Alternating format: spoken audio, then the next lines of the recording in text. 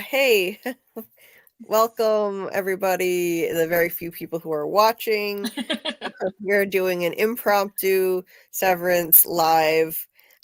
We just streamed Severance in my Discord, and season 1, episodes 1 and 2. For me, it's a rewatch. For Scarlett, it's her first time watching, and we've got two guests here. We got with Alice and Amy. Yeah, so Scarlett, so yeah, you've never seen this before, so this will be an interesting journey. Yes. Yes. If you do not know, we do a from live, and I am the co-host on that live. Yes. Yeah, we normally do from lives, MGM Plus series from, and it's an obsession, but it's not the only show that I want to cover. I'm going to be covering Severance season 2. We're going to be doing lives for Severance season 2, and I'll be doing videos. And so now we're doing a rewatch. For me, it's a rewatch of Severance season 1, and Scarlett's watching for the first time, so this should be interesting. We're going to do this every week. And Trey, welcome, Trey. Season 2, what is the exact date? I gotta look it up. I think it's January 17th. That sounds right. Yeah, I think it's season 2 release date. Yes, January 17th. And I'm gonna be doing watch parties live in my Discord. So like anybody that wants to watch it live when it drops, I'm guessing it drops at midnight like everything else. So I'm definitely gonna do watch parties in there so we can watch together. Yeah, Trey, if you want to join our watch parties, we did the first one tonight for episodes 1 and 2. We're gonna do it every Thursday night. We don't have a lot of time, so we did 2 episodes at once. We're gonna keep doing that. And that'll be at 10 o'clock EST. Yes, 10 p.m. EST, Eastern Standard Time. Oh, PM, I mean, not AM. We don't do anything in the AM. Hell no, we don't. Only early morning, and that's it. And that's when we're finishing. That's when I go into the school parking lot, and then I magically get in the elevator, and then I go to the school, but I don't remember it. I just come home. Right. Yes. Severance is it's great. Very trippy. Yeah. Let's see. Just me popped in. Oh snap! Just got a notification for this. Hey, just me. Those notifications are working. Yes. Right. Excellent. Yeah. Notification for a live at 1 a.m. I've never done that before. I figure you get a lot of Ireland, some Ireland crowd, maybe the Australians, maybe the rest of Europe. Next time I'll try promoting it, and I'll join some Severance groups and see if I can get more people to do it. And maybe next time we can switch it to a different night, do it earlier. But I thought it would be fun to just go ahead and talk about it now. Why not? Fresh in our minds. Yeah, why not? What did you guys think of Helly getting her head drilled? Oh, so gross. Oh God, it was so hard to watch. I don't like gross body horror type things. I don't like surgery scenes. That white stuff that came out, I don't even know what that white stuff was. Oh. I don't think I was even looking at it for that long. Were you looking away? Yeah. Oh, hi Dieter. Thanks for coming. Thanks for coming. Dieter. Yes. It's not, yeah. I guess a lot of people call him Dieter by mistake, but I got it right on the first try. I wonder on a cameo, if the person gets your name wrong, can you get a redo? Yeah, maybe you should. Like, technically, he was the one who gifted it, so maybe not. But if she got my name wrong or yours or something, then yeah. Okay. Oh, with Alice dropped off. So let's see. And yeah, there's with Alice in the chat. With Alice was also watching with us for the first time, and I think she missed the beginning of it too. So with Alice, if you're listening, I would definitely like go back and watch the beginning of it again. If you need me to, I could just start a stream for you in the Discord, like, later or something, if you want to watch the beginning that you missed, because you have to watch everything in this show to try to even start to grasp what is happening. You're not supposed to understand on the first 2 episodes, like, what the hell is going on. It's very surreal. It has a surreal vibe, and it's confusing as hell, but it's supposed to be. So if you're not missing anything, by the end of the season, you start to get a grasp on what could be going on. I liked that. So, like, you can, if you're frustrated by how confusing it is in the first couple episodes, just know that by the end of the season, they actually do provide some significant answers, without giving away everything, because we don't want that. It's the same with From. I don't want too many answers, but I think Severance actually gives you more in the finale than From did in their first finale. You get actual answers to some things, and it's significant, and it's enough to hook you in and make you come back for next season, which is coming up soon. So exciting. And so yeah, I would say to anybody that's confused or frustrated with the first 2 episodes, like, stick it out. It is worth it. Trust me. Like, you'll start to put the pieces together and maybe start to make some theories and understand a bit what is going on with these characters, what this company could be about. It's still a mystery. They don't give everything away by the end of the season, but where would be the fun in that? I think it's fun that you don't understand, and it's so weird. Like, and you were saying how you didn't expect it to be so funny, Scarlett. Yeah, I was gonna say you took the words right out. You took the words out of my brain. Oh my god, it's a conspiracy. No, like I just going into it, I didn't think it would be so funny. It like just kind of brought me in. Like other people are saying it's slow. It really brought me in. I found myself in the Discord, even though I had my mic muted, laughing out loud at like a lot of the dialogue. Yeah. Everything from the guy in the office that was going to rip out his larynx, because Adam Scott has a nice delivery from like Parks and Rec, so he has a good comic delivery. He does. And then the guy at the office, then the really pretentious dinner, where they're just drinking water and they're talking about the Great War and World War I, and it's just so pretentious. I know, right? The food-free dinner. Food is not life. Yeah. Having a philosophical conversation about food. Or like the banter between the brother and sister. I mean, that's kind of fun. I mean, there's a lot of things going on that I like that are exposition. Like they're just, you find out things by people talking, but they're not, they're not spilling out information. Right. I mean, I liked it when, when Adam Scott in the beginning, he's got like a tissue and he looks at it, but he doesn't know where the tissue came from. And I'm just like, okay, if you're kind of getting the sense at the beginning, they're 2 different people, even when things are being said. Yes. Because he's like, taking off a watch, putting on another watch. The watch doesn't have any numbers on it, so that's got to be something. And then just these little actions and stuff that happen.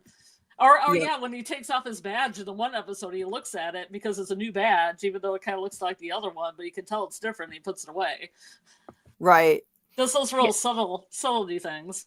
Yeah, like it doesn't tell you a lot through exposition. You got to just be looking at the details and putting it together yourself, which I like. It makes you really pay attention. It's just episodes 1 and 2 that we're talking about. Episodes 1 and 2. But yeah, we'll have a watch party for 3 and 4 at Thursday at 10 p.m. EST and the Julie Deep Dives Discord if you're interested. Yeah. Yeah, Amy, you had been asking like what we thought of the drilling into her head scene. What did you think about it? Like that kind of thing grosses me out a lot. I have a hard time looking at it. I don't know if she's there. Yeah. Oh, I'm still here. What did you think? Oh, I thought it was really gross and cringe. Right? Yeah. I don't like seeing brain surgery and all that either. It's just, Yeah. I've never been one to watch like a medical drama, for example, because I don't like that kind of stuff. It's gross. Mm-hmm. Yeah, like they show them slicing into her head, and supposedly it doesn't hurt. How does that not hurt? And she's awake. Mm-hmm. I What don't know. what kind of drugs are they giving her? Like that makes no sense. How does that Or not what? hurt? Or what is that? What's in that thing they're injecting her with? Because it almost looks like she got drowsy after. Right? Like Yeah. morphine or something. Yeah, I don't know. She did get knocked out by the end of it, and then she wakes up and she's standing in the corridor. Like she's like, she doesn't even remember how she got there. So Yeah, that was really funky. Like going out the door and coming back in. right, that was trippy. That was one of my favorite scenes. She just goes out the door and then she's just back in the hallway again and again and again. That was so trippy. I liked that a lot. It was very Yeah, Twilight. I like that how you saw it from different angles too, like different people reacting to it from different. I guess we could get into it as we go, but just having her try going out and coming back in, but then having Adam Scott. I can't remember his name. Mark, is that his name? Yeah. Okay, Mark. Mark. I don't want to keep calling him Adam Scott, but yeah, it's Mark. But he was like in the hallway, and I'm like, I don't know why he can't watch this, but whatever. But then like the guy that looks like the Peep Show guy, but I can't remember his name, the manager, Milchick. He's outside, so they show that from his angle. Right. And the same thing with the first scene when they're asking Red, I don't know her name, Redhead, the questions. Yeah. Oh yeah, Helly, because her name's like Hell. Okay. Yeah. So she's got red hair and she's kind of like Hell, and she's laying on a table.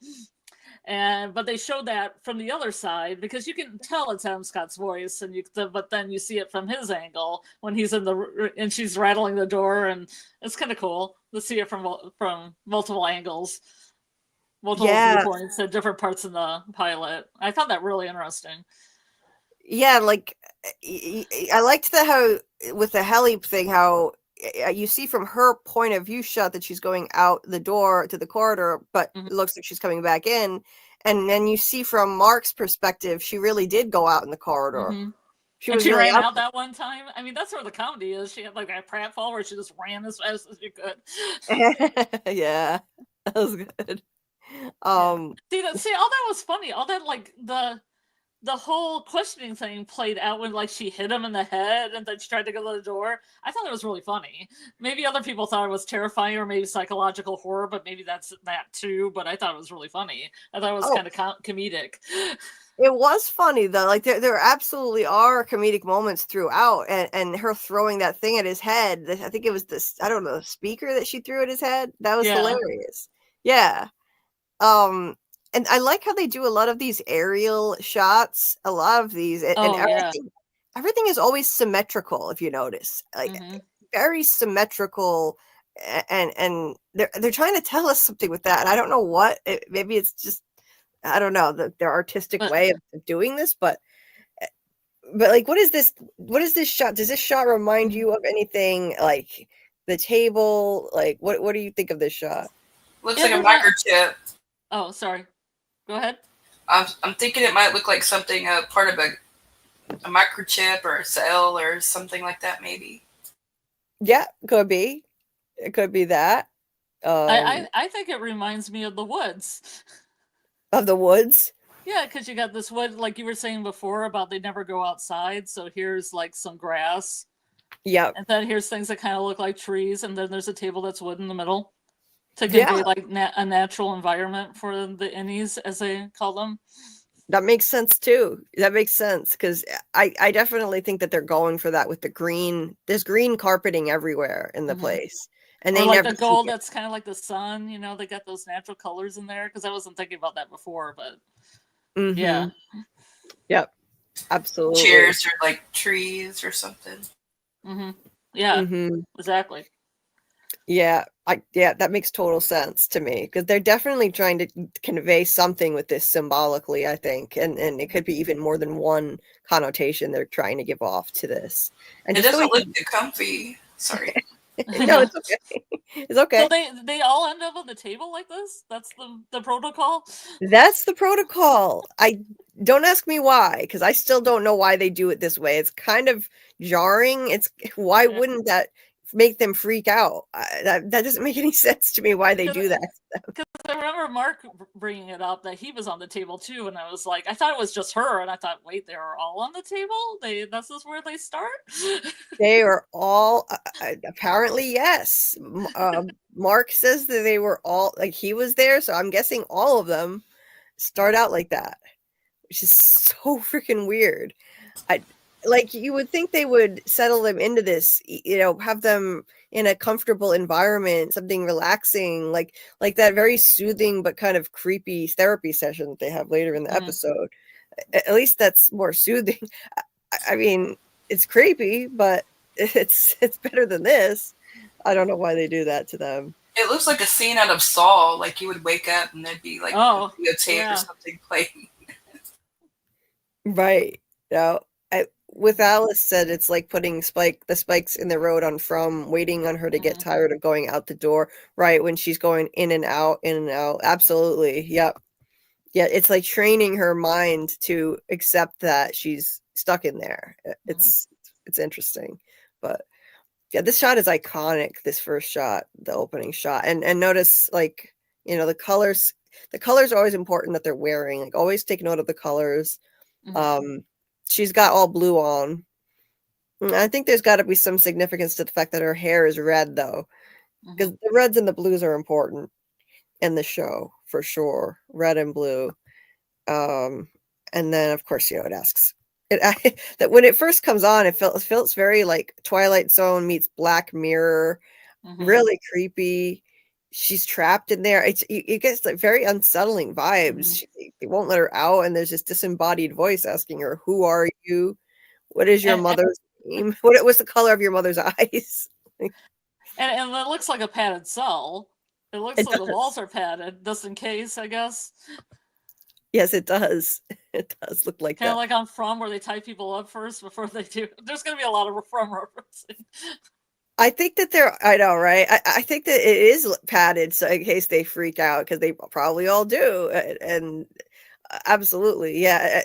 But yeah, it's so unsettling when you realize that they can't remember who they are. It's like she looks so freaked out. She's like, and she doesn't remember the color of her mother's eyes or where she was born. So what the questions are? Who are you? Is first one, right? Yeah. And she doesn't know, and that was good acting by her. She was like acting like she knew, and then she couldn't, like she was getting in her brain and she couldn't figure it out. So that's some really good acting without saying a word. She did a fantastic job with that. You really felt that confusion come over her. Like, wow, I actually don't know who I am. And then I think they also asked where she's born. The second question is, what state were you born in? Right. Okay. And she didn't know. She didn't know. And the third question was, name any state or territory. Yes. Like Canadians are also brought here. Yes. Oh, and by the way, hi, Grow and Thrive. Welcome. Hi, how are you? Hi. Doing all right. How are you? At the party. Yeah, thanks. Yeah, I was on the watch party. I'm L'Oreella in Discord. Oh, that's right. I thought so. I couldn't remember, but I thought that was you. Yeah. So it was great. Can you name any state?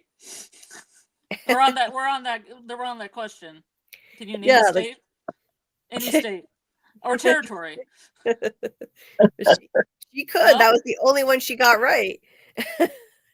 So I'm waiting for an answer. Unknown. Okay. Well, she's not gonna pass this test. She said Delaware. She said Delaware. Yeah.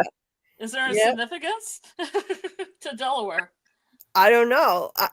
I think it's kind of demonstrating. Well, and then the last question was, what color were your mother's eyes, or are your colors? Your mother's the color of your mother's eyes, right? Well, I thought the state one was like a control question, so their brain wasn't totally like busted out. They could actually have recall of something.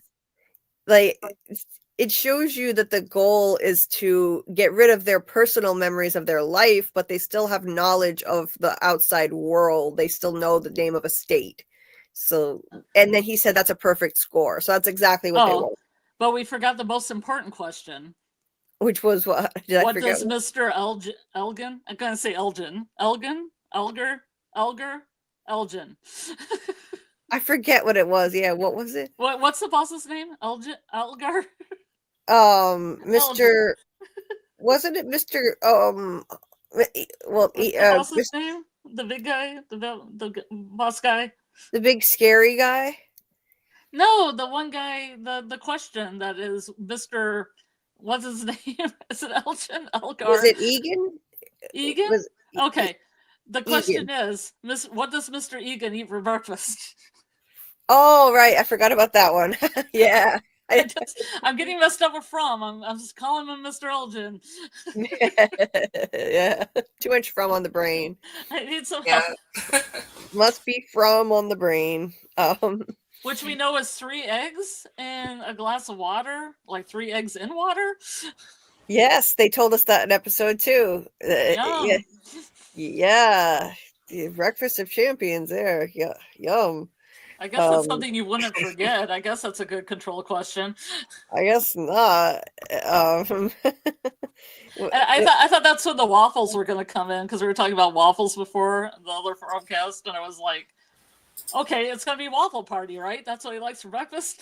Yes, I did, because I mentioned that in the From stream that yes, yeah, the waffle party is like the big prize. If you have the most productivity, you get a waffle party. Which, I mean, who wouldn't want a waffle party, right? Like, yeah, but when they were asking her the questions, I thought of you when I watched the first scene, and I thought waffle party was the answer to the breakfast question. Oh, no. And it wasn't, unfortunately. No. Because I'd rather have a waffle party than 3 eggs in a glass of water. Yeah, I think I would too. Like some kind of Rocky Balboa breakfast. Right. That's just nasty. Yeah. With Alice said, oh, that's true about the colors and nature. That the number 12 is on display with the number of chairs. Oh, interesting. I didn't catch that. The 12. Jim's there. You know what's interesting? I noticed that the inner part knows more about the outer part than the outer part knows about the inner part, because on their orientation day, she was shown the video of her outer part speaking that that this is the experiment she wants to be involved in. And so she saw her other part, her outer part, but the outer part never sees the inner part. Right. Yeah, which is very interesting. Yeah.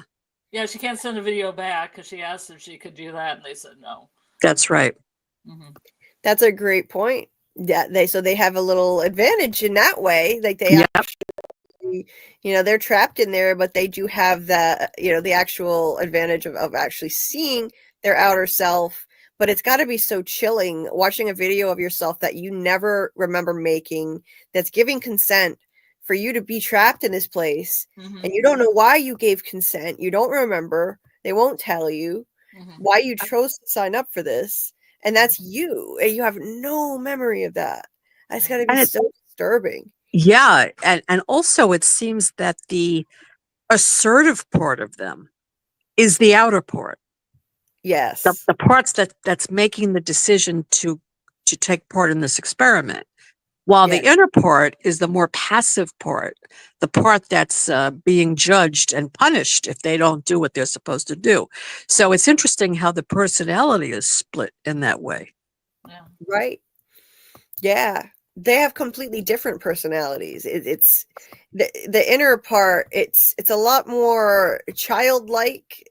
Like they haven't, if you think about it this way, they haven't been alive that long. Their life kind of started when they started working there. So it's like they're more immature.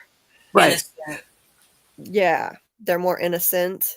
They do have knowledge of the outside world. It's unclear how much knowledge they have. She did know the name of a state, but it's unclear how much they know about like what's going on in the world at any given time. They also know what film is, because at the wellness thing, they said, your outer has films and a machine to watch them on.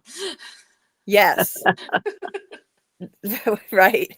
Which I found kind of cruel, actually, to tell them like all the stuff, all the wonderful things that Yeah. your Audi is doing. Like they're trapped He's in great here. at love making.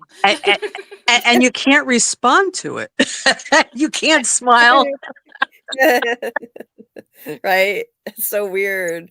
Yeah, you that's 10 points deducted. Yeah, please respond to each thing equally, or you'll lose 10 more points. It's But I weird. find it very curious that their outside person is not even curious about what goes on during the day for their inner person. You know, Mhm. like they don't like I forgot the character's name. He doesn't show any interest really until his friend shows up from the office, right? Mhm. And he's like, "Why are you here?" It's like he never even thought about what do I do at work? Who am I at work? Right? It never crossed Mhm. his mind. Right. And it's like you can tell he's going through something, so he just doesn't even care. He's so clearly depressed Yep. and dealing with trauma Mhm. and and and grief, you know. He's experienced a loss, and yeah, like his sister talks about in the second episode, it's near the anniversary. We don't know what that is exactly, but Uh-huh. they refer to at the dinner that his wife, Yeah. he has a late wife, so his wife passed away. Hmm. So then you kind of think, okay, maybe that's why he signed up for this. Then he couldn't handle the grief. His sister said, yeah, maybe it's not the healthiest way to deal with it to forget her for 8 hours a day. So Right. I think that's why he doesn't even care what his innie is doing, or what he just wants to forget. That's all he cares about. He just Hmm. wants to forget. Right. Not coping with trauma very well in a healthy way. Yeah, it's kind of like being asleep Yes. for another 8 hours. Which leads me Yes. to like a question though. If the innie sleeps all the time and gets pay deducted after a while, does the Audi get pissed off and then react and there's some kind of interaction there? Because I mean, what if your innie is just lazy? It just doesn't do anything and They goes to the send a break room video all the to them. time and just hangs out and doesn't care about reciting the stuff in the break room, and you're just getting stuff deducted out of your paycheck and you're like, what is this? What did I sign up for? Yeah, that's a great point. Yeah, it brings up all kinds of questions like that when you really think about it. Yeah. Like, by the way, Grow and Thrive, was this your first watch through of this? I don't remember if I asked you. No, I actually saw it the first time it aired. What was that, like 3 years ago? And I Oh my hadn't seen it God. since, so I forgot most of it. But I Yeah. remember bits and pieces of it. But no, I pretty much forgot most of it. Yeah. Okay. Yeah. That's a Yeah. long time ago. Yeah. But Yeah. I mean, I do remember some of the more interesting parts, which it's amazing how, I mean, I love this show. I love it. I loved it when I saw it 3 years ago. It's just Mhm. amazing what is slowly unraveled as you go along, you know. Mhm. Um, but it is a mystery. It's absolutely, you don't really know what's going on here. You have No. no idea what they're doing. Absolutely. Hmm. That's the best thing about it for me. I love a good mystery. No matter what the genre is, I love From because it's a mystery, not just horror. I love this show because it's actually classified. I looked it up. I didn't know what genre to call it. It seems kind of sci-fi. It does have sci-fi aspects to it, but it's classified as a thriller. I just thought that Wow. was kind of weird.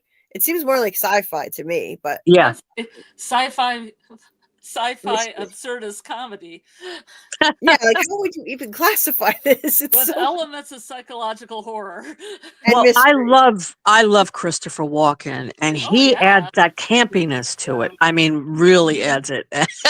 It's, I mean, that part I do remember, but yeah, no, Yeah, he's great. He's great. Yeah, he and John Turturro, both great. this cast is phenomenal. I mean, Christopher Walken and Patricia Arquette, Yeah. uh, Hmm. they're phenomenal. I love Adam Scott. Like this actress who plays Hallie, I had never seen her in anything, but she's terrific. Yep. Everyone is terrific. Every single one of them. Definitely. And by the way, oh, Dieter, I meant to highlight your comment. It says it was weird and don't know why anyone would have had their head severanced or something. He watched it for the first time today too, Ah, episode 1. So he didn't see episode 2 yet, but yeah, it's very strange. But I would advise people who are just confused and frustrated with the first episode, don't give up on it. Like, just stick with it. I think it starts to pick up already by episode 2. I felt like episode 1, sometimes it was a bit slow for me. Like the very long walk that Adam Scott's character takes into the building. yeah. It's very long and slow. I was like, okay, when is he going to get to the office already? He's walking through. It does get comical because he's walking through this labyrinth of hallways that it seems like it's never going to end. It takes another turn and another turn, on and on. I'd be so lost. Right? How do they find their way around? Like, it's amazing. That's the I part wouldn't come back. That's the part that people say is like the back rooms. Yeah. Where you know clip and you go in the back rooms. If you see the clips online of the shorts that are called the back rooms, you'll see all these long hallways and liminal spaces with like yellow lighting and all this. And I know they like took inspiration from that. You just walk down these halls and these never-ending halls that go into office spaces. Right. They all look the same. Yeah. And yeah, you wonder how the hell they even know where they're going. It's a maze, a labyrinth. How do they find anything in this place? I don't know. Like, Are you saying they're the rats in a maze? I think they are, like the rats in a maze. And actually, yeah, and speaking of rats in a maze, that's a typical experiment that's going on. And I at this point in the series, I was wondering, like, are they doing an experiment on these people? Because they're doing a job that they don't even understand. Maybe they're just like, this is what I was thinking on episode 2 already. Maybe this doesn't even mean anything what they're doing, and they're just they're testing out the severance procedure on them, and these numbers mean nothing. Like, it's just an experiment. And they're so mesmerized by these numbers. These numbers are so important to them. So they're staring at the screen, and they're staring, and they're the numbers, and you know, and you're thinking this must be really important, right? Yeah, I liked it when Helly was like, that four is scary. Yeah. Those numbers are scary, she said. Yeah, the scary numbers. And she was really disconcerted, like they said she would be. She was scared of those numbers. Why? Why is the and with Alice said the melon party was upsetting for me, watching that guy choose the best melon ball. That was comedy, man. That's the comedy I enjoy. Yeah. Escapism at its finest, mind bending. This show is mind bending, and yeah, the comedy aspect. I forgot just how funny this is. I watched it only this year for the first time, so it wasn't a long wait for me. I watched it right around the time I watched From for the first time back in the spring. Oh, so you didn't see it 3 years ago? No, I didn't. Okay. I didn't. Yeah. I can't believe it's been 3 years. I mean, that's why I forgot most of it. That's why I wanted to rewatch it. But as I'm rewatching it, things are coming back to me, you know. Right. But it was like 3 years ago. That's a long time. Long time. And just think about this. Season 1 of Severance and season 1 of From came out around the same time. And in the time since then, From has released 2 more seasons before Severance season 2 even comes out. How is that even possible? I have no idea. That's crazy. There are like no special effects in this show. From has all these special effects, and it's more complicated to shoot, I'm sure. So I don't understand. Yeah, I don't either. That makes no sense to me. Yeah, I hope they don't lose a lot of their audience because they waited so long. But I know it was a pretty big hit. It was popular. Yeah. It made a big splash that year. I remember hearing a lot about it, and I kept meaning to check it out, but I never did. And I'm glad I did, because I think it's my second favorite show on TV right now. Yeah, me too. I mean, From is number 1, and this is number 2. I love this show. I love it. I thought it was brilliant. It's so unusual. It's something that really hasn't been done before. you know? Mhm. Yep. I mean, I don't think it's been done Except for before. Dollhouse. Yeah. It reminds me of Dollhouse a lot. And then one of the actresses of Dollhouse is actually on the show, and I was like, what? Oh, I didn't see Dollhouse. What Dollhouse is like this? The premise of Dollhouse is similar in the fact that people, it's a business that incorporates people to put their body on loan for 5 years, and at the end of the 5 years they get a sum of money, and Ah, then they're basically dolls that are named from the phonetic alphabet. So there's a character named Echo, a character named Whiskey, a character named Alpha, a character named Sierra, and each of these dolls are activated by taking it's extremely sci-fi, taking the memory out and putting it away Hmm. and oh, saving the okay. memory, then taking the memory of whatever a person hires a doll to be it like a thief, be it like a lover, be it like, whatever, and they put that information in their head. Right. Wow. And then they go do these things, and then across the season of episode, there's these little things that come to them, and they think that they're not these people, or who am I, kind of a deal, kind of like this. Right. Interesting. I gotta watch this. That's fascinating and also disturbing to think of someone like just selling out their body like that, and they don't even know what it's Mhm. being used for. Yeah. Yeah, and I it's mean, similar to this because they're kind of selling their brain out, not yeah, necessarily their body to do things, but their brain to look at scary numbers or whatever, Lumen's doing. they're giving up their bodily autonomy in both Yeah. cases. hmm Yeah, And it, and then the controversy, like, having people come up to them in the first episode, oh, what made you do this? And hmm the yeah. date that he went on, and she's asking him, why would you do that? And then these activists that are like, Yeah. join our cause, let's fight this. And so it's Mhm, very controversial, this testing. And mhm. the question is, why would somebody do it? I mean, are they paid like a large sum of money to do it? I mean, you wonder why they would do it. hmm Yeah, I think only really damaged people with severe trauma would probably be attracted to it. Although not, I mean, I won't say anymore because I don't want to give anything away. But Yeah, I know what but you said. We got to keep it to episode 1 and 2. but from Yeah, episodes 1 and 2, it looks like one motivation is trauma because you do see that Mark is suffering. He goes from sobbing in his car, which is such a yeah, jarring thing. Like all of a sudden, you're introduced to him sobbing in his car, and you don't know why he's crying. He walks into the office, and I love the effect when they're in the elevator like this, Mhm. and like you see like the weird shift. You see like the Severance yeah, shift. hmm yeah. Like, His his entire whole face changes and everything. It's kind of a cool acting Yeah, thing. the guy even said his voice is different. Yeah. I look how he dropped his tissue in the garbage. Like, Yeah, there it goes. Like, Yeah, but carefree. he didn't know where it came from, and that's good exposition. yeah, Yes, That's showing, yeah. not telling, which I love. yes. I just loved how he portrayed how his demeanor changed, and all of a sudden he's lighter, he's carefree, he Mhm. doesn't remember his trauma, and the way I loved the flair with which he just tossed that tissue away. Like, Mhm.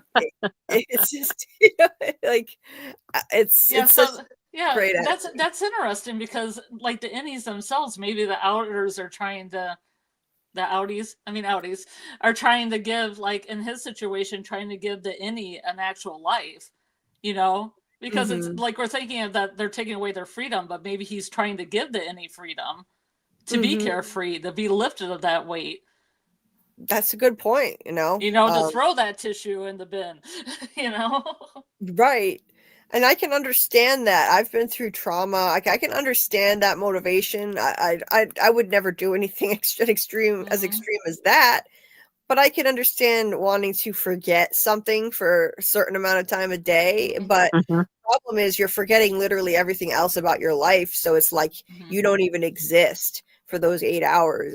Right. It's like you're not, you don't even exist. You're obliterated. You're in oblivion. It's like you're not even asleep because you're not even able to dream and remember a dream. It's worse than being asleep. It's like you're not even alive for But those it's 8 hours. also like part of his personality is gone. Like the Yeah, softness, the playfulness, the lightheartedness is gone from his yeah. outer world. Yep. You know, only the inside world has that playfulness, that childishness. But Mm-hmm. the grief part and the heavy part is not there. So it's Yep. a definite split in the personality. Yeah. Well, his Audi, like Mark's Audi, is kind of funny too. I mean, they both have comedy to themselves. Yeah, but Yeah. he's also pretty serious, right? Audi Mark, and he's also grieving. And Yeah, he Yeah. seems a little not completely depressed, one actually. note. He Yeah. isn't one note though. He has parts to his personality. It isn't just like one guy's carefree and the other guy's completely depressed. There's like little Well, yeah. Yeah. nuances between the two. He That's has a true. very dry humor. The Audi Mark, he has dry humor, the way he jokes about those pretentious fools at the party and the things that Uh-huh. they said. Oh, and I loved his line about in episode 2 about like the trauma of switching beds Yeah, as a shooting back. child. Yeah. Um, It was so funny. That like party was so funny. I feel like And then I noticed the red plates too. So I was knowing this red and blue imagery with the red plates and Right. yes. the water. You know, if water's from like, oh no, they're drinking water. They're having water parties. Oh no. Yeah. But I was does he strike you though as being like jaded in a way though, like kind of worn, like I Oh mean, yeah. like he's got Yeah. like this dry sense of humor, like you said, you know, and Yeah. but the office part of him is more, I don't know, more easygoing, more lighthearted in a way. Yeah. But Even then just the but way then he moves. that kind of gets tainted because he loses his friend and then he takes those pictures away and he's getting sadness, you know. He's getting hit with some sadness. Right. Yes. And then Yeah. as soon as they see that come up, that's when they want to, you know, discipline him. Yeah. Right. Yeah. It's like you're not allowed to have like human emotions and miss people here. He missed Petey, so he just wanted to put the picture away, and that broke protocol. No, you're not allowed to do that. It's like they don't, it's because it seems like they don't want these people to form attachments to each other at all. Like that Right. they keep departments separated. They don't, so like there's literally no other department on the whole floor. They walked by a completely empty section of office. And then they only have a small group together, these 4 people, and it seems like they don't want them to get too close, and if one goes away and you miss them, somehow that's a problem. Right. It's interesting. Is that I have a question for you though. Isn't that the Audi thing? Because the Audis signed something, they could be married. Because there was a line about it, like, what if you have an office affair or something and you wouldn't know about it? So maybe they're trying to keep people away from doing that. So Yeah, they don't mess up the Audi's married life. yeah, that's a good point, because you don't know what their status is on the outside, so they don't want them to form close attachments to each other inside. And also they want to have control over them. And if they get too close to each other, they can rebel. Mm-hmm. Right? It's like a Yeah. divide and conquer. Yes, it's a divide and conquer thing going on in here for sure. And yeah, There's they some don't grassy like, carpet. yeah, the carpet, it's like supposed to be, I think it's really meant to be like grass, and you see a lot of green, like kind of mimicking a natural environment. I found it odd how old looking these computers are. What is up with these Yeah, those computers? computers are sweet.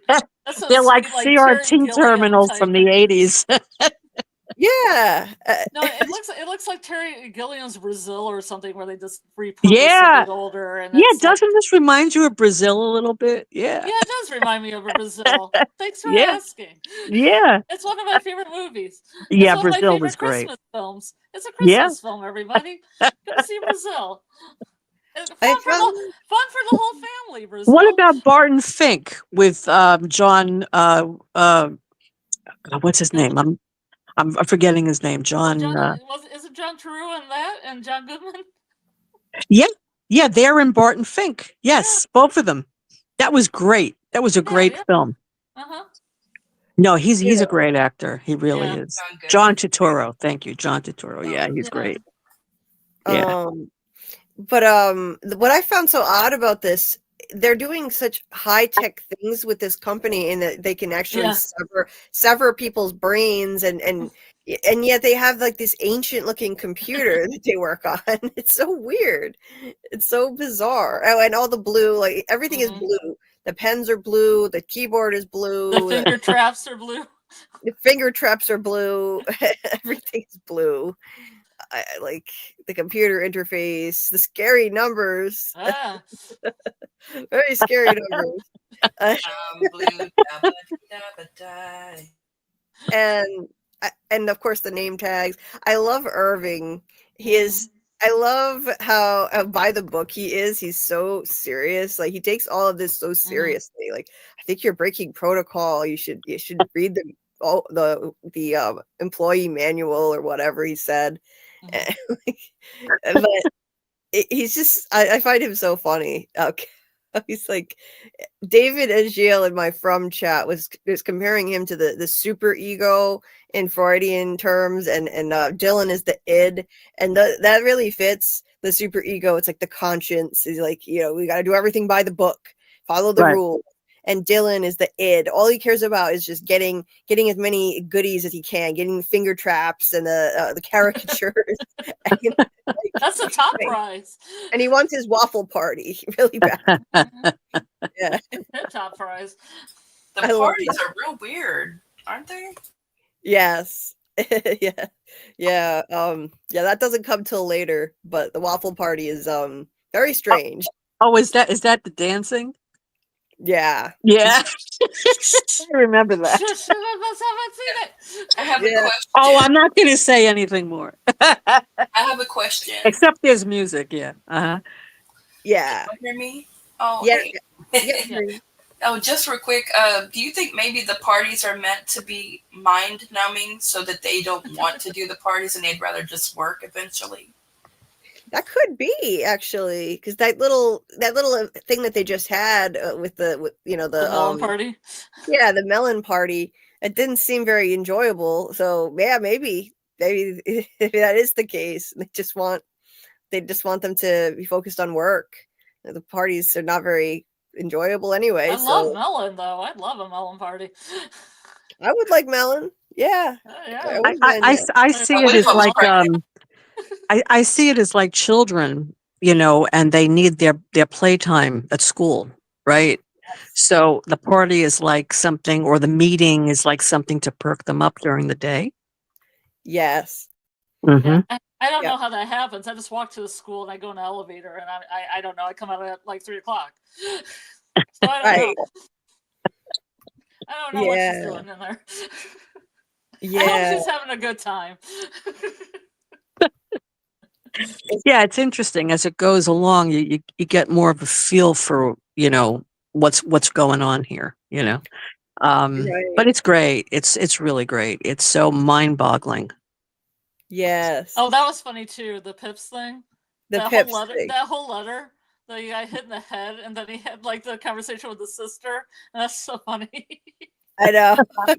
Oh, they gave me a gift card, and they're like, "Oh, a gift card." Oh, the sister's husband is funny. That guy.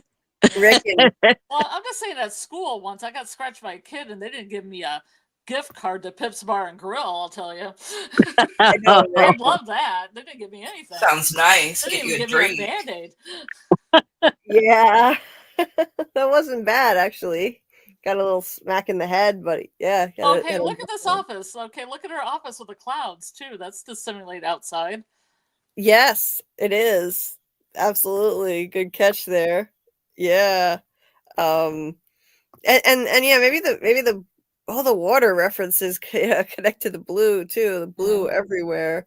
But she was such a deeply unsettling presence. Yeah. I just love Patricia Arquette in this The role. joke about the old office, like she had the old office and she moved to the new office. Yes. Yep. Yeah. I mean, this is full dry humor. I found myself laughing. If I would have had my mic on, you would hear me snickering all the time. Yeah. She plays really it so well. Mm-hmm. And I liked how they showed, blue too, blue carpet. Blue carpet. Yep. Yeah. And I liked how they showed from two different points of view. They showed Mark. They showed Helly's experience, which is so jarring, and you think that Mark is going to be like an unsettling figure because he's that disembodied voice talking to her. Mhm. And then you see it again from where is it? I can't find it now. You see it again from his perspective, Mhm. and it's where is it? Okay, yeah, here it is. Yeah, and it's just they're following protocol, like, but it's so disturbing what they're doing to Mhm. her. She's locked in there, Yeah. and he comes in and he's reading from a book, and she's terrified. She's like, "Am I livestock?" Yeah, that's Exactly. funny too. The whole What? like, am I No. food? It was kind of abusive in a way, right? He was really abused. She was being abused in her mind. Mhm. She was being abused. She couldn't leave, and he was asking her all these questions, and he wasn't answering any of her questions, right? Right. Right. And just reading from a book, and like the whole thing is so disturbing. It seems like there could be a better way for them to handle this. This is not the way. She wakes up on a Mhm. table, and a voice is talking to her, asking her who she is. She's trying to get out. She's locked in. It's Yeah. it's She very was unsettling. scared. She thought she was in hell. I was like, she was like, "Am I in hell?" Yeah, Yes. I Yeah. that's what I said. I was gonna say I do like those tropes. Like first the "Am I livestock and are you gonna eat me?" trope, which was like, would we put nail polish on you and do your hair? You know, that was the case. And then she was like, "Am I dead?" Yes. when she was coming in out of the thing. And I Yeah. love those two things. I love the way that was written. That was great. Yep. Yes. Yeah, that Yeah. was great.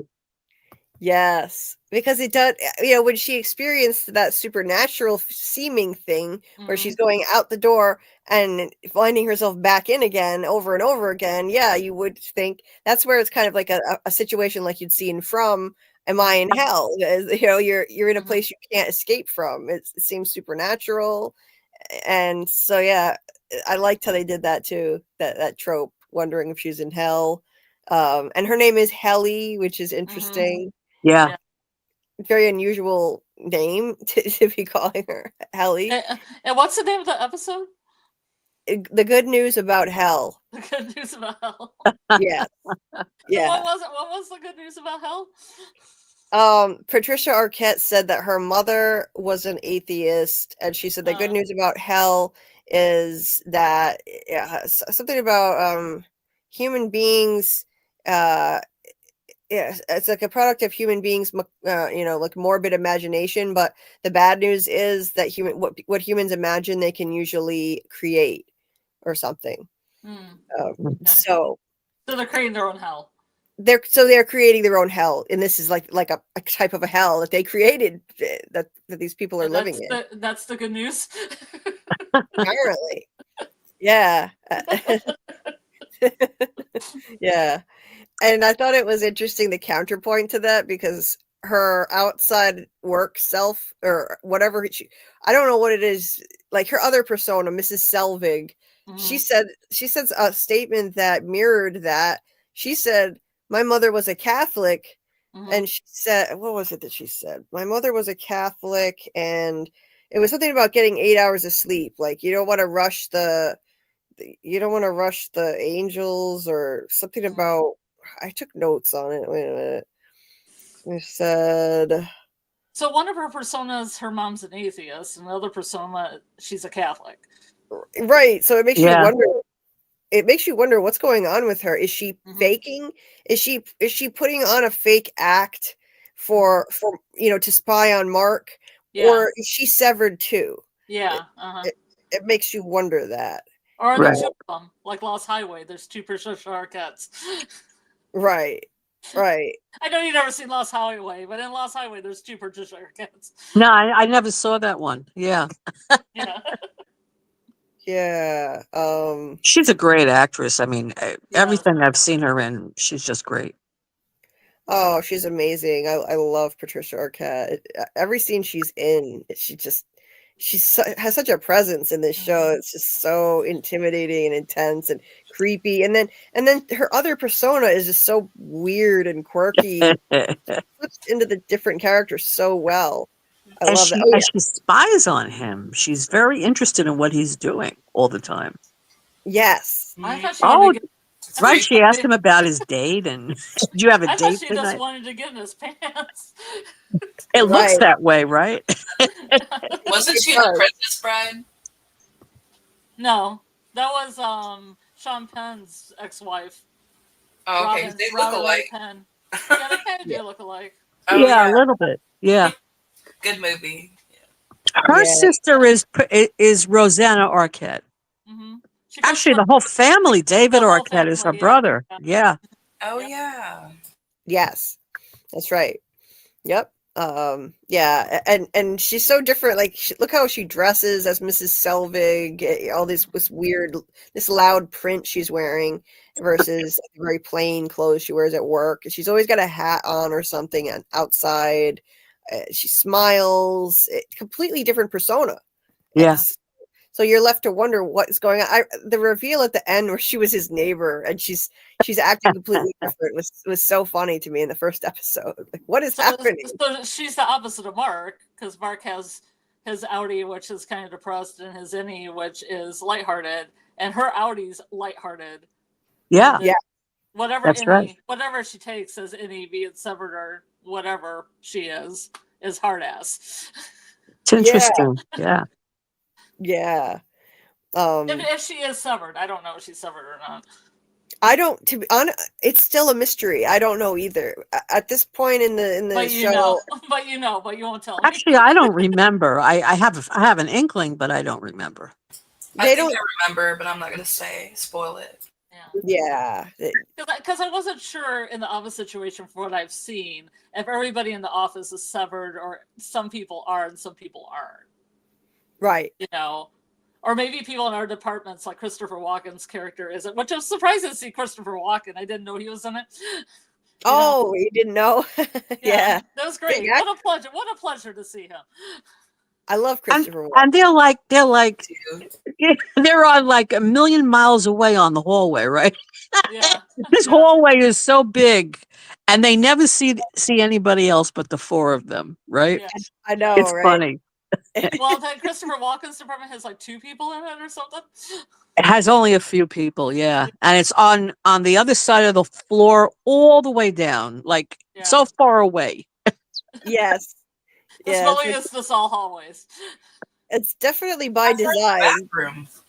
Yeah. Well, do these have to go to the bathroom, or did they hold it until 5? Yeah, how far is the bathroom? I don't That's know. a good question, because these hallways are so long, right? They seem Yes, to go on forever and ever. I know. Like, it seems like such a waste of space. Like, they've got this big room here that's empty, and he says that they're planning on expanding and adding another department, but it's just empty. And that's purple and red? Yeah, the colors are different. I wonder why. Purple and Maybe red. flowers. Yeah, Maybe. maybe. Yeah. It's odd. It just reminds me of the Red Hat Society, so... Yeah, this show is like a feast for the eyes. I love the way that they designed these sets and Yeah. the aerial views of everything. It's just so interesting, and I they like- have this gigantic room and just one set of 4 cubicles. It reads to me like a surrealist Mad Men. Yeah, With Yeah. the music, I don't know if you ever seen Mad Men, but it's like a period piece. But this is kind of like a period piece, except really surreal. But the kind of music from Mad Men, like the kind of Girl from Ipanema kind of music, kind of bossa Yeah. nova. Yes, yeah, absolutely. It's like they're going to play musical chairs or something, Yeah. And so they Right. play that red ball. And it's just so weird is that the floor is so big. The office that they're in is so big, and they're Right. all sitting on top of each other. Right. Yep. No. They can't spread out. They can't have offices on different sides of the floor, and that's being done, I think, to again treat them like they're kids. Like, Mhm. your kids, you all sit together, right? It's a way of controlling them. Right. The kids Or maybe table. they don't want them to be too isolated and closer. I don't know. Yeah. Mhm. I can see that. Yeah, it's just very strange. It seems like a huge waste of space. I kept wondering, like, when are they going to add more people? Is it always 4 people in this department? Why is it always 4 people? Yeah, because they lost the other guy and they brought her in, right? So there's always 4 of them. Right. Yes. Yeah, they immediately brought her in. Yeah.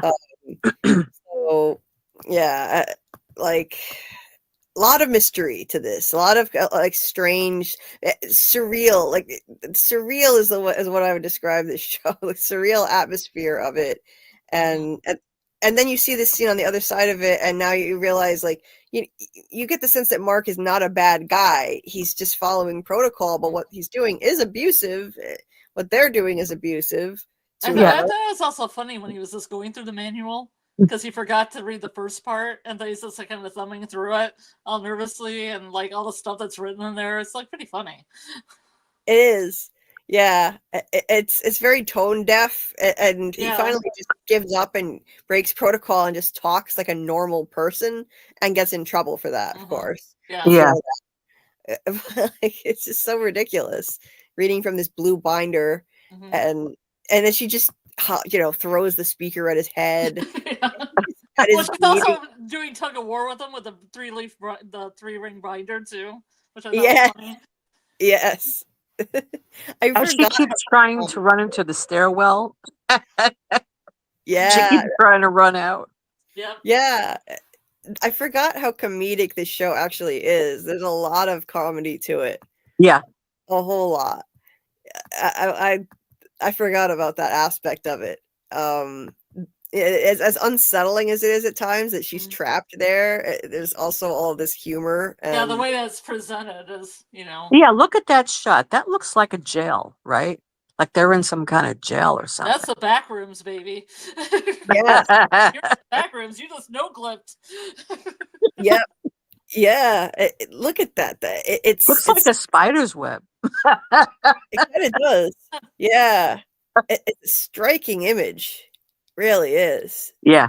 beautiful. Like I don't know if they won a bunch of Emmys for this, but if not, they should. Oh yeah. Was it nominated for anything? Do you know? I think it was. Yeah, I believe it Yeah. was.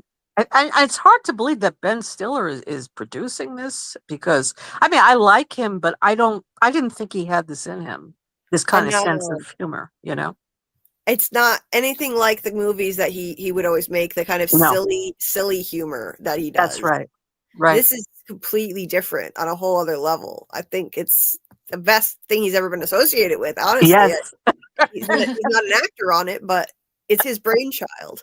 So I agree. That's really awesome. This is his brainchild, really? Oh yeah, like this is his concept. Like he is. Oh my God, I didn't know. Wow.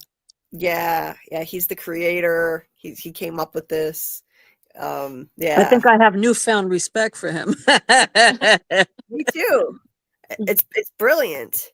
It's brilliant. And I loved like this scene just had such great Twilight Zone vibes, and it was funny how Mark said that he can't. It was interesting how he said like he's not allowed to watch. So he just stands there and she keeps going through the door, and you see it from her point of view. So from her point of view, the point of view shot, it looks like she didn't go out, but we know that she did. Yeah. Now, Careful, Julie. Careful. Yeah. Oh, I'm being careful.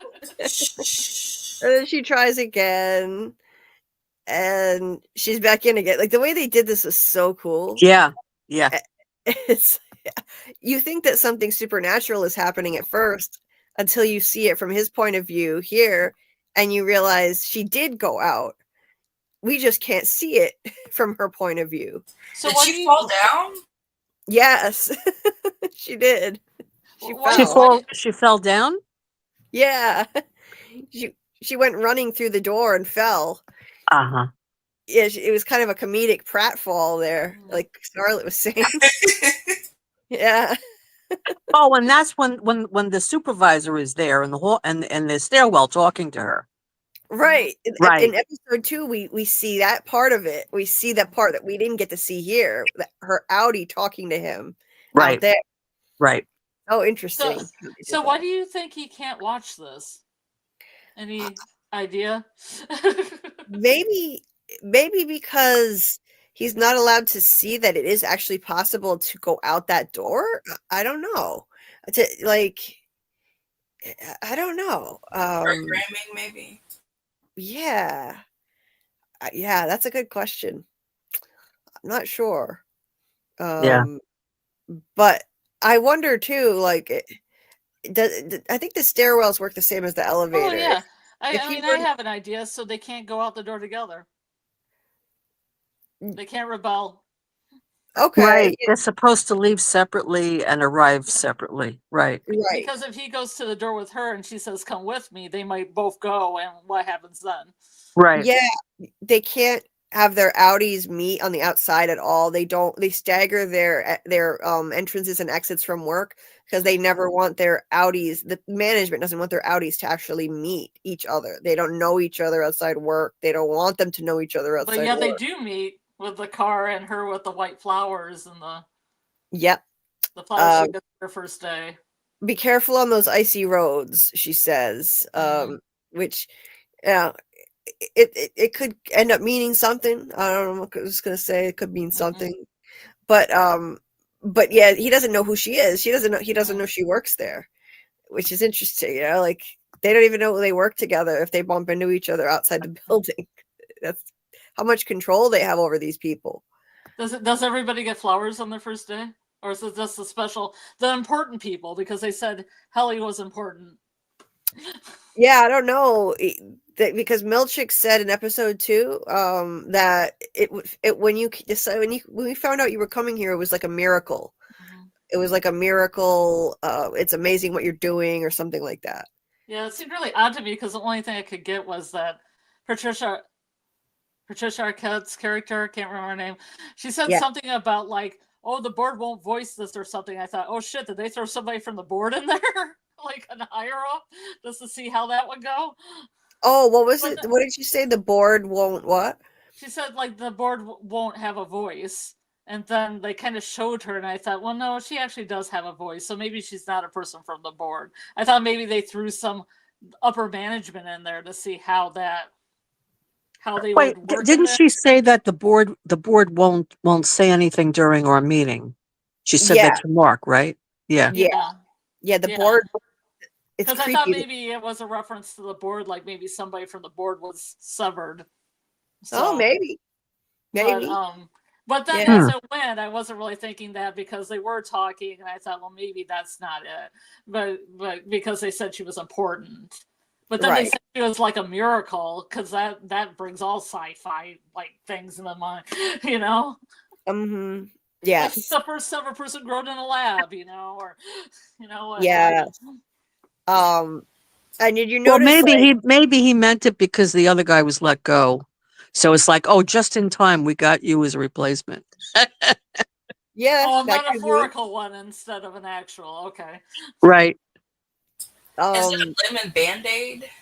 Yeah, I was just like a Band-Aid. Yeah. Well, do you see the vending machines too have like the stuff in them? Like, everything is Lumen. Yeah, that was weird. Everything is Lumen branded. They make like literally everything. I was just gonna say that. Like they started, I guess they do pharmaceuticals, but they also make practically everything. The cleaning products say Lumen. Like everything says Lumen. Yeah, they have that. I have a theory why though. That scene where he's cleaning, where there's 2 of them, which I thought was interesting. Do you? Is your theory that you think the food has some chemicals in it that they have to have? I think that any spark of memory from the outside world might mess with their severance. Ah, so yeah. Items have to be Lumen. So if it said Snickers on it, it might pull up a memory from him eating a Snickers. Yeah, I think that's why. That's a good point. Yes, I agree. I think that's why he had to get rid of the watch too, because the watch might have memories, and get one without any date or anything on it. Because they were different watches. One of them had numbers on it, and a second clock in it, and a date. And the other one just had dots or something on it. It wasn't even numbers. Right. It was TV stand says Lumen. I was just gonna say the TV stand even says Lumen. Everything is Lumen. They make literally everything. This must be one hell of a conglomerate corporation. Everything says Lumen. Like Kirkland. Yeah, like Kirkland. Wow, that's intense. It's like they're like in a museum or something, you know. And they have no contact with the outside world whatsoever while they're there. Nothing. Yeah, Not even a candy bar that says Snickers. Nothing. Yeah. nothing at all. Yeah. And then, having to actually see a video of yourself that you can't remember, and Helly's demeanor was completely different in this video. It was ice cold. Yep. Ice Yeah. cold. Like, she was perfectly content with her decision. You could tell, like, she didn't look like she was being forced. Nobody was forcing her like she's a hostage or something. Mhm. She chose to do this for some reason. You just don't know why. And it was terrifying for her to see that, Yeah. to see herself like that. Mm-hmm. She doesn't It's remember. almost like the unknown part of yourself, like the shadow self, right? That Mhm. that's always lurking in the background, and they suddenly come out, right? It's like Mhm. she's looking at her shadow self speaking. Right. Yeah. They Or put the you to work. conscious and unconscious mind. Sorry. Right. Yeah. The subconscious, right? Mm-hmm. Yeah, and her acting was so good, playing the two different personas. Her face changed so much on the video versus the way she is in this scene. It's Yeah. just a completely different demeanor. Fantastic acting on her part. Really good. Yes. Yeah, so then she realizes, she's stuck. She's screwed. Like, she agreed to do this, and they didn't kidnap her or anything. She agreed to it, and she can't even quit. She asks if she can quit, and he's like, "Well," and it's interesting. He says, "You'd actually effectively, it's like you'd be dying, you because this version of you wouldn't even be alive anymore. Your life would end effectively," which is an interesting concept. Yes. Yes. It's like Yeah. change. Whenever there's change and growth, there's loss. Part of you has to die to grow. Knowledge comes at a cost. Exactly. There you Yeah. go. Knowledge comes at a cost. Oh, believe me, when we do a From Live, I'm going to be quoting Yeah, we should Severance compare the lines to two you. shows, Maybe There's a we few- can there's find a a few lot of lines in Severance. similarities between them. There's a few lines in Severance I'm going to use in From Lives, too. I'm going to throw them at Julia every once in a while. They're fitting. Yeah. No, it's interesting because there are parallels between this show and From.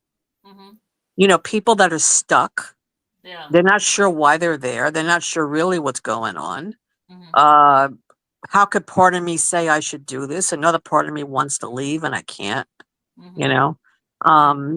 So it's interesting. Yeah. And like you say, knowledge comes at a cost. Hmm.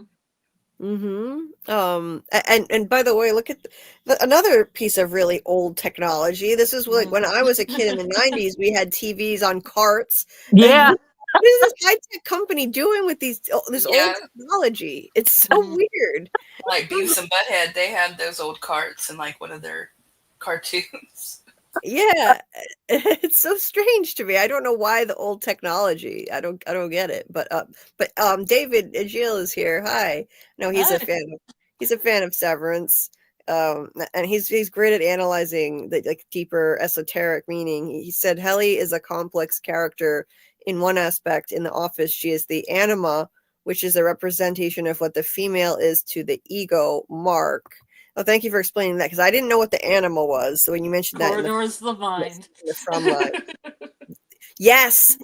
So I've heard that idea before, and I love that the hallways in the office, the meandering hallways that go on and on, represent the hallways, the corridors of the mind. Uh-huh. Yeah, I like that. Yeah. The people in the office are like a representation of people severed from or repressing their shadow. Yep. Yeah. Yep. Yeah, I just said that. The shadow self is on the video speaking to her. Right. Shadow self. Or Yeah. those most office workers that go into the office. Yes. Just your typical American office workers. She's just turning around. What does that mean? I'm not sure. Hey, Albert Cunningham. Because they can't see that she's just turning around. I think. Oh yeah, because you were talking about the stairwell scene. I think. Oh, yeah. Yeah, it's from her point of view. So Yeah. on the first watch, I was so confused. I thought something supernatural was happening, and she was just, she couldn't get out. But it was just from her point of view, it felt like that because she was switching from innie to outie. Mhm. It says, "Are you guys familiar with Omega Mart? It kind of reminds me of that." No, I don't know what that is. I'm not familiar with that. Yeah, yeah, enlighten us. I don't know. Oh, okay, wait. Yeah. What is that? It's an art project type thing that came out in Vegas when it first Mhm. came out. People were going in and filming like, "What the f is this?" Because all the brands are not real, and I don't know Oh, what. yeah, okay. No, I know what you're talking about. I know what he's talking about. Okay, It's like interesting. an art. It's like a grocery store that's an art exhibit without any real brands or anything in it. Yeah. It's so odd. Yeah, it's offbeat art. It's Yeah, I interesting. think you can interact with it too. I think you can actually scan things or do interactive things with it too. Okay, interesting. Yeah. Yeah. Okay. Cool. Yeah. With Alice said, "We are what we do. When we retire, we often die or get depressed, needing to find ourselves again." Yeah, my dad had a really bad time when he retired. The same thing happened to him. Yeah, he didn't know what to do with himself anymore.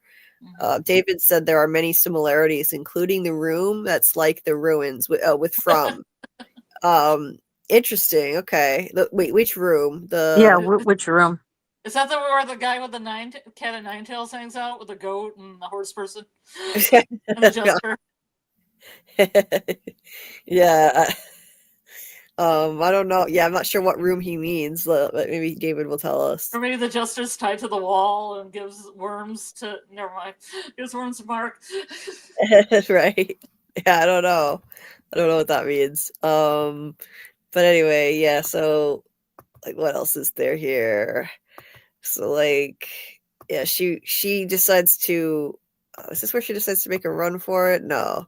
No, this is where Mark leaves. And I love the overhead shots in this show. Yeah. Like it's everything is so vast in this place. Yeah, it shows him leaving and look at that shot. Like Yeah. Oh, Yeah. that's beautiful. Yeah. Long shadows. it's beautiful. He's Yeah. walking a long path. You can only Yeah. get that. You can only shoot that kind of thing during the golden hour. You don't get much time to do shots like that. No. Wow. That would feel lonely having to walk down this huge Yeah. area with hardly any people.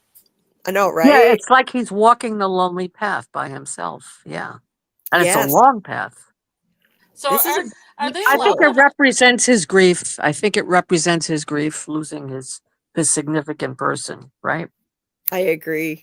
Yeah. But Yeah. when he first walks in, though, can he socialize with anybody he's walking around with? Because he walks around that building a lot and sees a lot of people before he has to, go to that security guard and everything. He can't I talk to those people.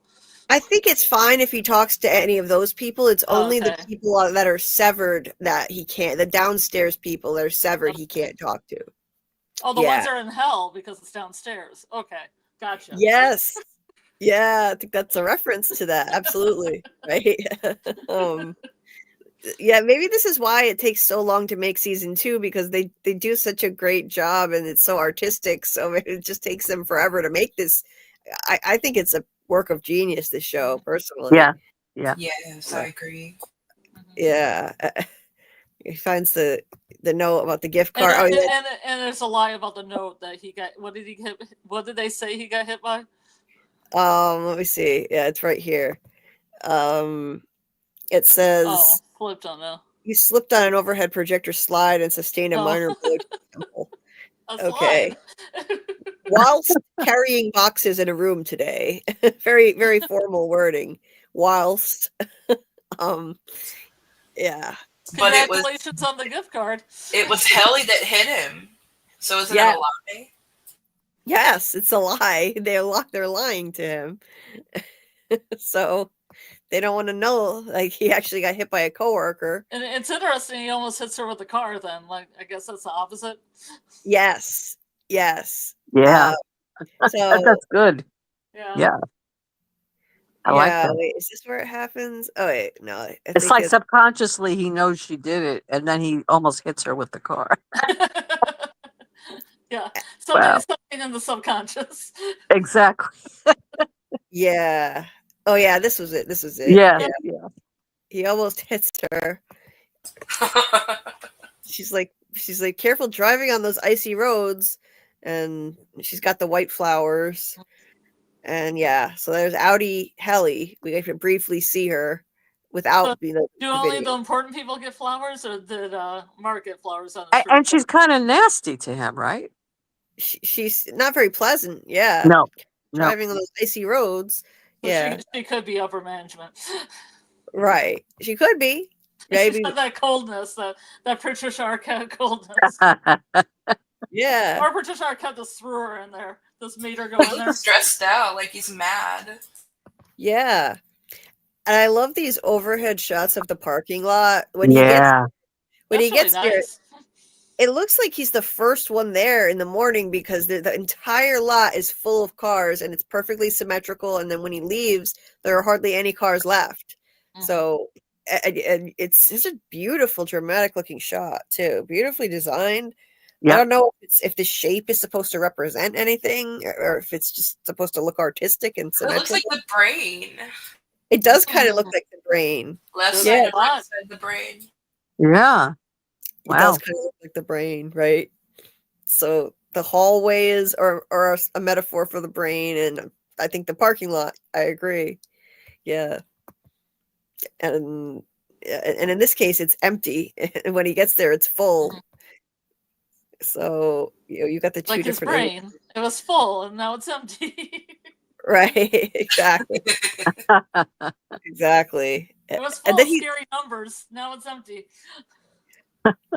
he also drives. Not only is there old technology, but he drives a really old car. That's a 90s car. Look how boxy that is. Is that a Honda? I can't tell, but it's boxy. That's a 90s car if I ever saw one. Yeah. Everything is, all the tech is old. I don't know why. And of course, he lives in this complex that's basically Lumen. We find out it's Lumen housing. And of course, all of it looks alike. All the condos are identical. Like, it's. Did they say that in the episode? They said in episode 2 that they said Yeah. that. It's like he's living in a dorm, like a Lumen dorm. Right. Like, yeah. Like he was in college or something. Right? Yeah. He's very, because this company infantilizes them. They're like children in the office. So now they're also like infantilized by living in this Lumen housing too, like children. They're being watched. They're being spied on. Yeah. Again, they have to keep everybody together so they can watch them. It's got to be to control them for sure. And also there's this isolation. He only ever sees Mrs. Selvig. He hasn't seen anybody else. That's true. In the condo complex, I mean. Oh, okay. Like where he lives. But yeah, he and his sister seem like the only normal people on the entire show when they're outside. Like the only normal people are him and his sister. Yeah. That's it. Now, his sister doesn't live in that complex, right? No, she's got her own house that he stayed at. Yeah. And I think these shots are so artistic. Even this, just the shot of like the fish tank lit up in the background, and he's got like 2 beta fish in there, one blue and one red. And it's divided in half. And it's divided in half, so they don't fight each other. So the sides of his body don't fight each other. His different sides, his in and outie, don't come to a fighting point like the betas. Yeah, that's right. Exactly. I get the metaphor here. That's probably why Ellie's clothes are blue and her hair is red. It's like a metaphor. Yes, I think that absolutely. They did that on purpose. I'm sure of that. The red hair. Yeah, because beta fish, you cannot put them in the same tank. Yeah, 2 males will kill each other. That's right. So the innie and the outie is divided, and it's a great metaphor. And because if they ever meet, they'll kill each other. Like that will be the end of it, right? Or they'll kill whoever did this to them. That's why Ben Stiller makes the big bucks. Yes. Yes. And even if you notice, the more you watch the show, you'll notice this. Hold on, I got a video playing. Okay, the more you watch the show, you'll notice this too. The way that these shots are framed when he's outside of work, when he's at home, it's usually where like half of the shot. Oh, it's like have his body there. Okay. Yeah, and also he'll be on one side of the shot, and there'll be the other side will be just empty. So it's just kind of showing that division half and half. Yeah. And they do a lot of these things with it. He'll be on one side of it, and then there's like nothing on the other side. They frame it that way Yeah. as a metaphor for that division within himself, his brain, if you Yeah. will, And he's Yeah, got red and blue on, red shirt, blue pants. But they're not really pants, because the sister's like, put on some pants. Those are the sweatpants you get like at Walmart or something. Yeah, like, those are pants. Put on some other pants. Yeah, I thought that was weird. He's like, yeah, those are pants. I thought that was odd. Not to go to the pretentious non-food dinner party. You need to put on your pretentious pants. Yeah, right. The pretentious non-food dinner party. This is so strange. And they have a bunch of red placemats. They But love. they're not having plates, so I don't know why they have the placemats, but I guess it's for the water. I guess it's for the water. Yeah. Let me see here. Oh, wait a minute. Nope, I already put that one. With Alice said, the company says it's your injury, it's your fault. Oh, and there's 6 of them. Because 6 And, is half of 12. oh, yeah. Wait a minute. What was the 12 again? I can't remember. The 12 is in the office, but I feel like Good it's split call. up into 6 and 6. So in the real world, this is 6, and maybe there'll be another one that's 6 somewhere that's blue. Oh, interesting. Yeah, because there were 12 seats at the office table in the conference room. Albert Cunningham said those followers from Milchick, flowers. He said flowers from Milchick. Yes. Hey, Mark. Hey, Mark Levonsky. I'm glad to be here for your Severance stream. I'm finally done with the work for this semester. Now I have the holiday break. Nice. Oh, I hope you enjoy it, Mark. Yeah, even his brother-in-law. Brother-in-law is something else. Oh, he's a character. What is his name? His brother-in-law is a real character. What's the guy's name, though? Rickon. Rickon, because he says Rick, and he's like, no, Rickon. And I'm like, oh, God, that's pretentious. More pretentious than Rick. Right? No, it's Rickon. Rickon, yeah.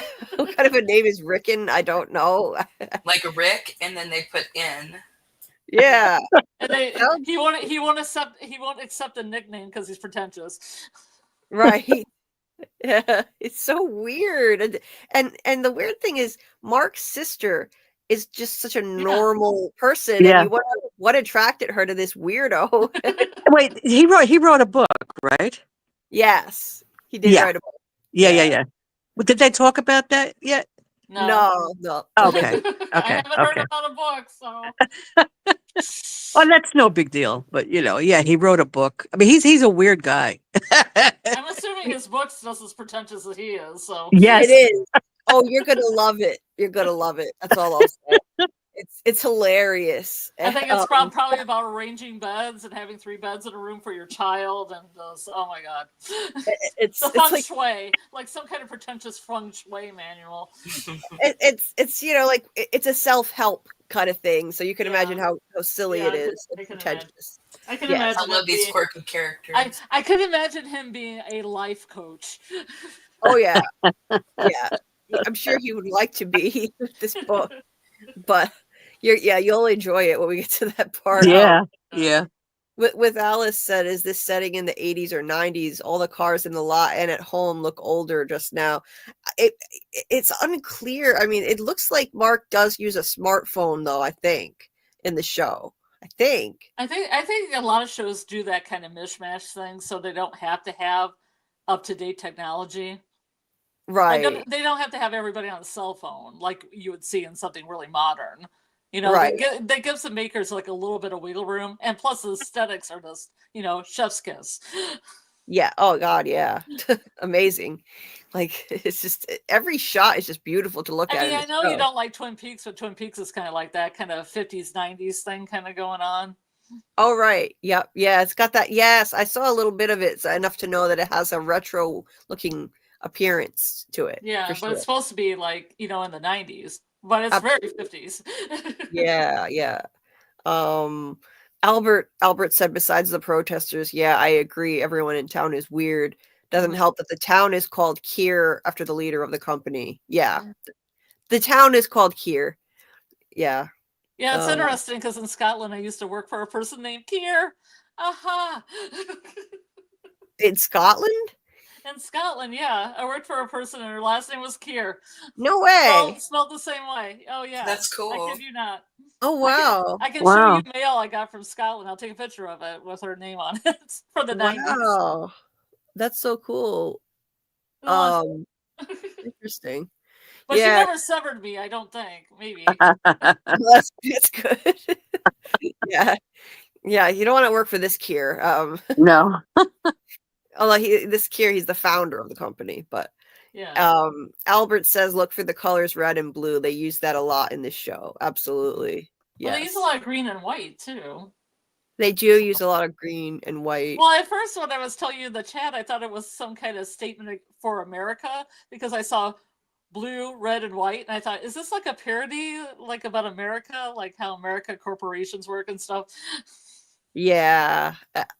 It could be, you know, because we know how much conglomerates kind of dominate America. So maybe they're doing something with that. And it didn't even occur to me that it's kind of spoilery. I told you, like, yeah, red is more for the out east side and blue is for the in east side. I don't know. And you'll have to show me bits of the opening credits that I couldn't really see really well. Yeah, I'll show you. The opening credit sequence is actually brilliant, and I think they won an Emmy. They won an Emmy for the opening credit sequence. I wonder who did Oh, it. I'm gonna have to wow. look up who did it. They did that. That's how beautifully done and artistic it is. So Because I just Mark, saw things like them grabbing the people, like a coffee mug with a bunch of people falling out of it. That's pretty cool. yes, yeah, it was so well done. I never skipped that. I always watched the opening credits for this show. Mark said the show is using retro futurism Yeah, set themes. Retro futurism, yeah, like interesting. kind of like Brazil. We'll go back to Brazil. Yeah, old PCs, old cars. What Alice said. Yep, absolutely. It gives it a timeless quality. That's their kind of, the feel, the vibe. It does give it a It could take time. place at any time. And it also puts an impact on what they're doing with their experiment, that this is something that's more techy and more futuristic. Yeah. Right, It's like a contrast, I think. Mhm. right.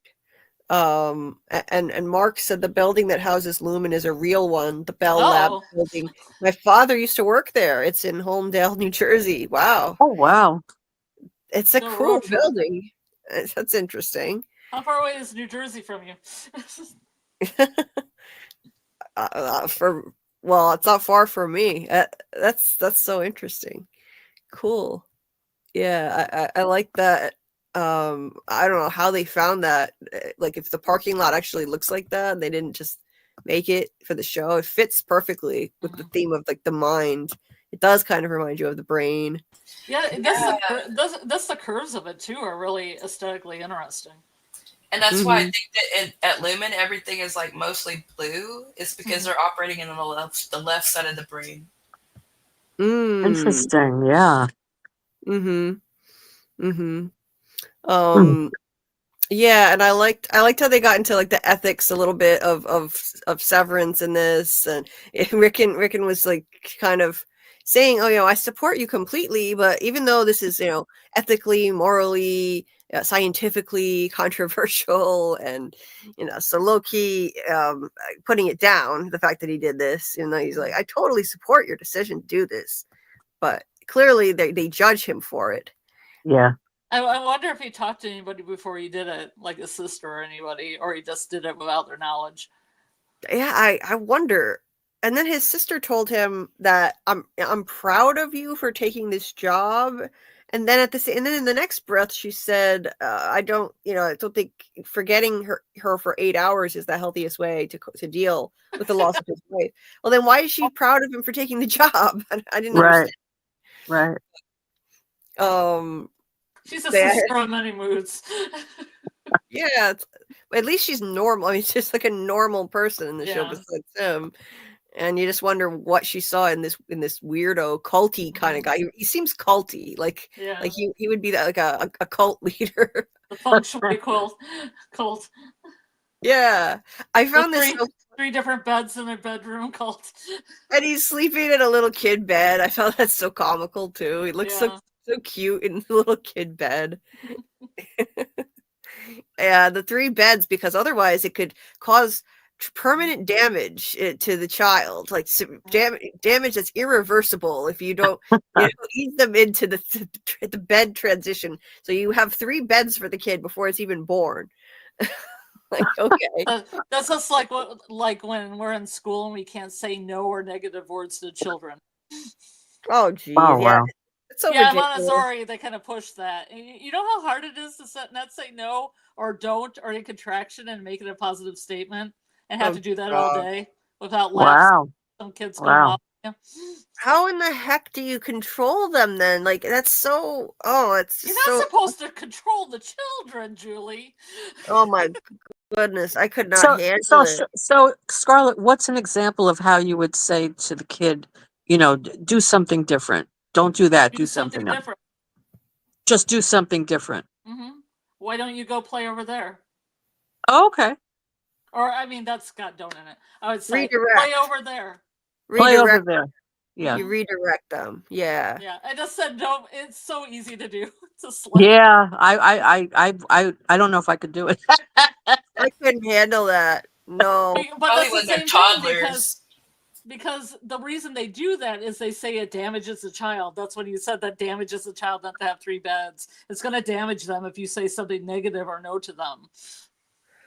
I feel like that what he was talking about, maybe it's a commentary on damage to the mind. That's a theme in the show, and like these people's minds, that the people that go into this because they're traumatized, their minds are permanently damaged, and so they go into work and they're childlike, and here he is in a little kid's bed, and Is that his dolls? I guess those are for the baby, but when it's born. Okay. What do the dolls look like? Can you get bigger on that? It looks like a little lamb. Oh, There's koala? There's a koala bear and a lamb, I think. Yeah. And I don't know what the other thing is, but yeah. It's a little shapes box, and you put the shapes in. Oh, yeah. Lid. Oh, right. Yep. I don't know what this thing is. There's this thing here. I can't tell what that is. Looks like an elephant urn, or I don't know. Oh, it does kind of. Yeah. Kind of looks like an elephant, like a basket shaped like an elephant. Yeah. Like a big basket. But then this is super creepy. He looks out the window and he sees a guy just standing there staring at him. That reminded me so much of The Boy in White, because we just watched that episode. I was like, oh no, it's like The Boy in White. I thought he was gonna go shh. Me too. I was thinking the same thing. Yeah. Right? Oh my god, super creepy. My only complaint about this actually was I was hoping that they would drag it out a little more and have him be stalked by this creepy guy a little longer before they realized it was his friend. Because I was enjoying the creepiness of it, but then in the next episode you find out it's just his friend. But yeah, I like the creepiness part, the creepy factor. Boy in White, I mean, we're 3 seasons in and we still don't know what the hell's going on with him, so and I'm fine with that, really. He's growing up. He's growing up. Gonna be a man. Yes. Albert asked if that parking lot really looks like that, or is that edited the real building. I wonder that myself. Mark said inside it's kind of sterile and bleak. Well, that's fitting. Yeah. Thank you, Dieter. Thank you for asking for people to hit the like. Yeah, we don't have a lot of people in here. Anyone that's in here, if you could hit the like, that would help me out a lot.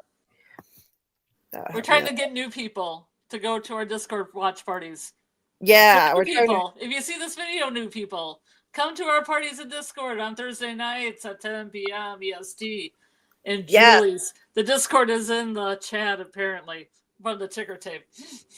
Yeah, the Discord is also in the description of this video. So if you go in the description of the video, you can join the Discord, and we're doing rewatch parties. And also, if you're watching for the first time, you can watch with us too. every Thursday night at 10 p.m. until the season 2 comes out. But And if you yeah, like thank you. From, we have a lot for you. Yes, lots and lots of From content too. That's the obsession. But I love Severance too so much. I'm going to be covering it a lot, and we're going to do a lot of Severance stuff on the lives.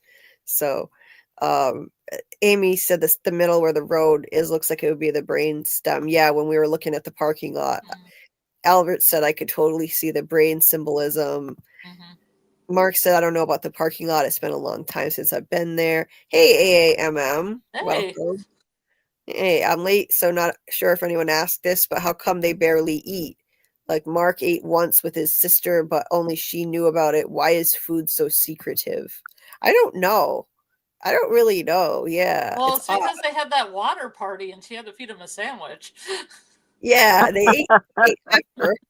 They got hungry because they're just drinking water.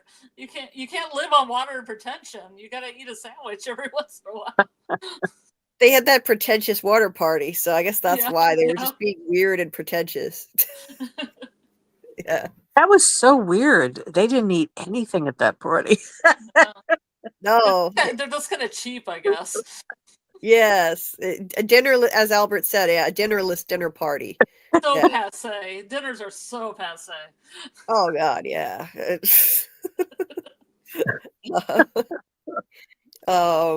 Albert said, looking at the lab in Google Earth, it looks very similar. Oh, you looked it up, but I don't see really the brain in Google Earth, so who knows if it's really edited or not. Yeah, maybe they edited the parking lot. They can do all kinds of things with CGI. So Yeah. absolutely, yeah. Mark said, yes, it's still creepy because it's Mark's friend. Mark's friend isn't any friend. Yeah, so he doesn't know who this guy is. I love From, but Severance is my favorite, even more favorite than The Wire. Severance is my number 2 for sure, and it's close. Like it's not equal to From because I'm completely obsessed with From, but I would say Severance is right up there. I'd say it's equal in terms of quality. I just happen to be more obsessed with From. Would But Silo be your I'm third? gonna. Oh, sorry. the I what? was just asking if Silo would be your third one. It is. Yeah, Silo would be my third, absolutely. And I do like you said in the chat. I agree with you, Amy. Severance. I do like Severance more than Silo. Silo is good. I'm not as obsessed with it. I feel like sometimes it gets a little more into soap opera territory in season 1. A little too much of that character drama, and I want it more focused on the mystery and the intrigue, the drama of this, the plot, rather than the character stuff. But yeah, but it's a great show. Oh, tonight's episode of Silo was so good. Yeah, I got to check it out, Albert. I haven't watched it yet. Have you ever seen The Leftovers? No. No, Yes, I've seen The Leftovers. Did you like it? I really liked it. I thought it was great. All I wanted to do was say one thing. What? Okay, we'll put a pin in that for a second, Scarlett. What were you going to say before you All forget? I wanted to do was just throw Yellow Jackets in the ring. I've been trying to say that for the last 5 minutes. Oh, okay. Oh, yeah. Yellow Jackets is great. I loved Yellow Jackets. In my top things, it would be like From and probably Severance and then Yellow Jackets, but I don't know what order they're going to go in. I don't know if any of you watch Yellow Jackets, but I just wanted to throw it in the ring. Did you see the trailer, Scarlett? Did you see the trailer? Yeah. Oh my God, it looks I've great. seen the trailer and people that have analyzed the trailer and yeah, it looks really good. Yeah, I like that show too. What did you think of The Leftovers? I like The Leftovers a lot. Yeah, Julie, I think you'd like it. It's a really good show. I mean, it's not on anymore. I think, what was it, like 2 or 3 seasons, I think? It was really good. Yeah. Well, you can get it on DVD. I usually get DVDs from the library, so you can get it on DVD if you want, or there's probably someplace streaming it cheap. Is it on HBO Max? I think, I don't remember where I saw it, but I'm not 100%. Yeah, but anyway, it's great. It's about 98% of the population disappears from a town overnight. Just suddenly people just disappear. And the people that are left are wondering what happened to everybody, where'd they go? And then they have to go on with their own lives. And the grief they feel, the trauma from it, and how they form relationships with the people that are left in the town. It's great. It's a great show. Ooh, I Yeah. like the Yeah, like concept. just That's really interesting. yeah, Hmm. it's got like Justin Theroux in it, who is from Mulholland Yeah. Drive. David Yeah. Lynch's movie. And the woman, And Carrie Coon. Carrie yeah, Coon Carrie is Coon. fantastic. Fantastic. Yeah, she's really good in The Gilded Age too. Yeah. But in The Leftovers, I found her, she played this character that was she lost her husband and her 3 children that day. She was the only one left. You couldn't imagine what that would be like. So there are a And whole bunch of Henrys, Julie. yeah, exactly. Bad. Right. She's Henry. Yes, she is Mhm. Henry. Excellent show. Yeah. That would be really sad. Yeah. It shows you how she deals with it. And I mean, pretty much everybody loses someone except this one family. It's interesting because you said, like in From, how you can't have a family intact. You have to lose somebody, right?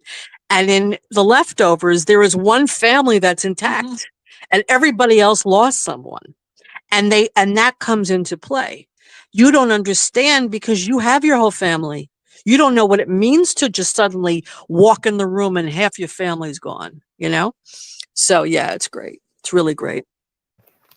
Yeah, that concept is it's really interesting. Yeah, to see how people would react to that.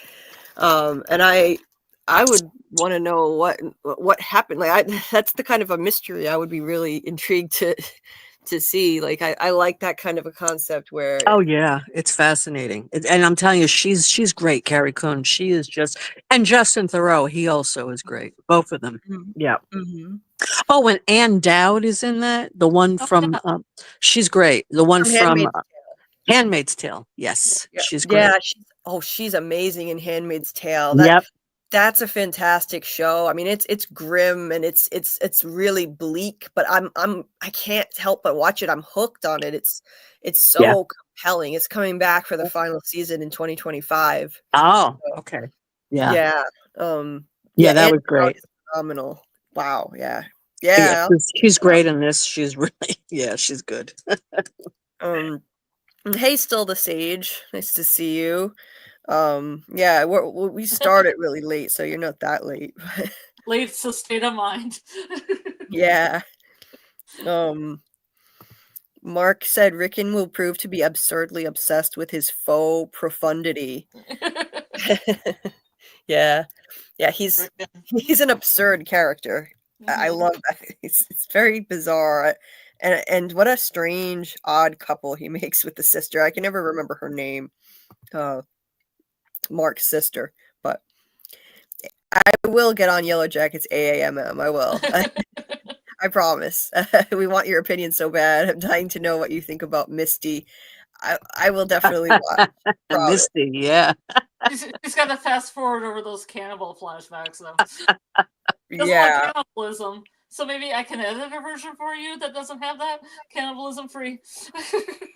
Yeah, that would be good. Yeah, just skip over the cannibalism and it would be a better watch for me. It'd be a little easier. Just implied cannibalism. Yeah. It's gross. Let's see. Yeah, Handmaid's Tale is terrific. Soul Sage, right? Yeah, it's so good. It's brilliant, even though it's so hard to watch sometimes, and it hits home a little too much sometimes.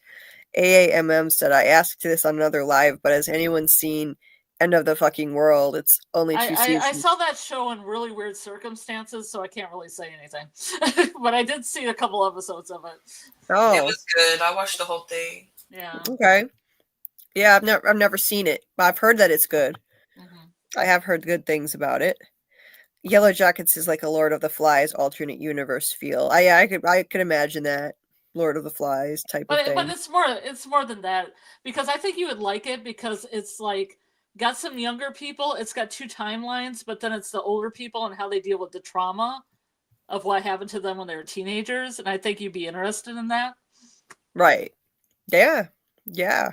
Definitely. Plus, it's funny. It's a dark comedy too. It has a lot of funny in it. Oh yeah. Well, that's on my list as soon as I finish Lost. Yeah. Definitely. Yeah, because it's got Christina Ricci in it, and it's got Monica Lindsay and Juliette Lewis. They're all funny.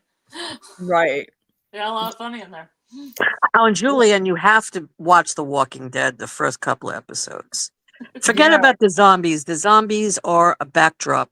The Walking Dead, to me, is one of the best shows that has ever been on television because the characters are so rich. The relationships with the characters, how they survive. The zombies, after a while, I mean, you get used to it, and it's not as gory as you think. I mean, you see a zombie and then they kill it, and that's the end of it. You know what I mean? It's about their relationship, the people that survive. I Right. really and Rick Grimes. Oh, this is funny. Andrew Lincoln plays Rick Grimes. Andrew Lincoln is fantastic. Everybody who's a Walking Dead fan will tell you Rick Grimes was the show. Andrew Lincoln was the show. When he left the show in season 9, the show really went downhill after that. And Mhm. everybody wants him to come back, and he might. He recently did a limited series with another cast member of The Walking Dead, and it was his character, Rick Grimes. It was only 6 episodes. But he was so great in it that he's nominated for a Saturn Award, and he's up against Harold Perrineau, which is Oh, unbelievable. And wow. Andrew Lincoln has never won an award. He was never nominated in all the years he was in The Walking Dead. So I don't know if that has any bearing on this because I love Harold Perrineau, but I can't believe they're running against each other in this award. But if you would watch The Walking Dead, just like the first 2 episodes, even, you would fall in love with it. You wouldn't believe how great it is. Just Mm, the characters just rope you in. You love these characters. You mhm, can't you feel like you're part of the whole thing. It's amazing. It's mm. truly amazing. And it's on Netflix. Yeah. All the seasons are on Netflix. Yeah. Okay. Cool. Yeah. I will definitely add that to my list. Well, it's on my list from before, actually. You recommended it. So Yeah. I've gotten so many great recommendations from the From fandom. I mean, It's great. I'm not a zombie fan, believe me. I'm no way am I a zombie fan, but I'm telling you, the show is so great that you get used to it and you kind of look past it. And then actually, it's very creative how they make these zombies look. So that becomes fun. That becomes part of it. But it's Mhm. really about the characters on the show. It's just amazing. So Mm, I don't think you would regret watching it. okay. Good to know. Good to Mhm. know. Yeah. So anyway, oh, we got Mr. Grant Gregory. I don't know if I never know if that's AI or AL, but welcome. Let's see. The new series was bad. They cut his arm off in the first episode, and also he speaks like a regal English prince. I've heard that the spin-offs have not been good, that fans of the show have not liked them. Yeah, I've heard that. And What welcome. Nice to have. this is the Walking Dead spinoff he's talking about? Yeah, I've heard a lot of people don't like the spin-offs. Yeah, the spin-offs are not good. I mean, everybody wants the original cast back. So who knows? That may happen. But yeah, don't worry about the spin-off. Just watch the original. Yeah. you know. Trey said anyone's seen Landman. Somebody just brought that up in another stream. I forget who, what context, but somebody brought up Landman. No, I have not actually. I've not seen that. But yeah, someone recommended it. Dieter said End of the Fucking World season 1 is good, second terrible. Albert said, I feel like anyone survives From, they're destined to be like how Yellow Jacket ladies ended up in their old years. Okay. Yeah, you're never going to be the same again, even if you get out of From. Like, you're never going to be the same. Let's face it. You're going to be screwed up for the rest of your life. But so at the end of this, I was not gonna lie, I was disappointed that they revealed who the man was watching him so fast. Like, boom, we already get in the same episode. We already find out who was watching him. But I wanted the mystery and the creepiness to continue. But Petey is such a great character, so interesting, and he basically tells him that it's not what they're telling you. Like, the truth is not. They're not telling you the truth about what's going on there. And if you want to, see like the beginning, if you want like the I forget how we put it, but like the beginning of the truth, go to this address or something. And gave him a card. Really interesting. He's like he said that if something happens to me, so he thinks he's being hunted down by the people who are after him because he got reintegrated, which wasn't supposed to be possible, and he's not severed anymore. Now he thinks they're after him, and he literally says, like, if something happens to me, I want somebody to have this knowledge, and I'd prefer it to be a friend. So that was really intriguing. That hooked me right in. Like, yeah, he's like, so apparently Lumen is, that's where you realize right away that Lumen is after these people if they try to get out of this. Like they literally, they're going to come after him. So there's something pretty nefarious going on here. People may elect to get severed, but then if you try to get out of it, then they're coming after you, apparently. So that makes things a whole lot more interesting.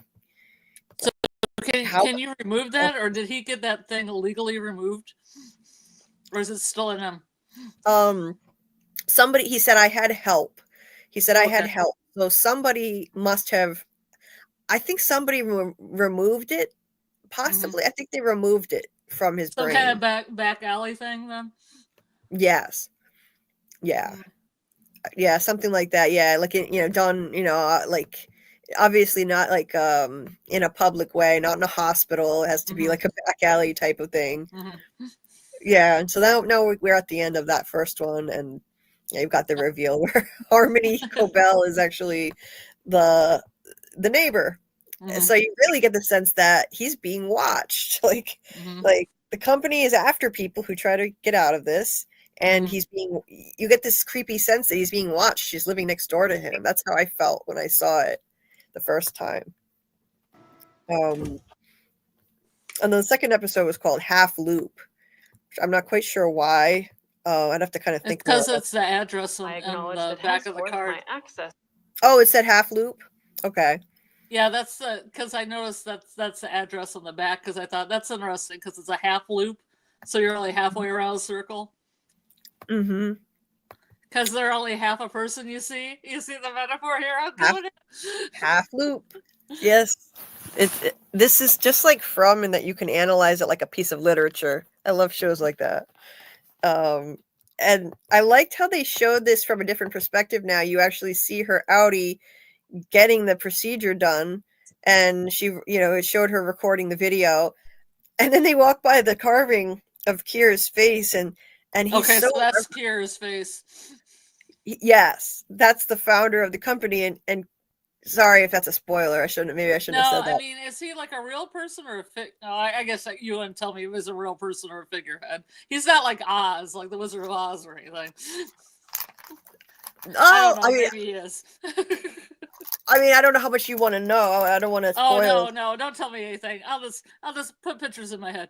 I won't tell you anything because I know you like to be surprised. But I thought it was funny though how reverent he was, saying, "I love how the sunlight, watching the sunlight hit his face." Like, okay, dude, you're like a true believer. It's like a cult. Seems like the cult leader. Yeah, it felt very culty. This grossed me out really bad. I don't know why she had to be awake for this. Why couldn't you knock her out? I don't understand that. I'll skip right through that. I'm not going to show the gory stuff.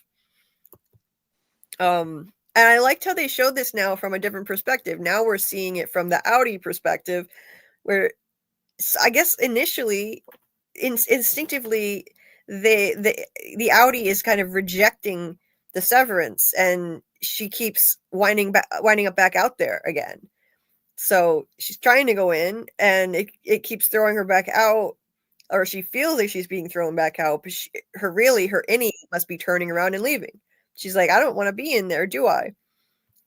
So it's the other perspective now we're getting, which is interesting. Like, that's where she fell down. He's picking her up off the floor. So so this was the scene right after she was trying to escape from the, she was like running down there. She went out and it seems like she was back in again. Now we're getting the other perspective. I thought that was such a cool way of telling the story. From now we're getting the other side of it, the outie side of it. The showing, not telling, is amazing. Yes, right? I love it. It's so good. So good. I found it very confusing on the first watch to try to wrap my head around the two different perspectives that we saw, the outie versus the innie, because when I first watched it for episode 1, I was so stuck on the idea that this looked supernatural, what was happening to her, but then I was able to kind of process it like, oh yeah, okay.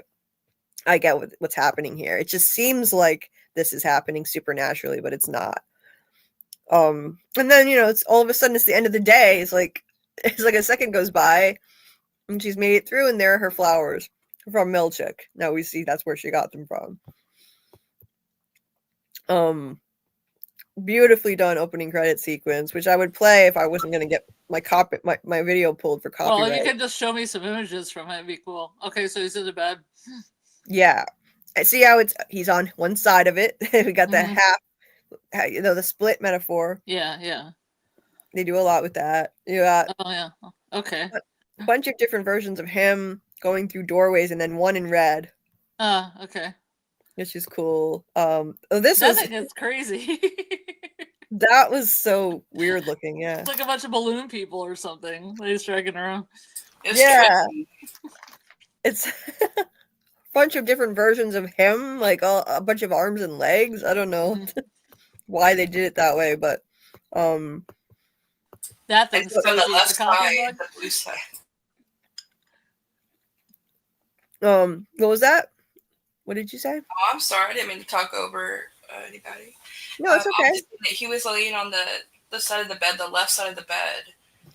And so it reminded me of the left and right thing that they're showing us here. Yeah. Definitely. That coffee mug, though? Can you get to that coffee mug? That coffee mug's crazy. Yeah. With all the people coming out of it. So that's all him coming out of the coffee mug, too? Yeah. So, him in a bunch of doorways. There's him in red. And wait, what was that? I guess it's just an artsy thing they did. Yeah. Interesting. Everything is Lumen branded. We get a lot of overhead views of things, overhead shots, the cubicles. And all the colors are, it's always red, blue, and green, and white. Everything is red, blue, green, and white. He puts away that picture. I like that we got more Dylan in episode 2 because he was very entertaining. I love Dylan. Oh, wait. Grow and Thrive dropped off and is back. Wait. Sorry about that. I didn't see that you dropped off. That's okay. Yeah, by mistake, I hit the back button. Yeah, sorry about that. That's okay. Is this a part of all the finger traps? Yes, it is. Okay. Yeah, he loves his little swag that that they give him for. Look at this, the caricature. Oh my god. That's so funny. That's a reward for productivity. You get caricatures of yourself. Yeah, but if you work in an office. Skivvies. What? In his skivvies. Yeah. But if you work in an office, that's what they give you. Even as a teacher, they give you these little crappy things as incentive.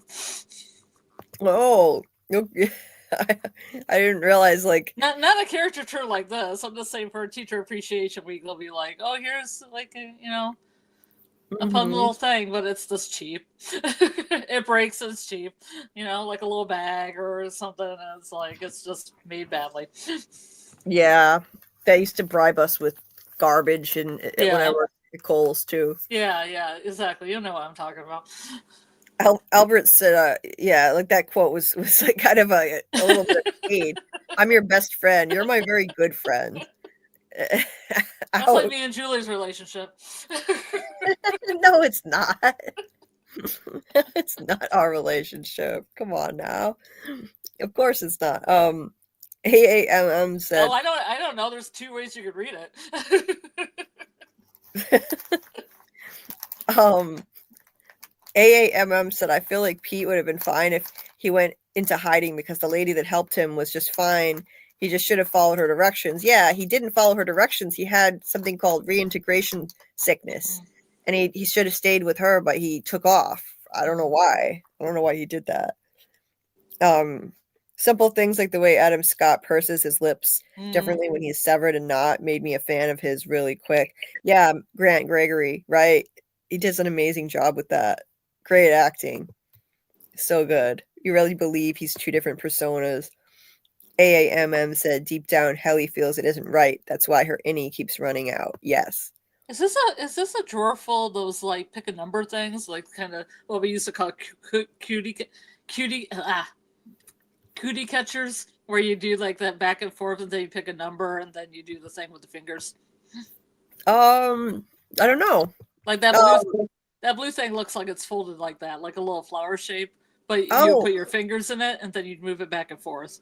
From back in the day, like when you're in school and it has like different numbers on it. Yeah. I think you're right. Yes, it underscores how childlike they are. Yeah. Yeah, we used to do those when I didn't know what they were called, but we used to play with those when I was a kid. Yeah. Yes. It would be like silly stuff. We had some Cthulhu themed ones at the steampunk convention. We had some Cthulhu themed ones at the steampunk convention. Oh, and cool. They all end badly, no matter what number you pick. Cool. Spoilers if you haven't read Lovecraft, but sounds like fun.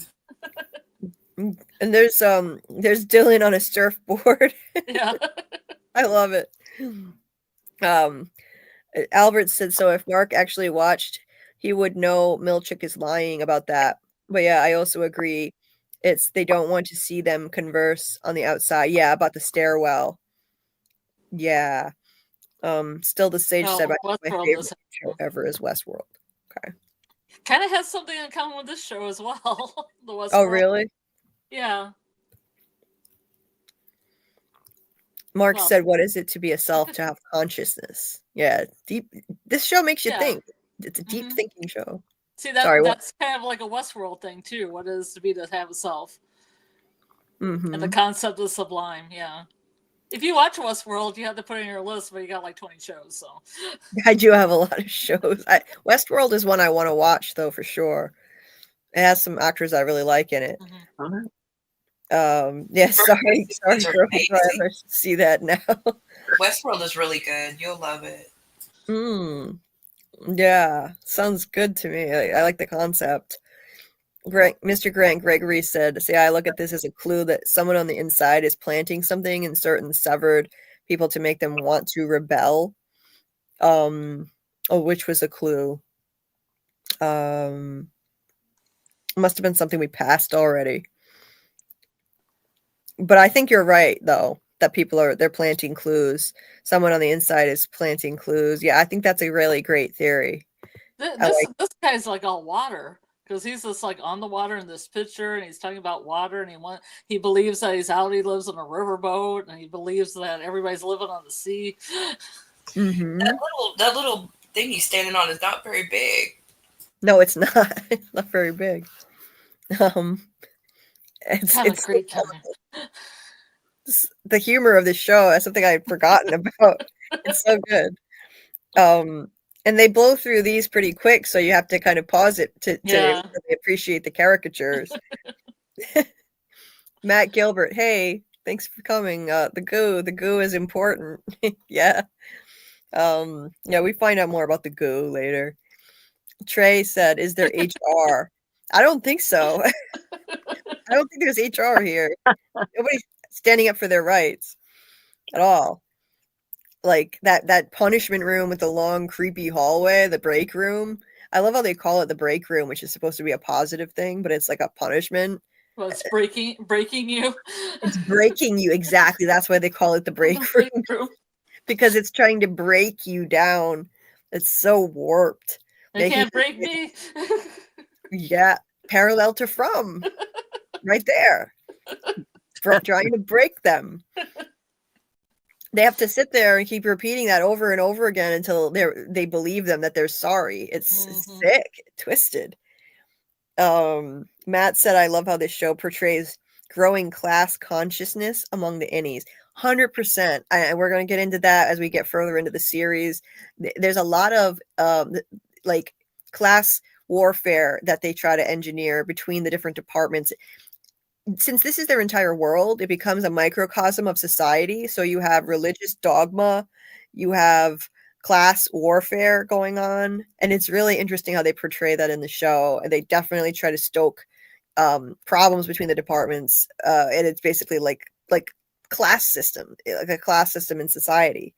So I love that about this show. AAMM said, I think it's so sinister how the Lumen people have the office looking like outside with the green carpet, grass, and the bright walls and lights for the sun and sky, knowing the innies don't know outside. I know. Totally is. What technological time period is this? I don't know. It's weird. Still the stage. I don't Question know. mark. Anytime you want. Yeah. RBG with black and white, red, blue, green with black and white. It's all about color coding wheel. Okay. It's a good, the man in the cave. I don't know. A good question. Most of the tech they use in the office is 1990s, like Sony Trinitron. I thought so. Like early 1990s, probably. Yeah. Yes, Mark agrees that it's brilliant and sinister. Matt said, however, it's set in a kind of alternative present. It's roughly 2030, you think? Really? Interesting.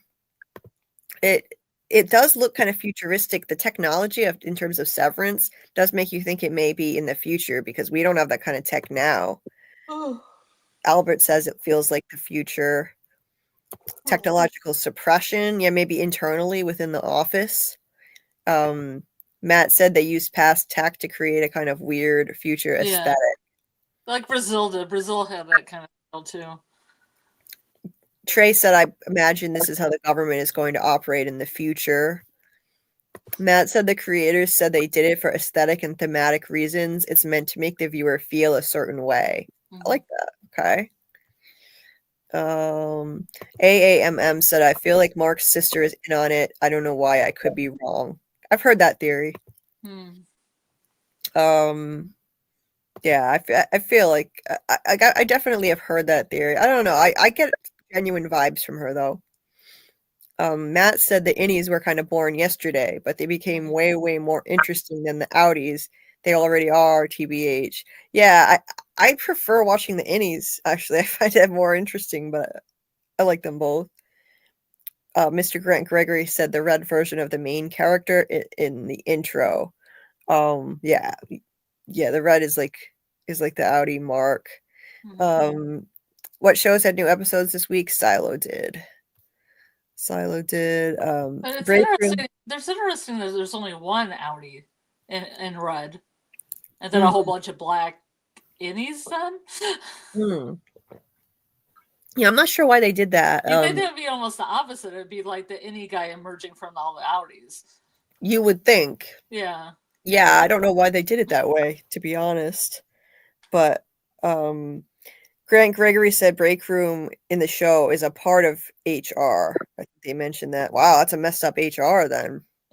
Supposed to be advocating for you. Matt said Dylan is the devoted worker who really believes that he can get ahead with hard work. Yeah, I believe it too, and I never get ahead with hard work. That's for sure.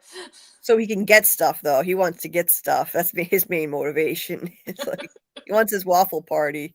Yeah. But who doesn't? Who doesn't, right? Irving is the devoted company man. Yeah, absolutely. And Mark is the middle manager guy with a foot in each world. Yes. Still the sage says so they are using AOL. America Online. Dial up. Maybe. No. You got mail. Goodbye. Oh, that brings me back. You got severed. Goodbye. That brings me back. And it makes that loud noise. It's like. Yes. Yeah, that noise when you were dialing up, like it made that screechy noise. And everybody, you'd have to get off the phone, like And and you're on the internet, someone would say, your mom would say, get off the computer. I need to use the phone. Get off the internet. It sounds so silly now. Yeah. Matt said Helly is the agitator. Yeah. Well, You she's can already already, got that fiery red hair, so I already kind of assumed that. and you can see how she's rebelling Yeah, so she's hard fiery, already. fiery. Yes. AAMM said, I hope next season we get to see more of the building. It's a huge building. I want to see more of Pete's map. Me too. Me too. Matt said, I vaguely recall someone in an interview said 2034, but I could be wrong. Albert, good night, Albert. Thank you for stopping by on this very late impromptu stream. I appreciate it. We'll be doing this every week and doing watch parties in the Discord too. The link to the Discord is in the description of the video here. Thank you so much for coming. I appreciate it. Hit like and subscribe. Yes, please. Everyone. Yes, Tell your please. friends. Yes, we want to get more Severance fans, to talk to about this amazing show. Still, the Sage said, I'm in good with HR. They just ask my hours and take my word. Oh, that's nice. Let me see. David says, the red innie is holding a whole bunch of personas. He also follows the footsteps, doesn't make footsteps in the snow, and he tries to throw the goo shadow in the bin. Interesting. Okay. I thought that's why I was wondering what he was doing with the goo in that opening credit sequence. So he is trying to put it in the bin. Me too. I thought the red was the Audi, though. I thought the red is the Audi and the blue is the innie. The blah blah. I don't know. There was a guy putting goo in a bin, and it was explained to me, so I'm happy now. Yes. AAMM said, I always wondered why a waffle party. Did the founders have waffles? Yeah, I know. It's so random. You know what? Waffles are pretty big in Parks and Recreation. I'm just gonna say. Yes. That's another show that I need to check out. I haven't seen much of. Reminds me of Kindergarten Amy. Yeah, you get rewards for being good. 100%, right? Yeah, good night, Trey. Star. Good night. Good night, Trey. Thanks for coming. Appreciate it. Hey, Mr. Grant Gregory, welcome. Yeah. G'day, how you guys doing? Good. How are you doing? Doing good. Just thought I'd jump on and join in the conversation if that's all right. Absolutely. That's what the link is there for. Yeah. Oh, what? So you're a big fan of the show? Yeah, I watched the first episode when it first came out, and then for whatever reason just didn't go back to it. And then just one night I was just like, oh, I've got Apple TV now, so I might as well watch something. And it popped up, and I was like, all right, I'll watch that. And I said I can get 2 episodes in before bed, and I went to bed at 3:30 that night because I binged the whole season. So yeah. Oh. And then I went back and watched it again a few weeks later. I kind of got a little bit obsessed with it. You know what it's like waiting for stuff for From to come back. Oh God, yeah. Yes. And I can only watch Dark so many times. Yeah, Dark is one of the best. Think about it.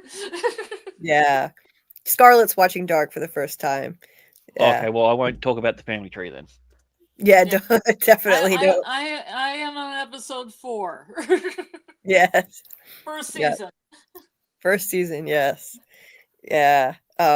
Well, yeah, you got great taste in shows there because I'm a fan of all those too. You know, From, Severance, Dark, just some of the best shows. Silo? And really Silo. Silo at the moment, yeah. I would include Silo in the group too. Absolutely. By the way, where are you from again? From Australia. I thought so. I thought that sounded like an Australian accent. Cool. Very cool. Yeah. Matt Gilbert. Hey Julie, are you gonna be doing any Silo videos? At this point I'm feeling like maybe I'm too late to even jump in that. Like I think it's halfway through the season already and I haven't made any videos. So I don't know. It's 4 episodes in. You've got plenty of time to catch up by the end of the season. I could do that. Yeah. It just won't be as deep of a deep dive as I do with From, or I'll never get anything done because that takes me forever. You can do Squid Game. Yeah, I could. I've heard that's a great show, and I've never. It is. It I've never- is Amazing. amazing. Yep. It's I starting, thoroughly enjoyed Squid I Game. think, the end of December, I think. Yeah, the last week. I forget what day it is, but yeah, it's Oh. season 2. Hmm. Oh, it's coming back. I didn't know that. Another Yeah. season. Yeah. Oh, it's great. It's great. I mean, I mean, well, I don't want to say anything. I don't want to give anything away, but you should see it. It's on Netflix. It's great. Yeah, Yeah, it's my top. It's really good.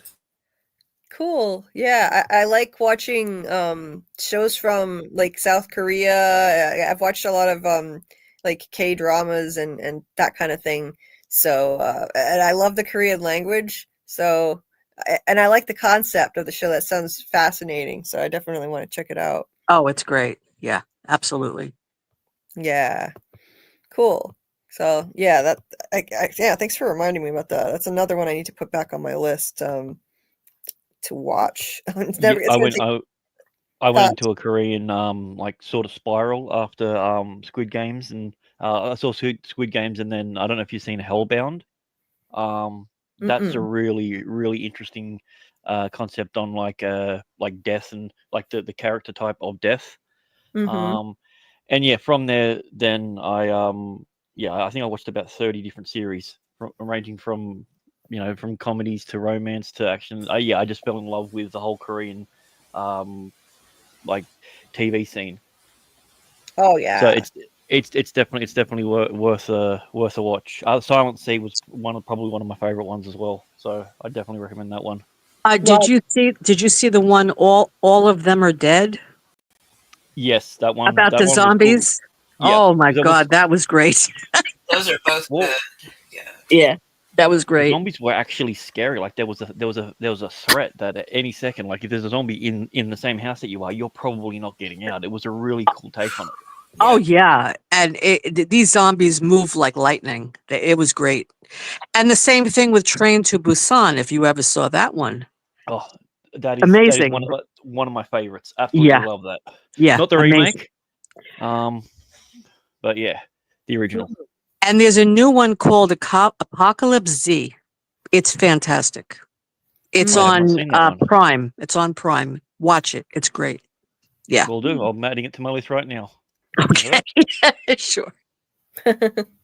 well, that's cool. I've watched a lot of Korean dramas myself, but I haven't managed to check out any of those yet, so I'll have to do that. I just love the Korean language. I got into K-pop a few years ago, so I listened to a lot of K-pop, and I would try to teach myself the lyrics, and so I enjoy watching Korean dramas. Do you They're like killing it. BTS? Yeah, I like BTS. Me too. Yeah. I mean, if you love K-pop, I mean, how can you not love BTS? They're like the kings of K-pop, and but yeah, for some reason they are just killing it in South Korea in terms of TV and music. Like they have, I don't know why they have like the highest concentration of talent in the whole world over there. Somehow, it's crazy. It's insane. But anyway, They put a lot of pressure on their people over there to be the top of everything. yeah, maybe that's what it is. It's a cultural thing. It's like, yeah, I don't know. It's pretty crazy, but Oh, and just one more thing. 28, what is it? 28 years later? Did anyone see the trailer? Yeah, quite. Oh my I found God. that interesting. It was one of the most unsettling trailers that I've seen in a long time, and it That wasn't to do with anything poem. that was. Yeah. Do you remember the name of that poem? I got it written down here somewhere. Julie, this poem was written, it's about a march, soldiers marching. And they put this in a trailer yeah. for this new movie coming out. It is one of the best trailers I've ever seen. It is so well Wow. done. Frightening. So frightening. So I got it Okay. written down here as it said. It's called Boots. Mm-hmm. What's it called? Boots. Oh, Boots. Like Okay. yeah, sorry. BOOTS. Accent can throw people. So Boots. Right. Boots. That's it. And it's just this person talking 1, 2, 3, step 5, 8, whatever. and she's just talking and talking, and it's like, and the music is like a crescendo. The music just keeps going higher and higher and higher, and they're showing all these scenes in the film, and it Huh. is remarkable. Interesting. Yeah, that sounds like very artistic. Yeah, I mean, I don't think you would personally like it. I know it's it's like a very gory zombie movie, but Right. you wouldn't want to see the movie, but watch the trailer and listen to this Yeah. music and the poem. It's just amazing. It's very artistic. The poem was one that was written during I want to say the second or the first Boer War with in South Africa. Mhm.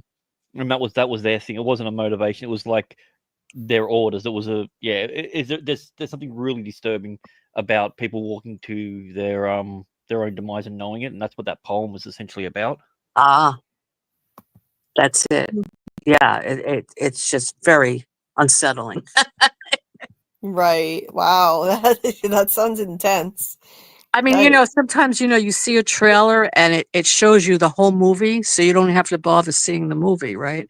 Right. This trailer shows you nothing. All it Shows you does is make you very curious about what's going on. Yes. Oh, okay. All right. Interesting. Well, yeah, I'll check out the trailer. It sounds very artistic. So Yes. definitely. Yeah. Um, but David here was saying the red is the outie, the shadow, the goo is all the things that make up the shadow, failed desires, fears, etc. I like that for what the goo symbolizes. On the bed, the innie and outie converge, which is what these shows want us to take away to integrate our shadow. Yeah, interesting. Right, because yeah, that's what the goal is going to be, to try to reintegrate for sure. Let's see here. Alchemy of Souls, really good and funny. Cool with Alice. Look how Milchick smiles here. Even his smile, even when he's smiling, he's creepy. Like, Yeah, it's real creepy. yeah, It's the placement of the moustache. If it was further down, he'd look a little bit more, menacing, more badass. But because it's just above the lip, sort of curling, and there's little patches in there, it makes him look off. It's a really interesting stylistic choice that they did. I It's got agree. that Get Out look, like from the Get Out movie. They had that Mhm. glossed over look in their eyes when they're mind controlled. Yes. Yes. Yeah, there's something not right about the look in his eyes. It's just there's something it almost does seem like he's not right in the head. Like he just gives off this vibe that's very unsettling in his eyes and in his smile. Yeah, I find him a fascinating character. All of them are. Just his facial expressions. There's another creepy facial expression. It's deeply unsettling, even when he's smiling. And Helly, they want Helly to say like something about herself. She doesn't know anything about herself. She doesn't remember anything. She's like, I don't know who I am, and so he has to like tell her literally how old she is and everything. It's so warped. Now I wouldn't mind this melon part. That looks pretty good. Oh, and Did they have some fruit dip? yeah. And Irving's got what we now know to be black goo under his fingernails, because we see that later. But so that I love how they introduced that and then they left nothing of that, and it's you almost forget about it until you get the reveal to what it actually is later Yep. on. I like Yep. that they don't shove the answers or beat us over the head with it. Like, you have to look here for this specific reason. Yes. I love that. Like you get that reveal later. They don't just feed it to you easily. So you have to kind of wonder, like, hey, what's that about? And you almost forget. Absolutely. Yeah, so and of course, they take a lot of pictures here. Once again, taking pictures and expecting them to. Oh, and when they take the picture, he wants them to say gratitude. Like, it's such a cult type of thing. Be grateful that you're trapped here and you can never leave, including Helly. Yeah, you should be grateful. It's crazy to me. It's very, very cultish course, she doesn't want to smile. And then, of course, she bolts. Like, so scary. Yeah, He you looks can like definitely a tell that picture. guy's a father. Sorry, he looks like he would be like a military guy, like the head or something. Right? He does. It's very, very intense, very intimidating. Dieter said in 28 Weeks Later are a lot of famous people. Harold from. Oh, really? Jeremy Renner and a few more. Oh, cool. So is Milchick severed? We don't really know. We haven't seen evidence to know one way or the other.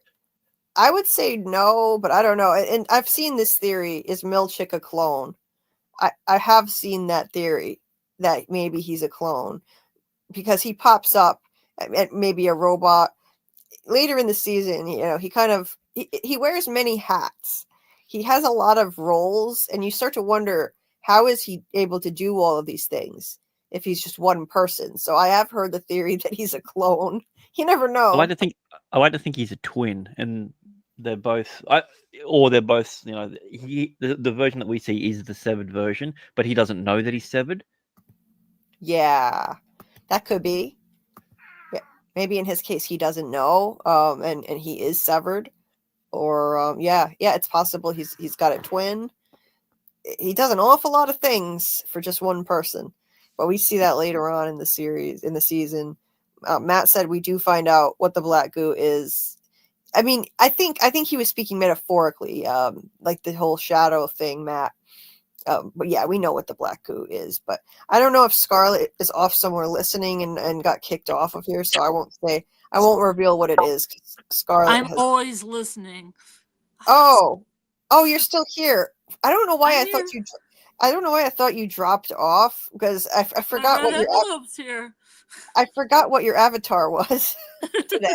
It's always the red envelope. It's symbolic. It's always different.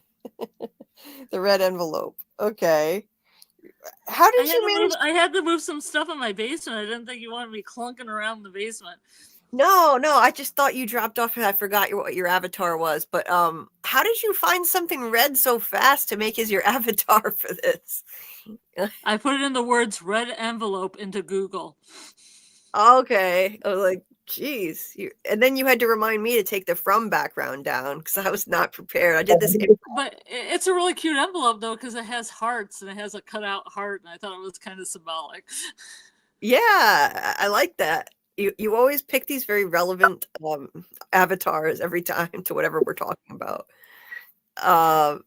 Matt said it's funny that you mentioned Get Out. I do think there's a bit of inspiration there.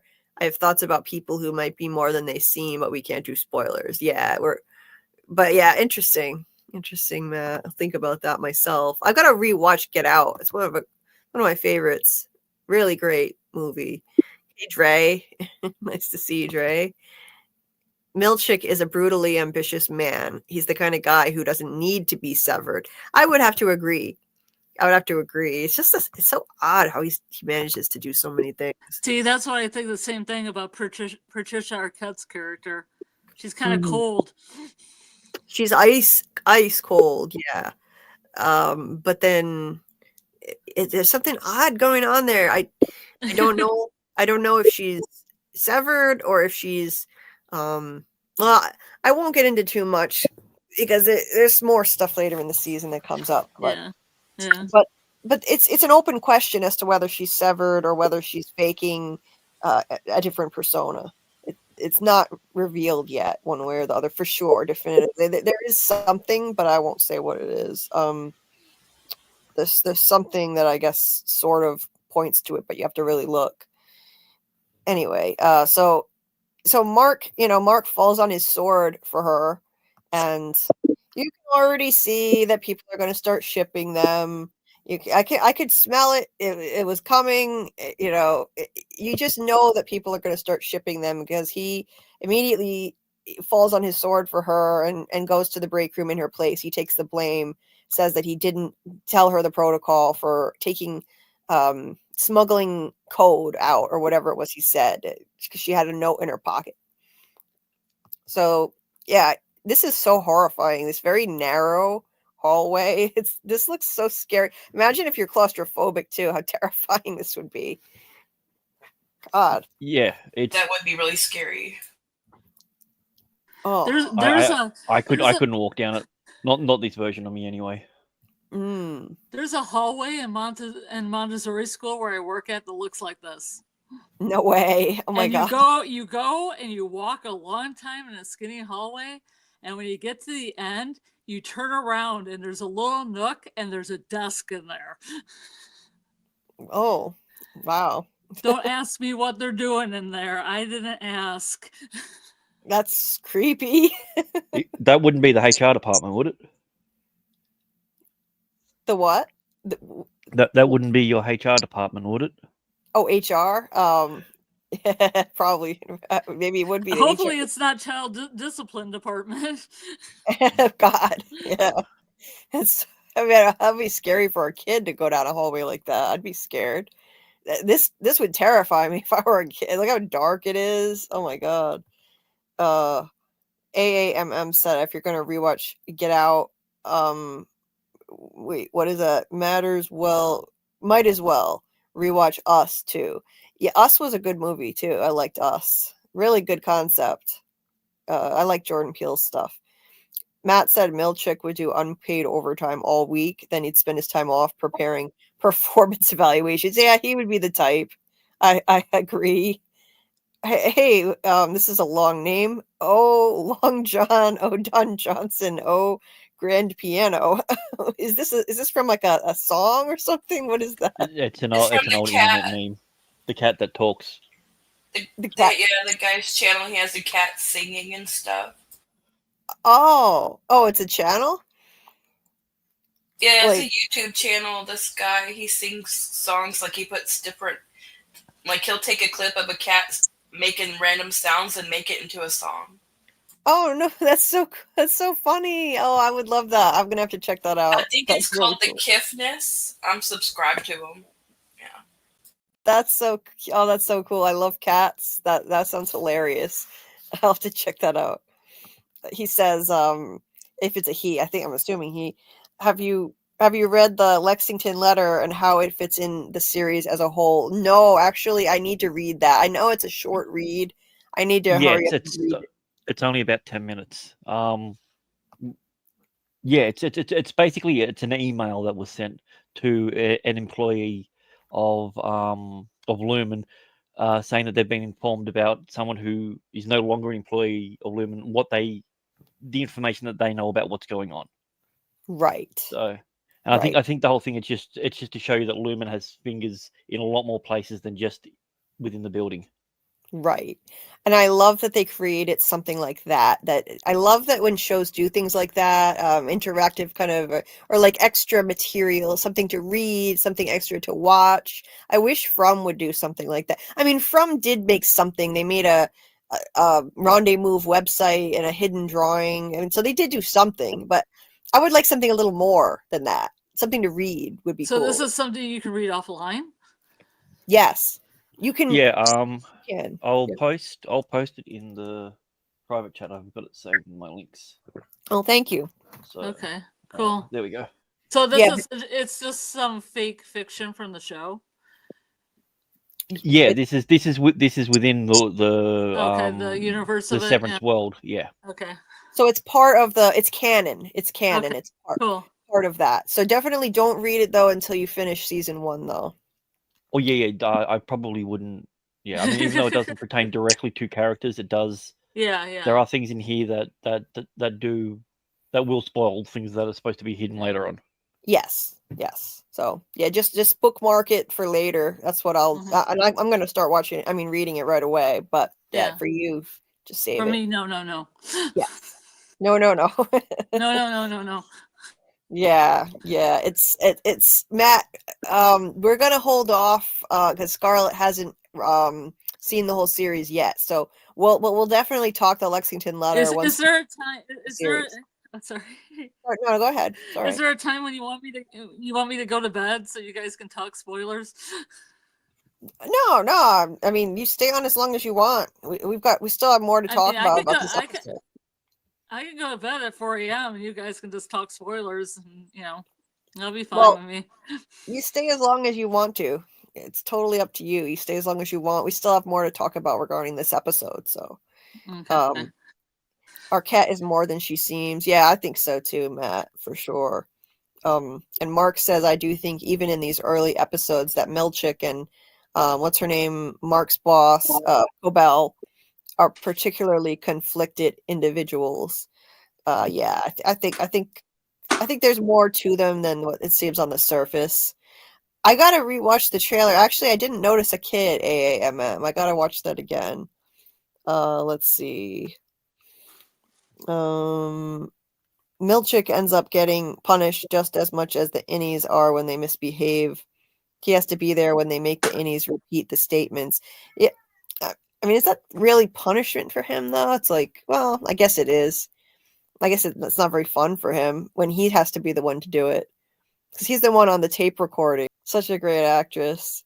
And then we just cut to this, it's just, now we're back to his outie self, his innie self. The worst part about this punishment, if you think about this, what it means, they don't actually feel like they've gone home. So if they keep them in the break room for more than one workday, it just feels never ending because they don't feel like they've ever gone home. So if they're in there for 2 days, that's endless. They're repeating that over and over again. That's like torture. It's horrible. I could think of nothing Scary. worse than just going, oh, thank God I get to go home. You take one step out of the door and you're there. Like, a weekend doesn't feel long enough as it is.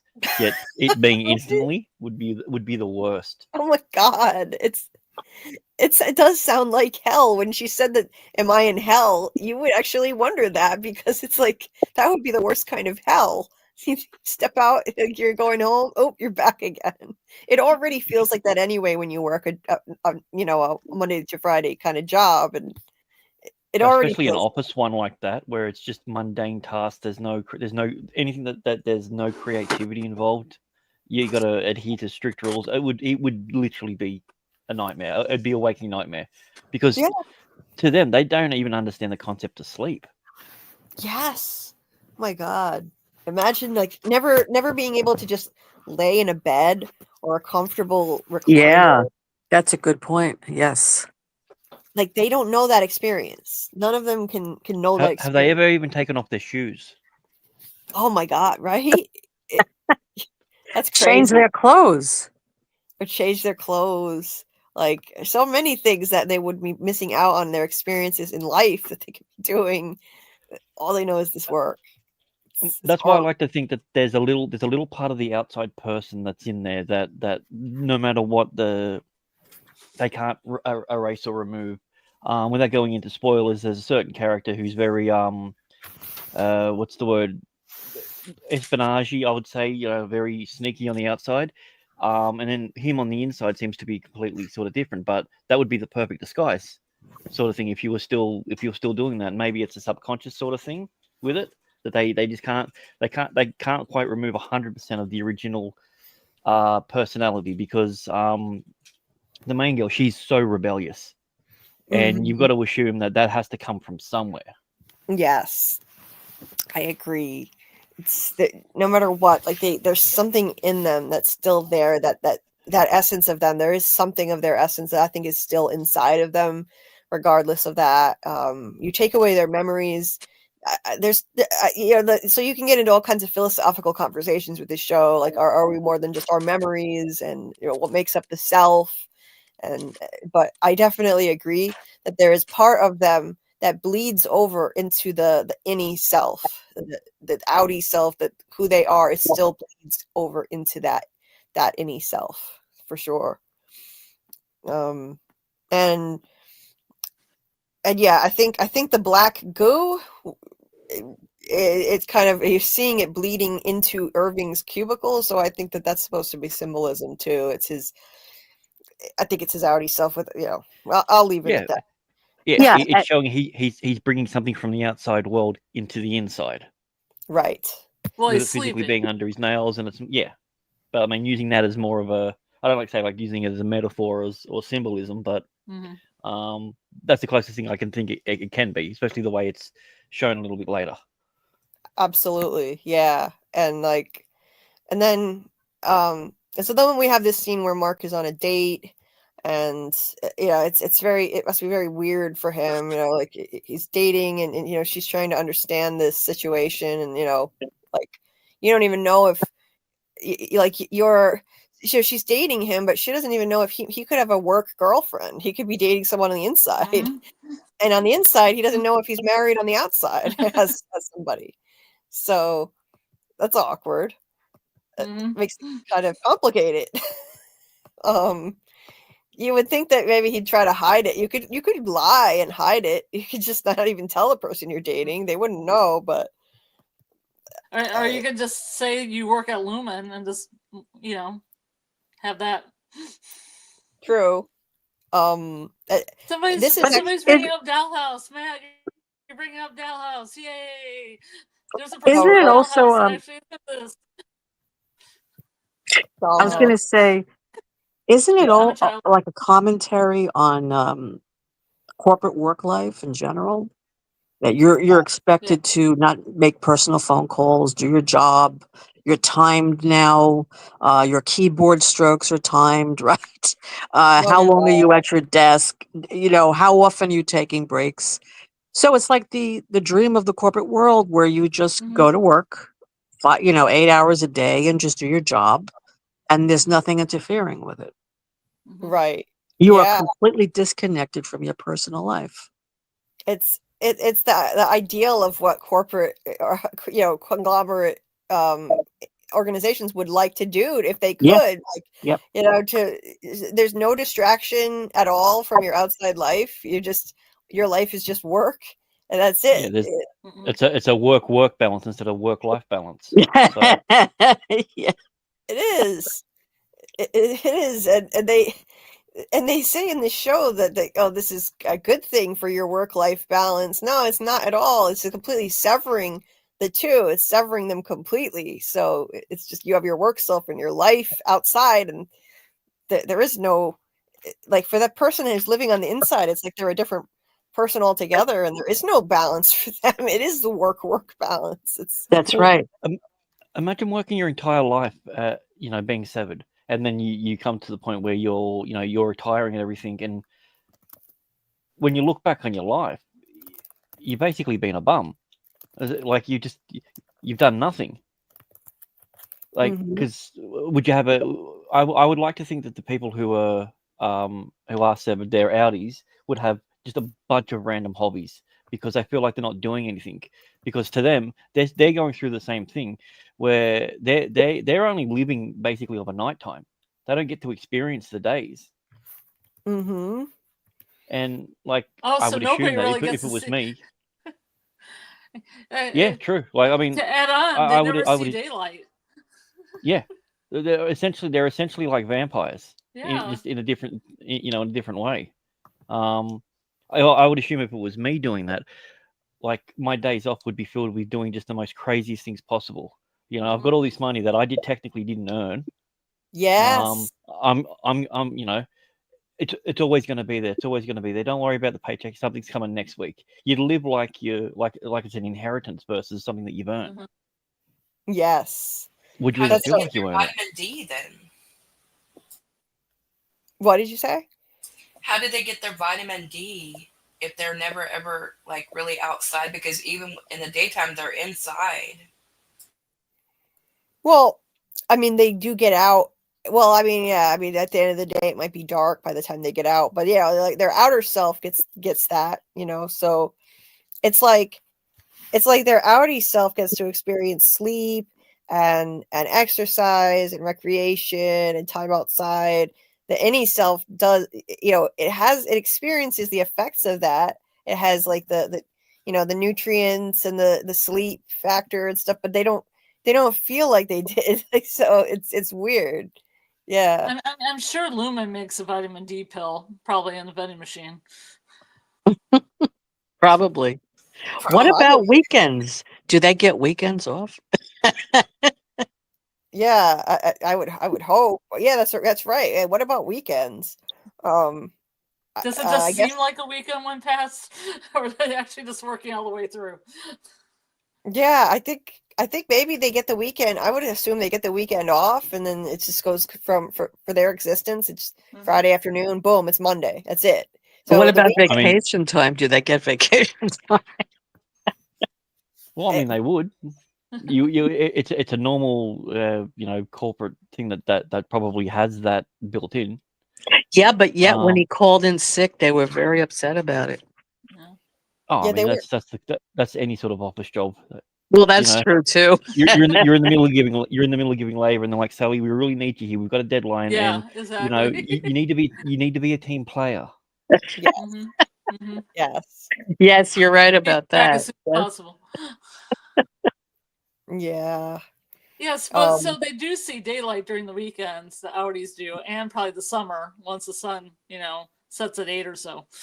yeah, yeah. So they get that benefit of that. They just don't feel like they've done it. Like they feel rested, I guess, but they don't get to experience the enjoyment of that of any of that. So if you think that your weekend flies by, imagine if you literally leave there on Friday and you're instantly back Monday morning. Like Yeah, that's but how they live. I think Any. that's a metaphor for office life too. Like your weekend goes like that, and then you're back on Monday. Yeah, I think it is. um Matt Gilbert said, I think Cobell is literally conflicted. I think there's more than one consciousness in there. She's super severed. It could be like a different kind of severance going on. Mhm. Yeah, yeah, it could be. Does the town here have any law enforcement? I wonder about that. I would think probably. They never go home. They're born, live, and die in that workplace. Yeah, they never go home. They never get to Aren't the sleep. books aren't the books of the shelf? They're book of the law. Their compliance Um, manual. yeah, the compliance manual is on the wall. Yep. Yeah. Um, yeah, it's like it is hellish. Yeah, like they don't get to really feel like they're fully rested because they didn't get to sleep. But Mhm. obviously, like So they would die if you're if they didn't. Audi, if your Huh? Audi drinks a lot, then you just feel hungover. Yeah, I think you'd have to. You wouldn't know why. Like, Mhm. Well, imagine your very first day, your Audi was an alcoholic, and you come in with a Yeah. hangover, and that's everyday work life. To you, that's how everyone feels normally, because you Mhm. have right? nothing else to base how life feels on. Yeah, You're like everyone feels terrible and sluggish, but they're getting to do it. I'm like, I mean, that would be hell. Mhm. yeah, 100%. It would. Yeah, and it's interesting because how would the supervisor handle it? Oh, what's wrong? You seem out of it today. Let's have a talk. Let's talk about it. Go to the And break then room. yeah, let's go to the break room. Yeah, And then Your it's like, pay on the well, paycheck and send you right to the break room. and then yeah, the Audi is, let's say the Audi's drinking all the time, right? And what do they do about that? yeah. They wouldn't be. That's a good question. They wouldn't have any control over what their Audi is doing. Hmm. So Like, you could yeah, really punish your innie if you didn't like them. Not that you have got any, not that you know who they are, but like if you maybe on the outside you're a little bit sadistic, then you just want to see what happens. hmm, you could. Yeah, Yeah. you could. You Y- could. Yeah, you could like really mess yourself up. Just before you Deprive get in an elevator, you do a line of coke just to see if they send you a nasty email or something. You're Yeah, definitely going in the break room. Well, you're not It's like experiencing it. You don't care. you're going in the box. Oh, The break room is the box. Are they allowed to like smoke in that vape room? I mean, the break room, because maybe some of the Audis might smoke cigarettes. I mean, that's the thing. What about if someone does? The innies would be getting a weird craving that they have no idea about. Mhm. Yeah, yeah. yes, that's right. That's right. They'd This be show opens up so agitated. many questions. I mean, also the innies could also mess with, like, let's say for instance, you keep winning all these prizes. You could be messing up the Audi's diet as well without even knowing Mhm. it. Yeah. True. True. Right. Yeah. this show opens up so many questions. There's so many things that you Well, have to wonder about. maybe love when you make the commitment, though, to do this, you have to sign an agreement that you're not going to be drinking, you're not going to be doing all these things, you know? Maybe. Maybe. Right. It seems like they're watching. Oh, they're like they live in Lumen housing. At least Mark does, and I'm guessing the others probably maybe they do too. I'm not sure. Do they have to live in Lumen housing? But it seems like they're under surveillance for sure. At least Mark definitely is. Well, I think Mark, because his situation is based on what happened to his Audi, and I don't think he would want to be in the same place as his wife. Him and his wife lived in. Right. So I can see him going. We've got a house, and he's like, "I'll take it." Definitely. Mm-hmm. Yep. Matt said, I wonder if Lumen can do something similar, storing persons and uploading them. Oh, Westworld. Yeah.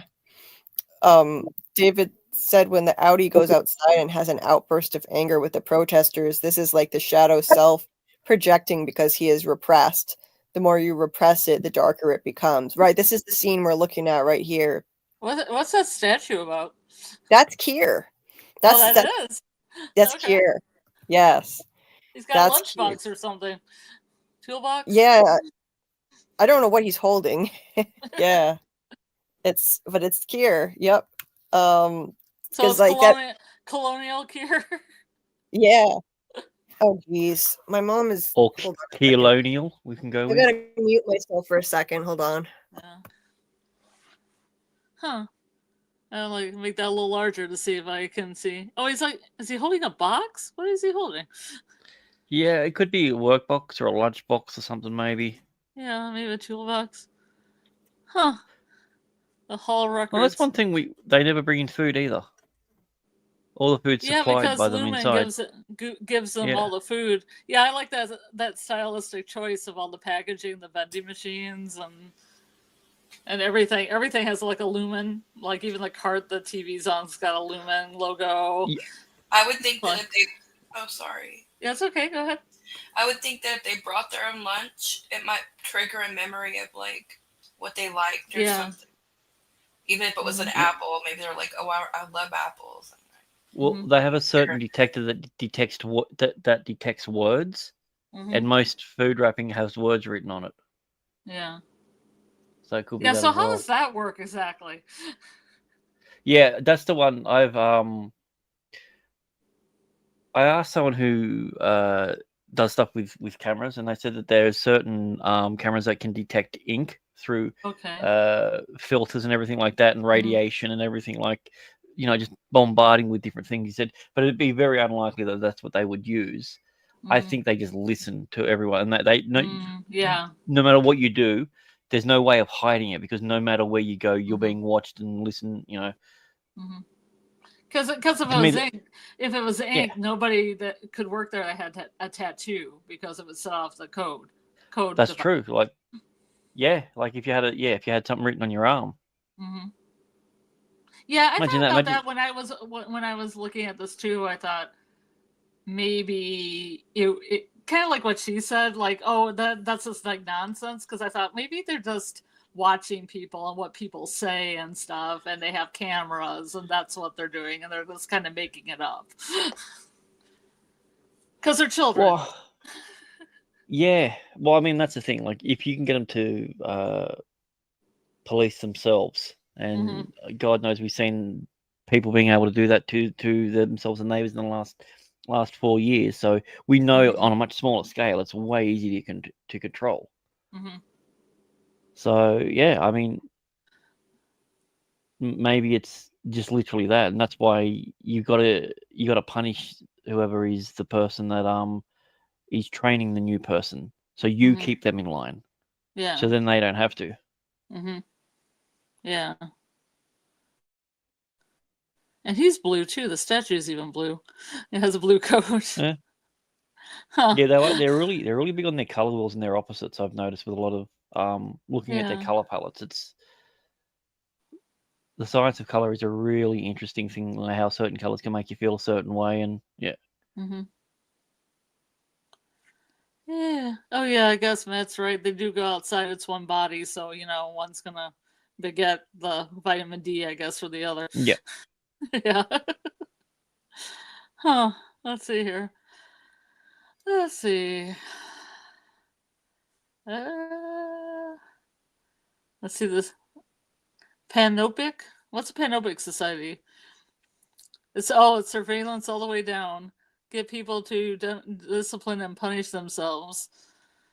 Yeah, it seems. Yeah, there seems to be a lot of masochism with the cat o' nine tails thing. That I have no idea what that's about. The painting with the guy with the cat o' nine tails, and then it's got the guy with is there like a horse and the guy with a goat head and a jester?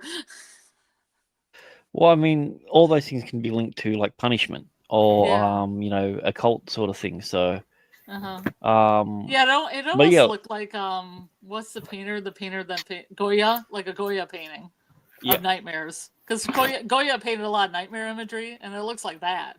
Hmm. It has that feeling. Oh, you're talking about the painting? Yeah, like Goya. Paintings that Goya's done. Like Yeah. the reason, Sleep of Reason and stuff, or the monsters and Mhm. stuff like that. Yeah.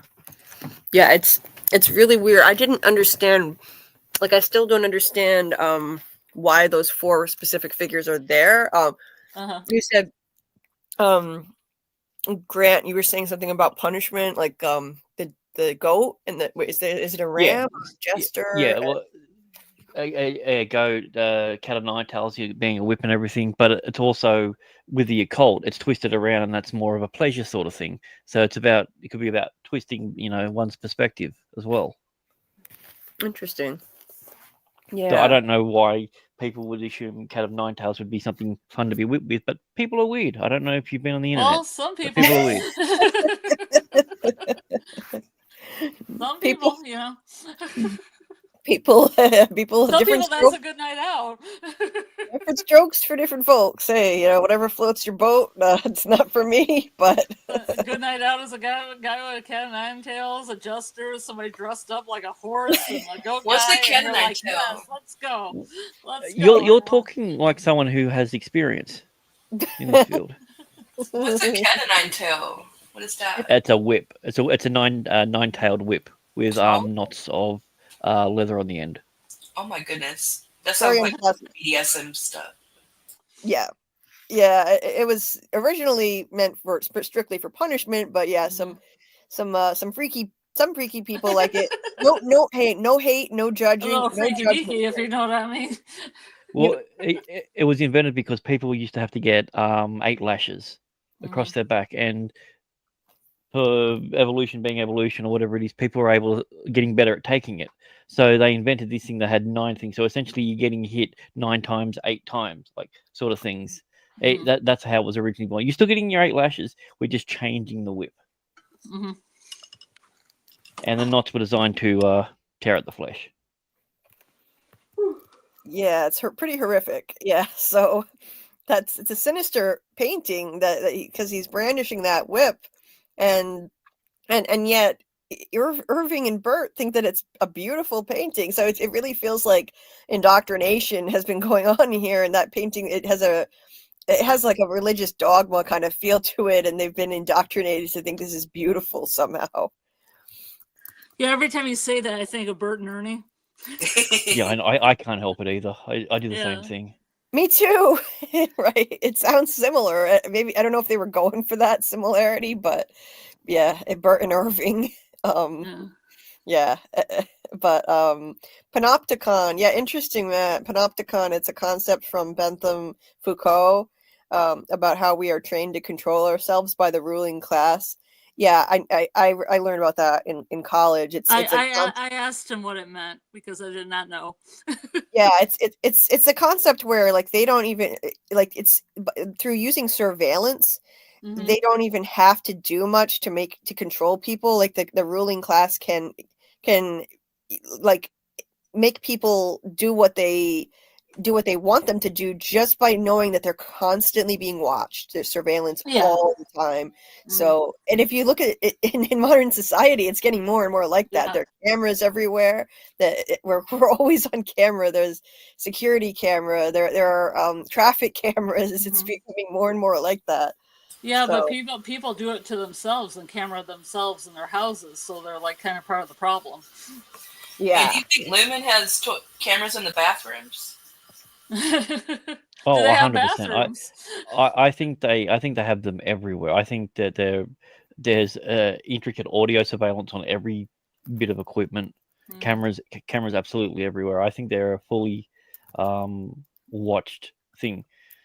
But then I think they realize that they don't need to be.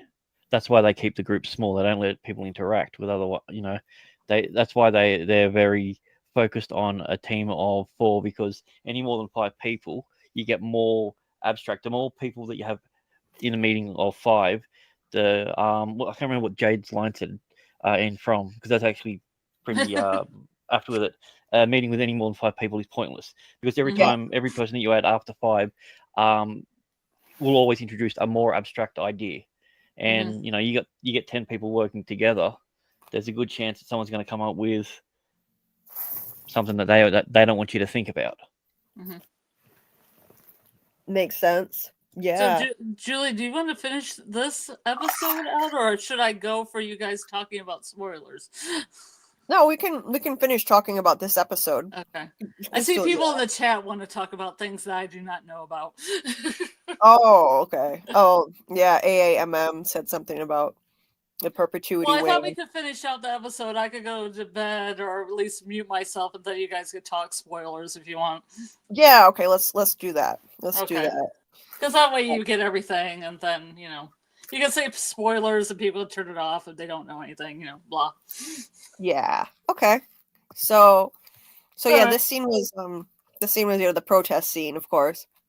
Mhm. They're protesting. So clearly, this is not just something that people are doing in this one company. You get the sense that Severance is something that's it's being hotly debated in society. And there's Mhm. someone makes a comment in one of these episodes about something about the congressional, like they're talking about it in Congress now. Like, so Mhm. there's some kind of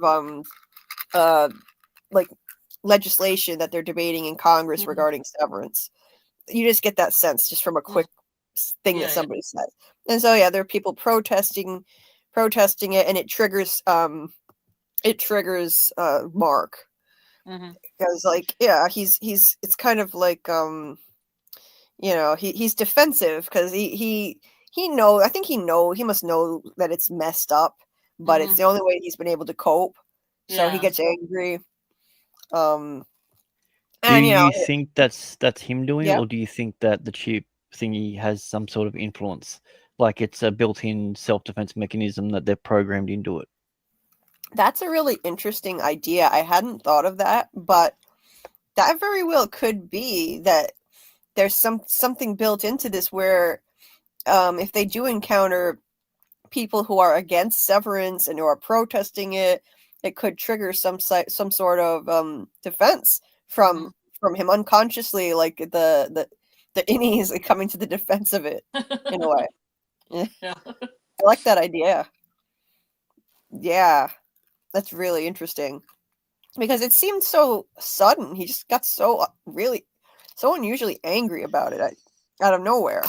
Well, the only time so far that we've seen him in the outside world with any sort of confidence, like his innie has, is this scene.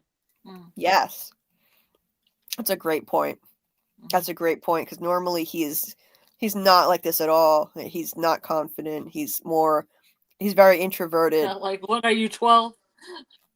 Yeah, what are you? Oh, Way to ruin the mood of this everything's scene. 12.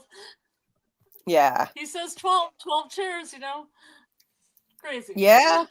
Yeah. Maybe the answer's 12 in this show too. Ah! And then Jim comes back when he comes back on the show. Yeah. Oh, I was gonna say if this was episode 3, it would make more sense, because in episode 3 of From, when Tabitha asked Jim, "What do you think this all means?" he says, "I don't know, 12." Yeah. Yeah. Mm-hmm. So that would have been cool. Yeah. Would have been cool. Um, let me see. So this one here is Mm. so yeah, she's Thus. showing up with the peace offering for getting to move the I don't know why all this focus on the garbage cans. Like it's it's all this is focus on that. It just seems like such a mundane thing. She put the garbage can in the wrong spot again or whatever. Unless you belong to an HOA, then it's like everything. Yeah, I guess. So No, I feel like she I had a friend who had to move her mailbox down a couple inches because everybody else at the HOA had their mailbox at the same height. Yeah. yeah. Um and I think she's probably deliberate. I would say most definitely she's deliberately doing this with the garbage can so that she has an excuse to come over Yeah. and barge into his house and say, "Here's a peace offering." Mm-hmm. She's doing it on purpose. She keeps Yeah. doing it over and over, I'm sure, so she can do this. Has an excuse to show up at his house. When I first saw this, I thought like I did wonder if she was drugging him. Mm-hmm. The Just sus 'cause food. sus. What are they? Muffins? yeah, are they muffins? I forget what they are. She always seems to wear hats. Her outside version of herself, whatever this is, I don't know if she's severed or not, but she's always got a hat on, dressed kind of bohemian. Mm-hmm. Yeah. There's something so upsetting about her being so nice and insisting on, oh, I've done something wrong, I have to make it up to you when you don't care. Yeah. Yeah. And also I like the fact that we have the guy who's on the outside world, the guy that has all the freedom in the world. His house looks more corporate than the desk of the guy who's an innie, who he decorates it. He has little things up. He takes pride in everything. You know. Yeah. Shows you how, like, even, I mean, you can say it's a metaphor on the corporate or office life, but I kind of like that it just, even without him doing anything, his surroundings show exactly what sort of character he is and what he's going through. Absolutely. It's a great point. Completely agree. And it's creepy how she's so nice and friendly to him in this setting, and I just got this sense that she's stalking him. It seems like she's stalking him. She's definitely inserting herself into his life and for the purpose of spying on him, for sure. And that's a running theme. Same colors again. Yes. Fighting fish. Yeah, I didn't even realize those were fighting fish. That makes they're it even, betas. They're definitely betas. that makes it even more perfect. For the symbolism that what they're trying to convey here, the two different selves kind of at odds with each other. It's interesting how even though he was the fact that he was triggered like that to yell at that protester and then he still kept the flyer instead of just throwing it away, that to me does suggest that maybe he was triggered by some kind of programming that wasn't really in his control, that they put in him via the severance procedure, but he held on to the flyer, and he actually ends up deciding to go meet Petey. So yeah, that makes even more sense to me now than that maybe he wasn't in total control of his actions when he something.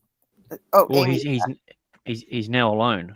He doesn't have to put the front on in front of anyone else, because it could be something that because he was with someone. Right. So when he's out in public, he's just in the car by himself. Yes, that's true.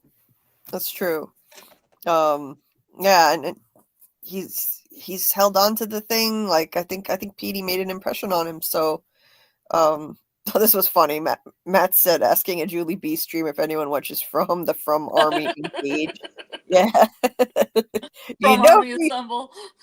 Do you know who you're talking to here? Welcome to the Fromily. Yes. This This is Fromily Central here. I built this whole channel on From up to this point. This is literally the first thing I've ever done for any series other than From on this channel.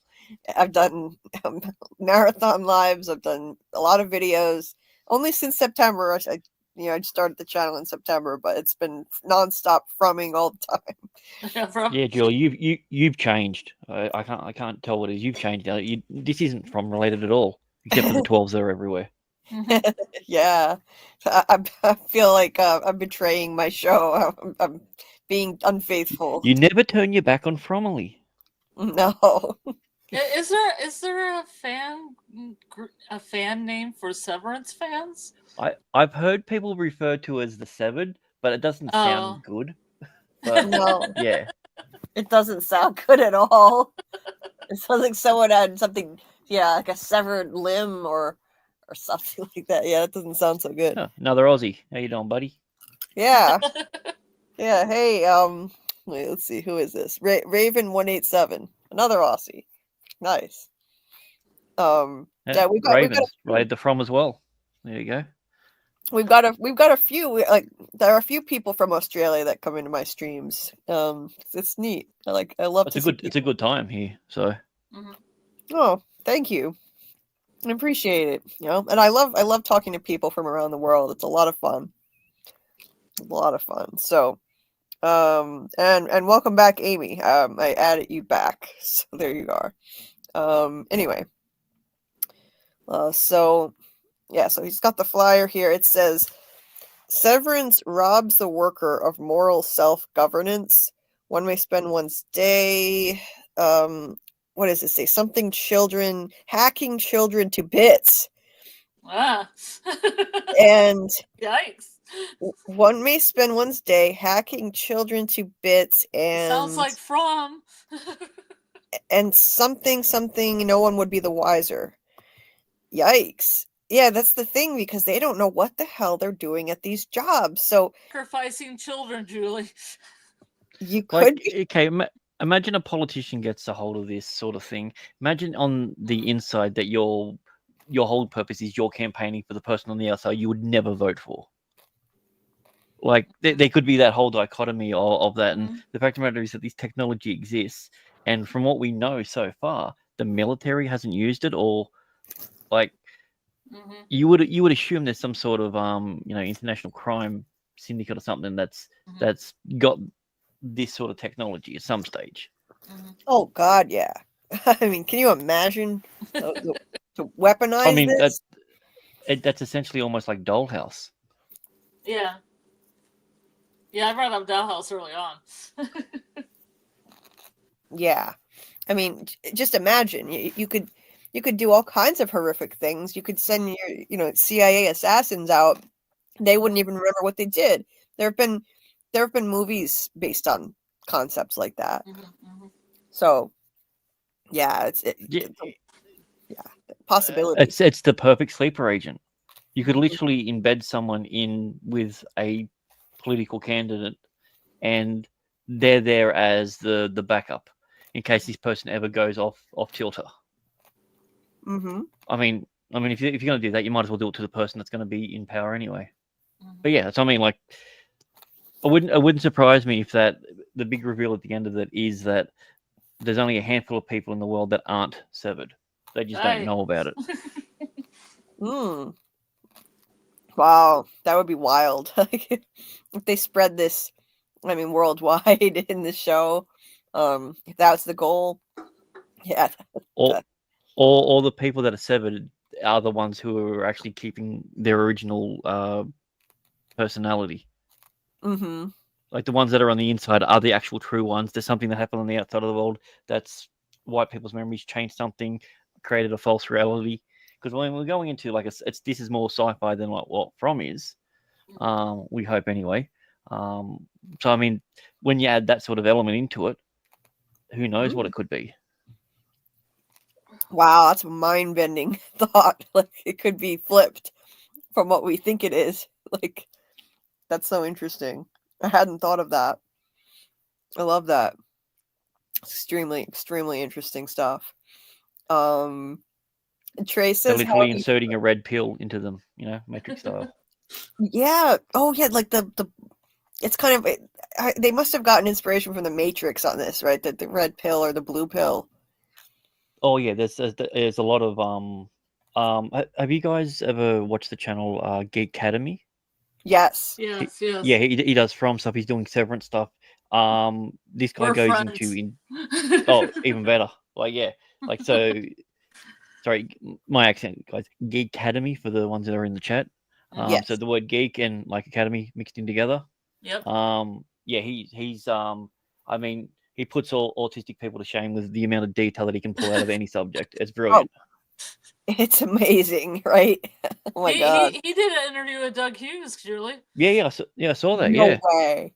yeah. Yeah, I think And you he- need to get and Doug also- Hughes on the horn because he says he loves doing interviews. He'll do interviews with anybody.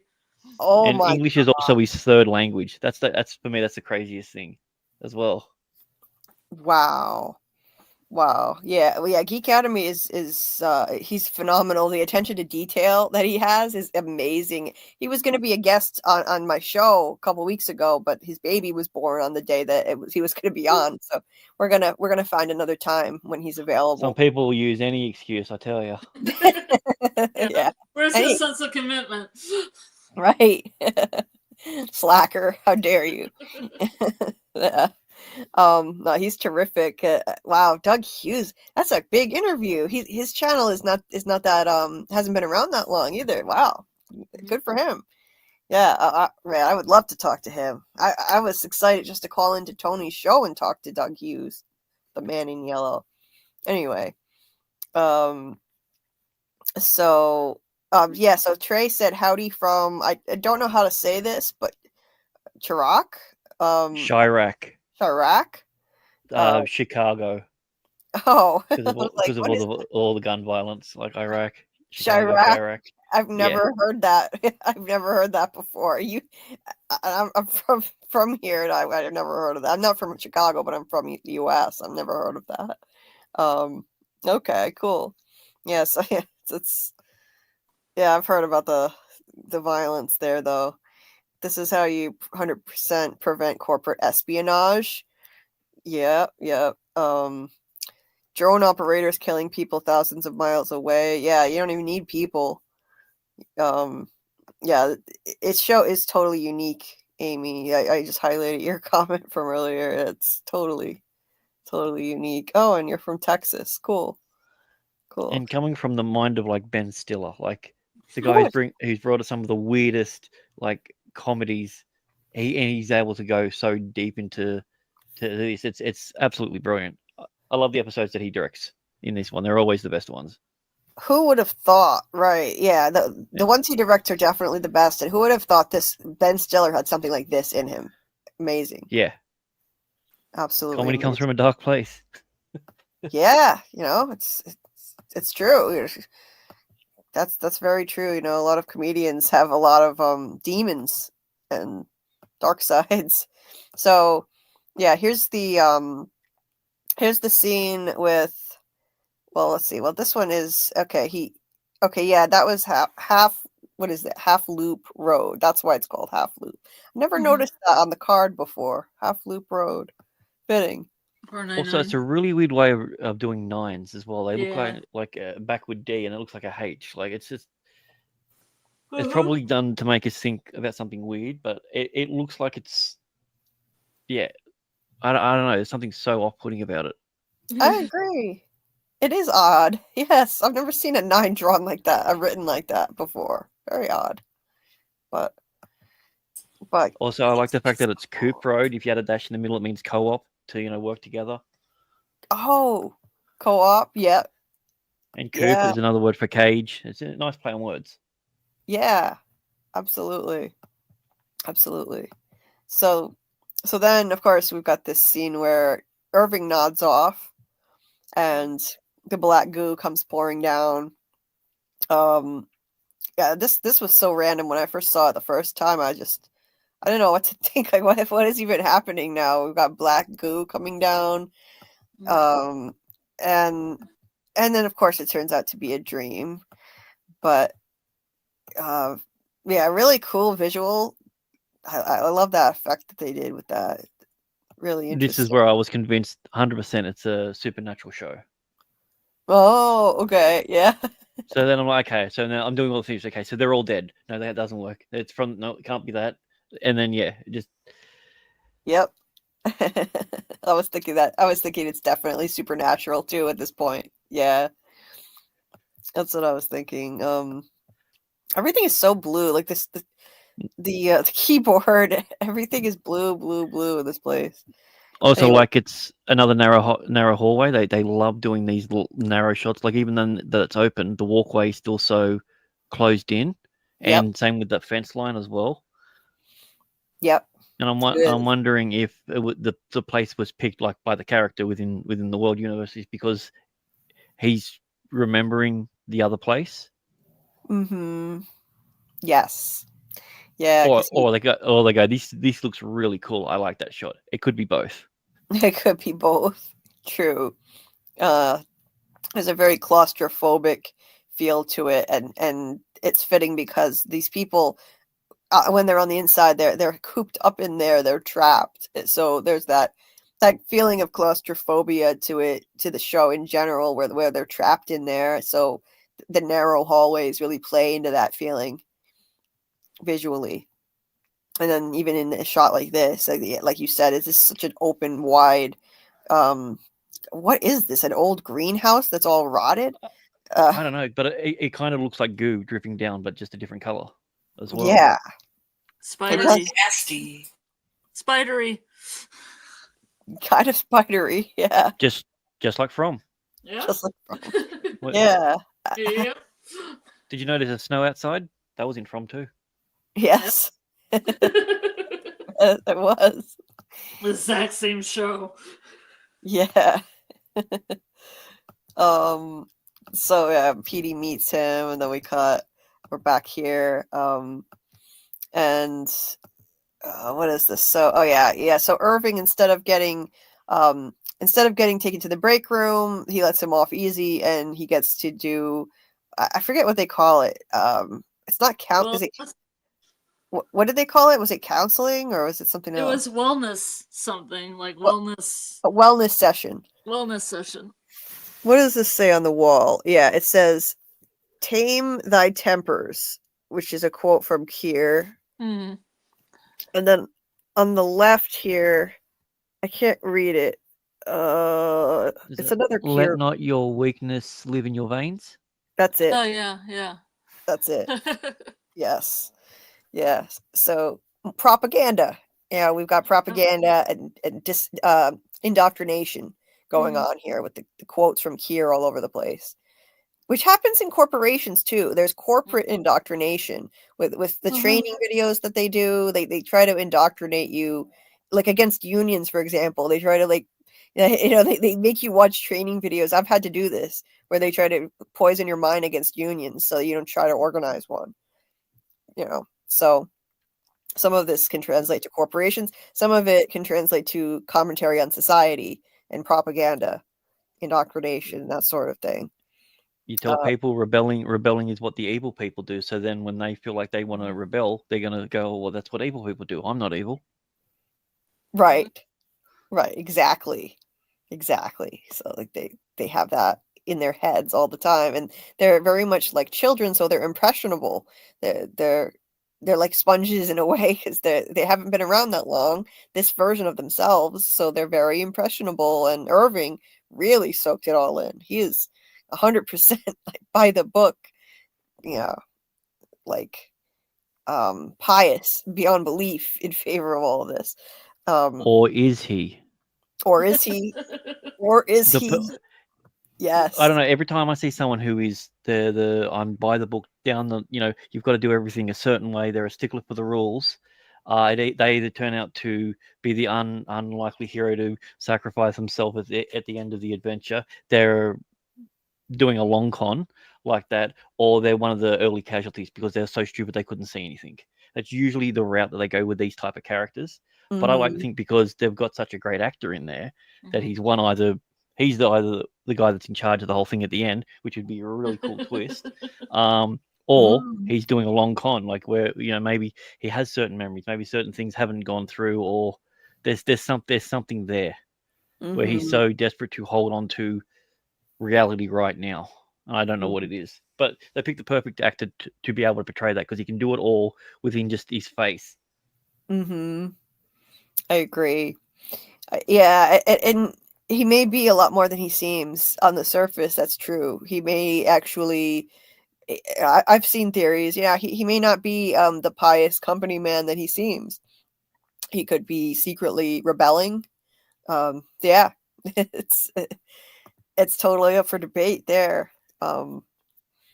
As I rewatch, I'm going to be taking a closer look at him. I'm so curious to see where they go with season 2. Also, it's going to be exciting.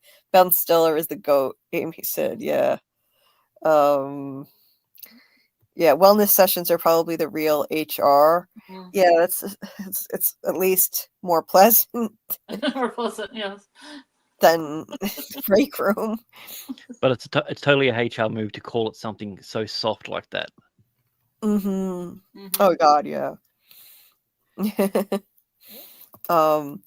Milchick is like Matt said, Milchick is like the orderly in a psych hospital who smiles as he straps you into the shock therapy table. 100%. Oh God, I can picture it. Yes.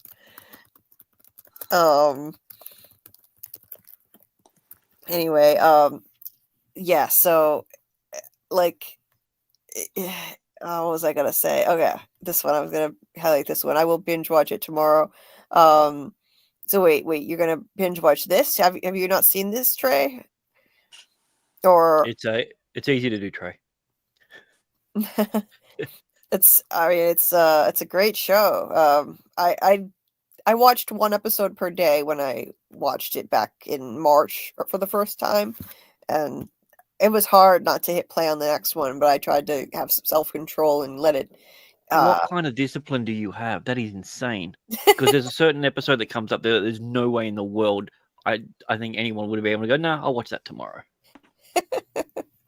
it was not easy. I'm telling you, it was not easy because I was really hooked on this show from the jump.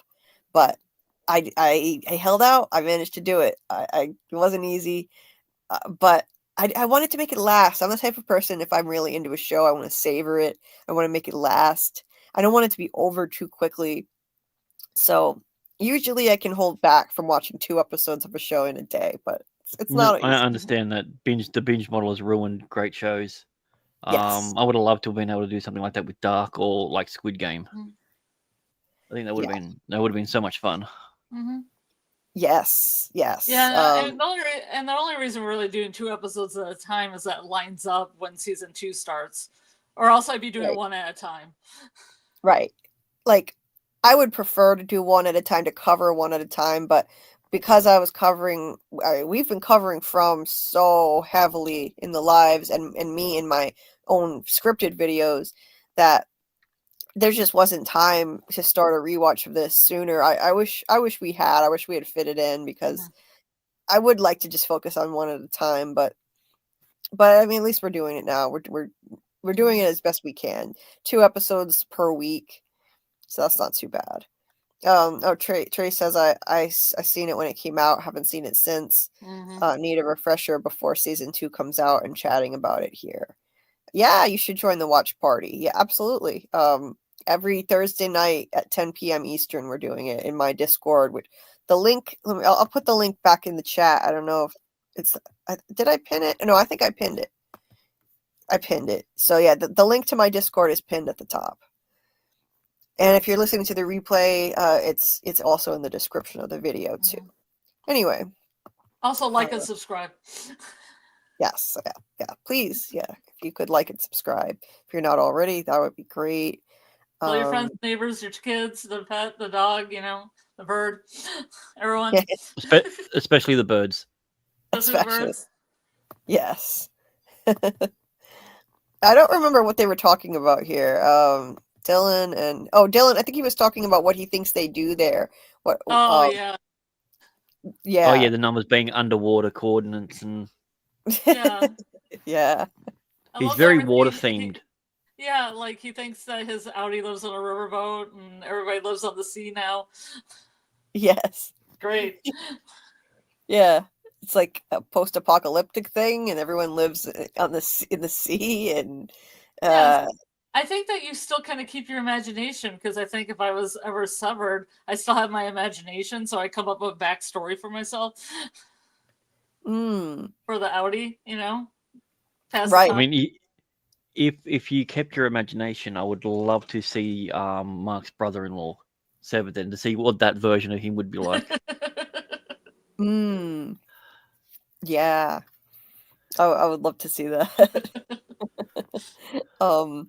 Yeah, they'd have to be so bored that I would find it so depressing though to imagine what my Audi is doing. Like your Audi gets to have all the fun. Your Audi doesn't ever have to go to work. Your Audi's having all the downtime. I would hate to imagine what my Audi's doing out there. Like, that would suck. Ugh. It's the Clark Kent Superman analogy. It's like in the comics and in the TV series, a lot of times Clark Kent is jealous of Superman because that's who Lois wants. So it's like you're being jealous of yourself. Right. Being jealous of yourself. Exactly what Yeah, it it's is. like it's such a weird, like, that's why I love this show, because it gives you questions about things that you haven't really thought about. Yeah. That's what I love about these kinds of shows. Like, it challenges you to think about things you wouldn't have considered otherwise. You get into really interesting conversations that transcend just a TV show. Like this particular show, like you can talk about all kinds of things. You branch off into like societal issues like class warfare and indoctrination and But then propaganda. on the same time, it's the same show is getting you to challenge, instead of looking at things on the outside, like looking at things as a macro, looking at things as a micro. Like what makes a person a person? Are these technically alive people? Do they even have rights? Like, are they technically a property? Like, and if you're this version of it, when you go home, do you technically die? Like, there's philosophical questions involved in it, spiritual. Like, it's yeah, it's very rare for a series to hit all of it at once. It's even Right. rarer for us to wait 3 years for a season 2. Oh God. Yeah, it's ridiculous. I'm glad that I actually with From, I wish I had found it sooner so I could join in the fandom and do the weekly lives with everybody. But with this show, there isn't that kind of a community that's doing live streams every week in the off season. So I'm glad I found it late. I found it this year, so I didn't It's a have to pretty wait. big off season. That's the problem. Yes. Like, I don't, as far as I know, no one does weekly Severance live streams in the off season. I've never heard of one. So I'm glad I didn't have to wait 3 years like everybody else. That's crazy. It's a great show. Wow, that sucks. Hey MoFi, welcome. We're talking Severance this time. So yeah, it's rare, like you said, for a show to hit all those things, like all those different topics that you can get into. It's so interesting. Yeah, like are they? It's like they're two different people. Like, do they have rights? The innies really don't have any rights at all. And like the government is like their government is essentially like management, and they don't have any rights at all because all they have are these overlords, their bosses. So and they're constantly being watched, and they don't even get to decide like if they get to continue to essentially live or not, because they can be fired or they can be forced to retire also. So that essentially causes their any self to die even if they don't want to. It opens up all kinds of philosophical questions too. But Well, yeah, it's essentially like showing a real life depiction of like Plato's cave. yes. The Eenies are technically just shadows on the Outies are technically just shadows on the wall. That that's not our world. That's just the outside world. That's because they revere their Outies as well. Like, Mhm. they always think they're so much better than them. because of all the deifying that the company does for them. You know, when they do their wellness sessions and everything. So yeah, I as I said, I really enjoy both the theory craft of it, but also the philosophical side of this show. Yes. Oh my God. I love that you referenced Plato's allegory of the cave. That's just one of my favorite topics of discussion. I fell in love with that in school when I learned about that in high school. I just love that. And this is a perfect example of that for these people. Like, this is their reality. They're the people chained, metaphorically chained in a cave and just looking at shadows on the wall, and they're several steps removed from reality. That's so. We could actually refine it instead of saying it's the shadows on the wall. It's a mirror, because it's Mhm. technically them that they're seeing on the outside. Like it's like a funhouse mirror. It's a warped perception of themselves Mhm. as well. So Yes. Oh, that's so good. I have Yeah, a question. I love it. Hey, I have a question. Yes. What's up? Hey, do you think that the innies are tethered to like the subconscious? The innies. Yeah, I think possibly. Or Well, vice well, we versa. did. I'm sorry. Hmm? We did make No, a no. reference when they were doing the protests, when they were at the protests, that something inside them might fight against that. That Mm-hmm. could be a subconscious thing, Yes. Yes. Yeah. for the good or the look, bad. if you look at each character, what we know up until each point that we are right now, the only character that we've really seen be really different on the inside and the outside is Helly. Like Yeah. she immediately just wanted to get out. So there could be something within her real life that's going to make her like that. It'd be highly unlikely that the inside version of her, who's extremely rebellious and everything like that, is the polar opposite outside. That she's, just a typical 9 to 5 office worker that loves to do this sort of stuff. So there's Mm-hmm. got to be some sort of bleed over to it, because otherwise it wouldn't make any sense otherwise. Yes. Completely agree. Yeah. I'm trying to say stuff without giving any spoilers Yeah. or potential I get what storylines you away. said, because if she's like rebelling, she would have something in her that wouldn't want to do it in the first place. Mm-hmm. Yeah. Yeah, that's wasn't what I was saying, but yes, that's actually Oh, even sorry. a better way of saying it. Okay. No, that's actually a better way of saying it than what I did. Okay. Yes. Yeah. Yeah. So At absolutely. first, I Yeah. thought you thought I wasn't listening. Yeah.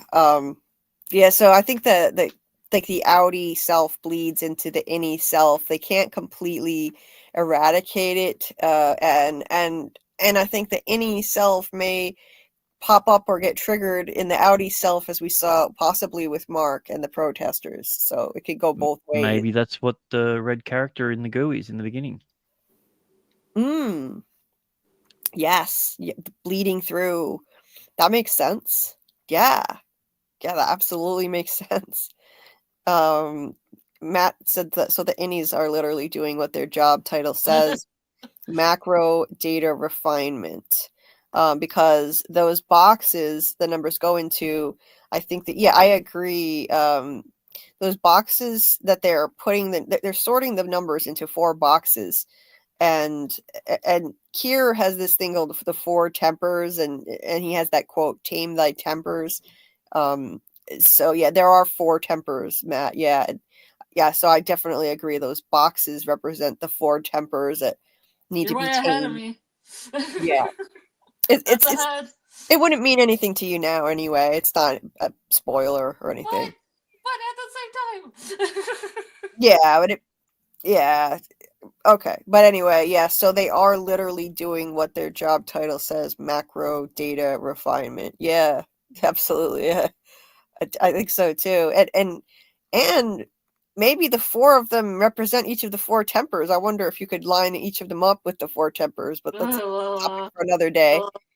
Topic for another day. But there are 4. There are 4.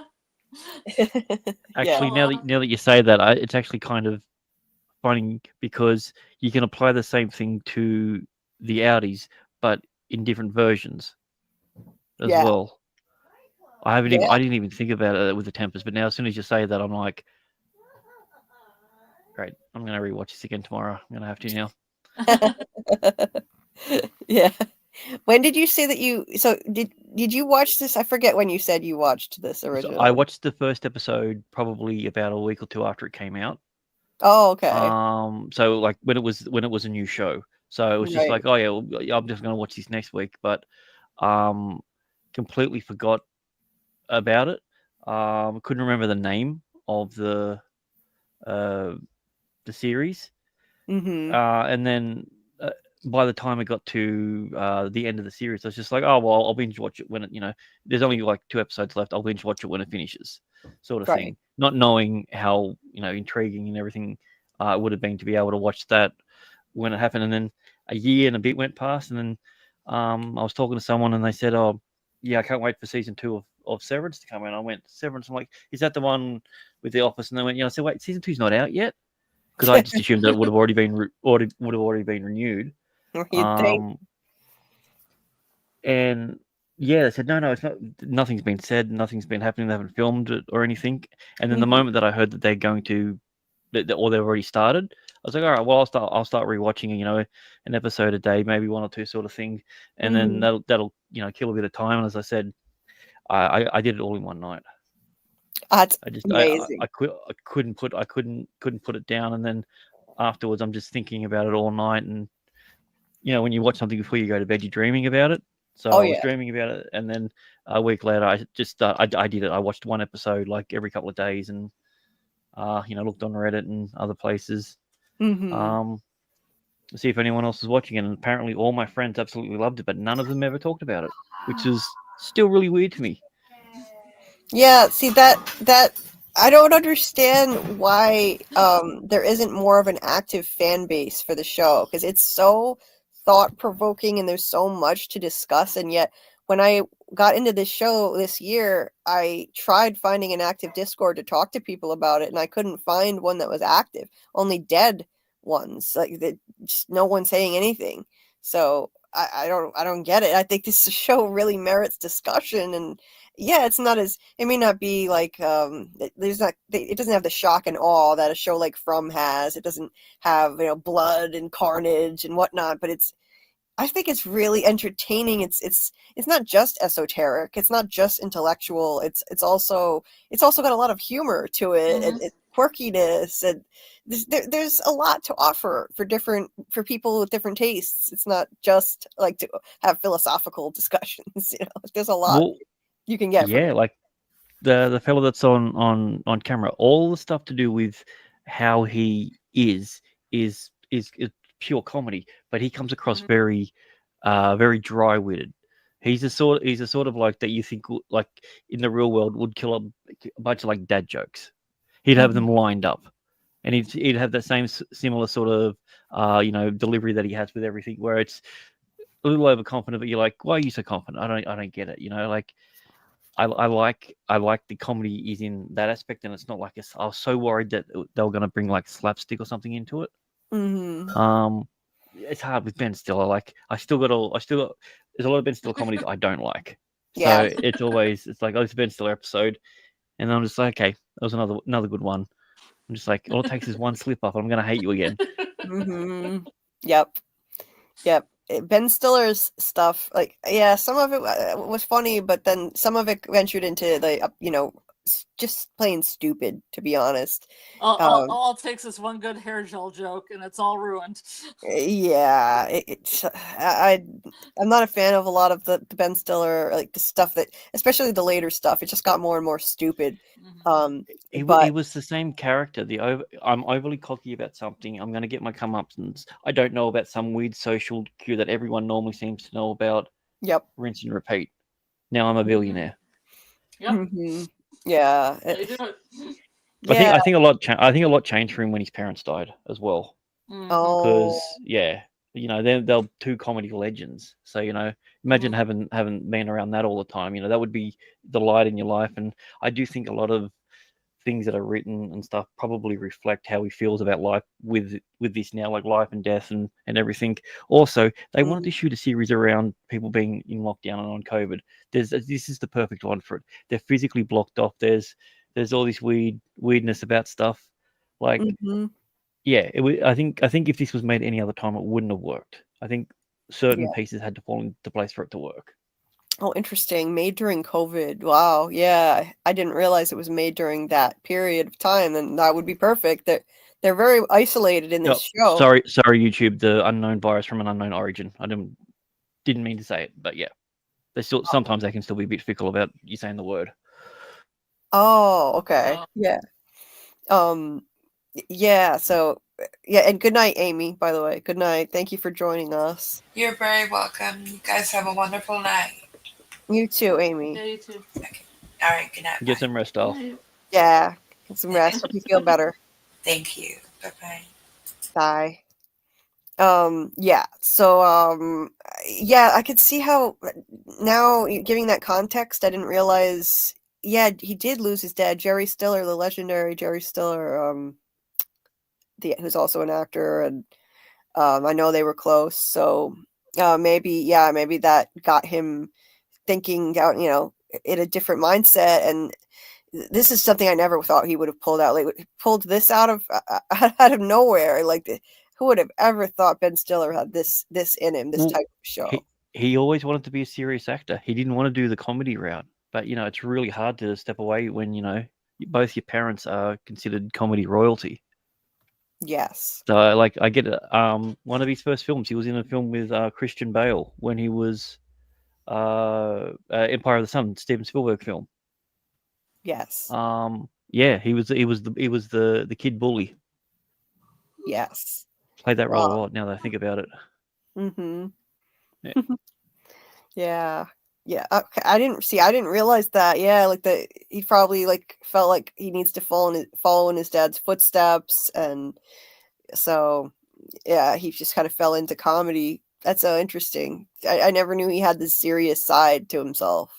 We had Jim Carrey doing some really memorable dramatic roles, and Robin Williams, but not really Ben Stiller with a dramatic show like this. He's not acting. He started off more dramatic. It was the same thing like Vince Vaughn. People forget that Vince Vaughn was a really serious actor before he started doing comedy. Yeah. Like he never. I think his first comedy that he was like 10 years into him being a professional actor. He just never touched them.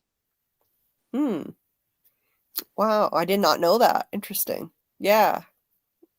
I had no idea, because I just know him from all of his goofy comedies. Yeah. Interesting stuff. Yeah. Well, he's killing it with this series, even though he's not appearing in it. This is his brainchild, and he's nailing it. 100%. He's probably going to be Kerr, whatever his name is. When they do the flashback episode or anything like that, he's going to be he's going to be related in the family tree line or whatever they're going to do with it in the future, potentially. I feel like he's going to have a small cameo sort of thing. I would love to see that. That would be great. He needs to do that. He needs to appear in some form. I would like that.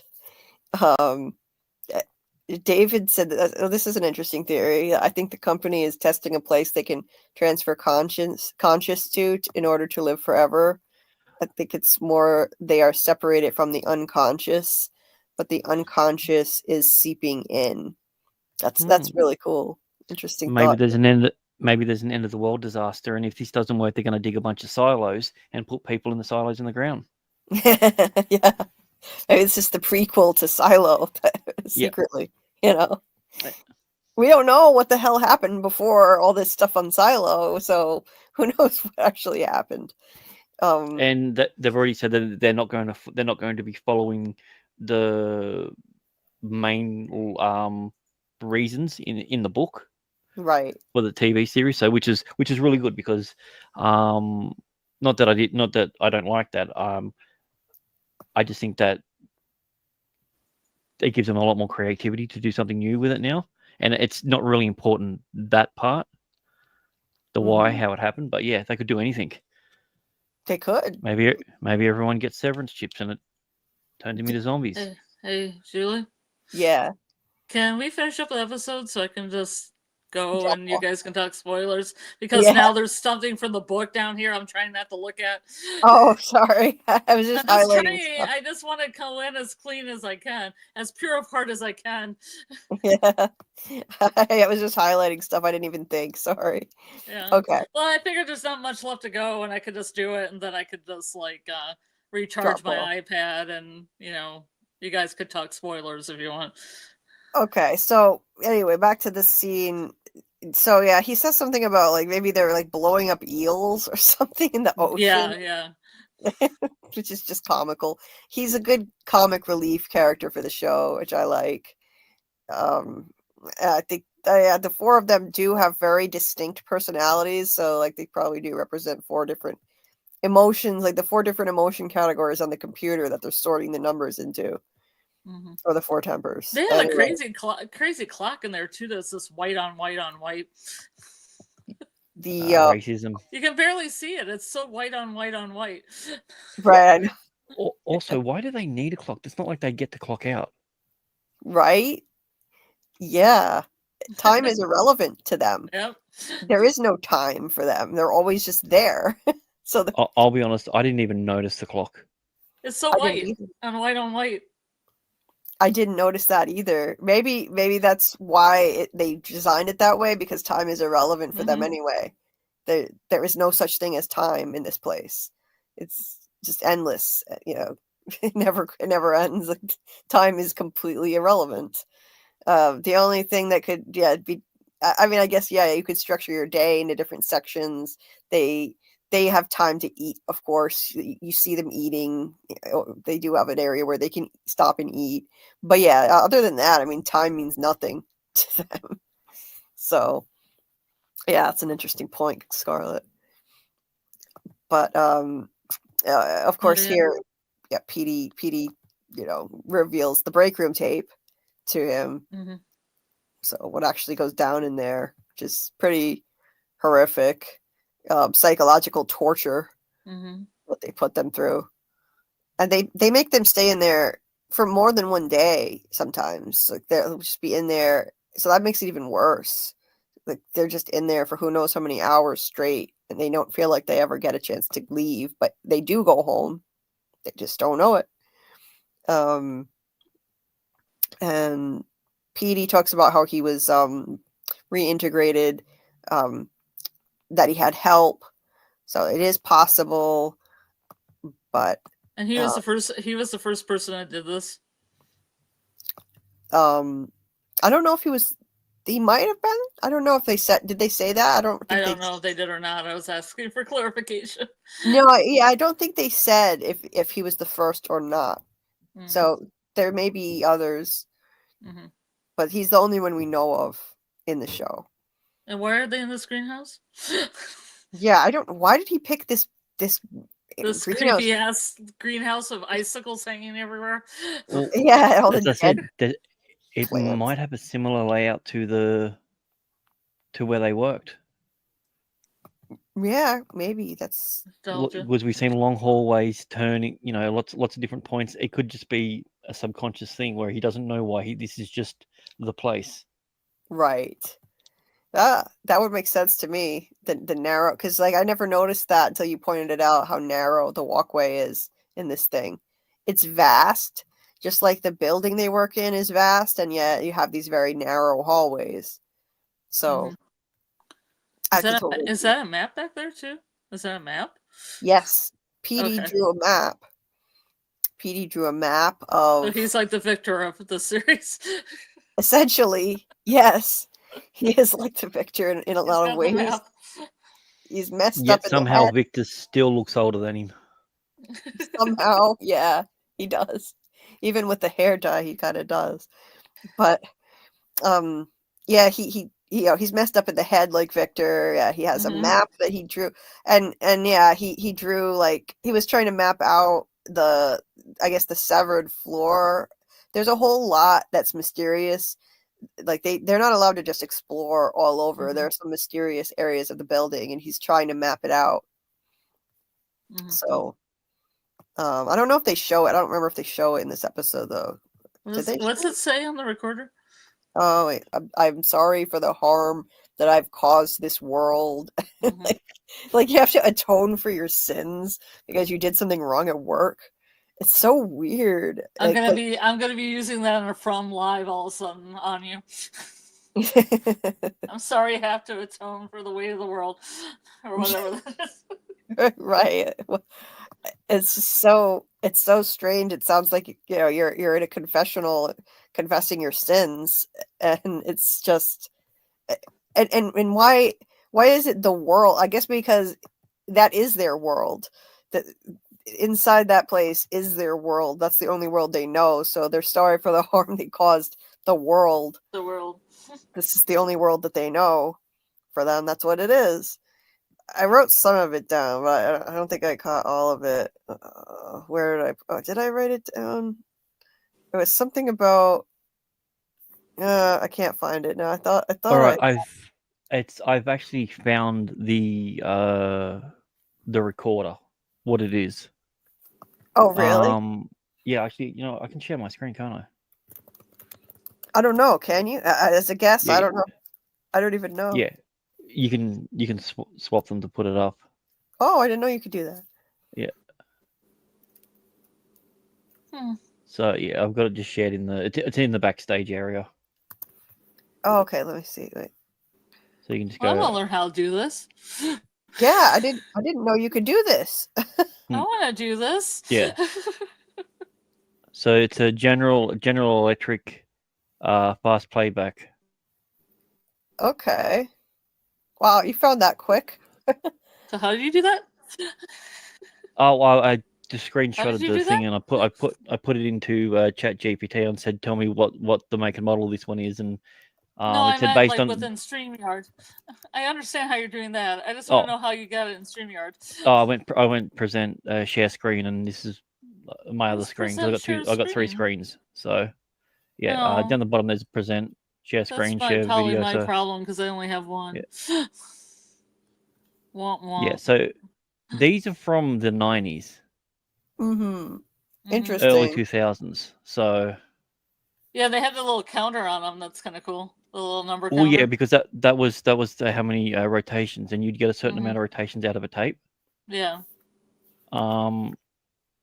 But the best part about these versions is because they only record on one side, so then you can then flip the tape over. Mm-hmm. So Mm-hmm. you'd put this into another player and it wouldn't quite work. It needed to be this one. That's why it's got the fast playback. Mm-hmm. So, Mm-hmm. but yeah, so yeah, there's different speeds. yeah. So it come I'm out a in little '99. old So school. I'm a little old some school, so I've dealt with a lot of tape in my day. someone asked Wow. earlier about what time it came out, what the time period was, and why he wouldn't do that. Maybe he's doing something that's before the digital age because Lumen might have some sort of technology or something to track it. Mm. Yeah, like analog. You're doing stuff analog. Yeah. Right. Yeah. Right. I mean, it's still technically digital tape, but yes, as close to analog as we can really get. Yeah, it's off the grid. So, yeah. Okay. Yeah. And market retail value is $140 at the moment if you want to buy Wow. one. So, well, there you go. Really? Jeez. For something so old? That's so Yeah. strange. So yeah, more old technology on the show. That's more. We got the old TV, the old computers, and old tape recorder. I was wondering watching the show why they didn't just record digitally. Another thing that I wondered. No. It could be something to do with it. Mm-hmm. Right. Yeah. I mean, if they're doing this, so see, I was assuming that he stole something that the management recorded, but maybe he was recording it himself. That would make more sense. Mm-hmm. The question is, how did he get it out? Because if he's going to use the old prison pocket method, that would have been very painful. Prison pocket. Oh my god. I've never heard that one before. That's hilarious. That's great. I have never heard that before, but that's hilarious. Well, I wasn't sure of the level of gratuity, I could say. So that was the easiest way of explaining it. The old prison pocket. my tape player was never the same. I could never get all the grime out of it. Yeah, there are a lot of little holes on that, so yeah, it wouldn't be fun. Yeah, exactly. Oh my god. Yeah, I don't know how he would have gotten that out. That's one of the things I wondered that bugged me about this. How did he get that out of there? There's someone on the inside that's doing it, and it could very well turn out that it's his boss, or more than likely someone who we haven't seen. Mm-hmm. Well, I mean, if there are people in the company that aren't severed, that could be somebody. I just don't see why, if you have that thing, that's not what you do. If you're trying to protect some information, why not protect all your information? Mm-hmm. Yeah. Your secretaries, the guys that mop the floor, all of them Mm-hmm. need to be severed. Yes. You would think they would all be severed, right? To protect that. Absolutely. I feel like there's a real problem with security in this company, and I don't understand why. That's another thing that bugs me, and there's got to be a reason. It can't just be a plot hole. I'm sure there must be a reason for this, but why did they just have Grainer, I believe is his name, the head of security? He's like the only security guy who watches the cameras, and they don't have anybody else. Like, how do you, like, you literally have people doing something that's so top secret that even they don't know what it is they're doing, and they're severed. You go to all that trouble for this secrecy, and yet where is the security? Why do you not have more security? Why is there a skeleton crew? There's hardly anybody in terms of security. There's hardly anyone because you don't need it. If everyone's severed, you don't need it. Everyone would have to be then. So, like, but that's the only way that it would make sense. Yeah. Maybe there's just a there's a level to it. Like, say for instance that if you're at a, let's just say, middle management, you get 1 day a week as you're out in the real world. Mm-hmm. But we're watching you. Right. I could see that. Levels to it. Yeah. Give them. Yeah, there could be levels to it. It's like their waffle party. Yeah. Mm-hmm. Have we ever seen someone act differently? Maybe it could have something to do with it. Yeah. Interesting. Yeah, because there's got to be something there, because otherwise, logically, it doesn't make sense for them to have such a skeleton crew, so few people in management, like one security guy, and they're doing something this top secret. They're going to all this trouble and expense to sever these people's minds. So there's got to be something more to it that's yet to be revealed. So maybe it's different levels of severance, like you're saying. There has to be something more, I think, for sure. I also like the theory that Lumen's only product that they have is the Severance chip. That's everything. They literally don't do anything else. This whole thing is just a big test to see how this thing works. Because I mean, they've got stakeholders and shareholders, and from looking at the size of the building and everything like that, you've got to assume they're a multi-billion-dollar corporation. Mm-hmm. Yes, it's got to be huge. I mean, look at all the things they make. It said they literally make practically everything, and pharmaceuticals. That's just one thing.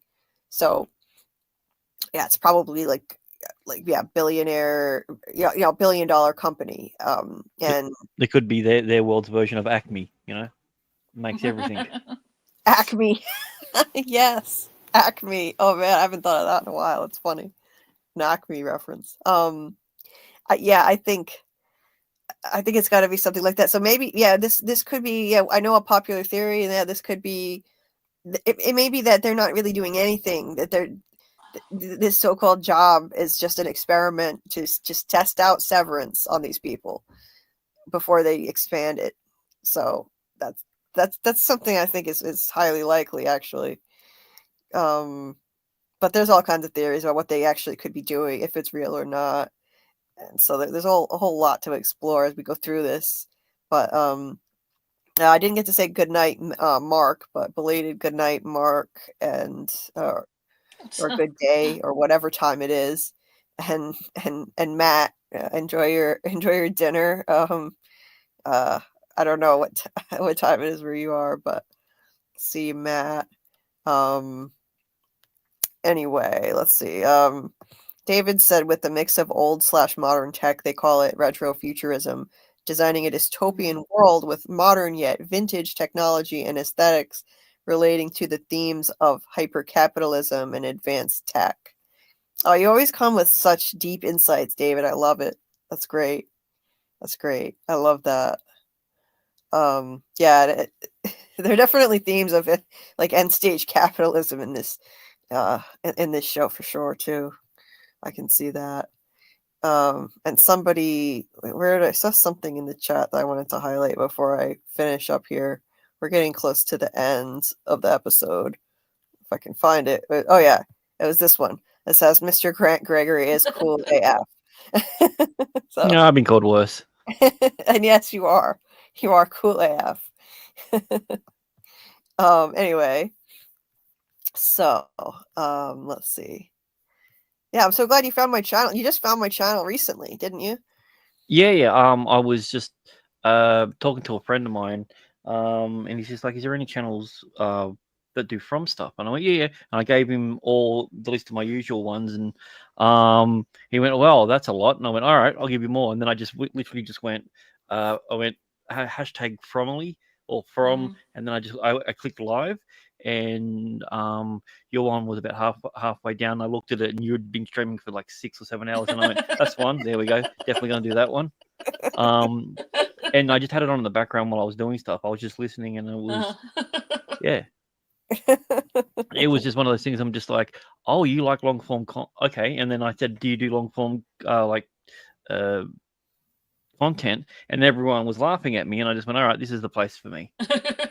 So, Yes, 100%. Yeah, we do the deepest of the dives here. We don't know how to do short form anything. So, well, yeah. I mean, it's in the name. I should have realized that, but I just assumed it was French. Oh yeah. No, nope. So yeah, I'm glad you happened to stumble on my little channel little channel that could. It's getting there. It's it's still very new, but we love doing this, and it's an obsession. It's kind of over the top with these marathons, but it's fun. Well, I remember what it was like back in the early days of my channel, just doing the grinds for hours and hours, and you can tell when someone puts the effort in and just keep doing it, and it just happens to fall in line that the shows that you're obsessed with, I am as well. So kind of makes it awesome. That's perfect. Yeah, you like you right off the bat, you were in the chat. You listed all the shows I'm obsessed with too. So we have the same taste in shows. So you fit right in here. And Scarlett and I have the same taste in shows, so we just fit. We clicked. Perfect fit. And great. So wait, what's your channel about? Initially, I used to do trivia. That was my whole thing. It was a trivia channel, and then YouTube's algorithm come in. My channel's gone through a bit of a rebranding phase at the moment.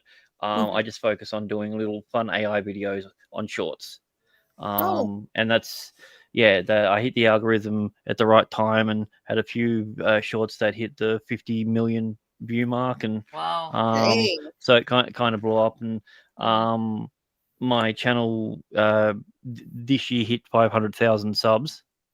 Wow. Yeah. Damn. And but I can't go live. I can't do any of that because the algorithm of my channel is now based on shorts.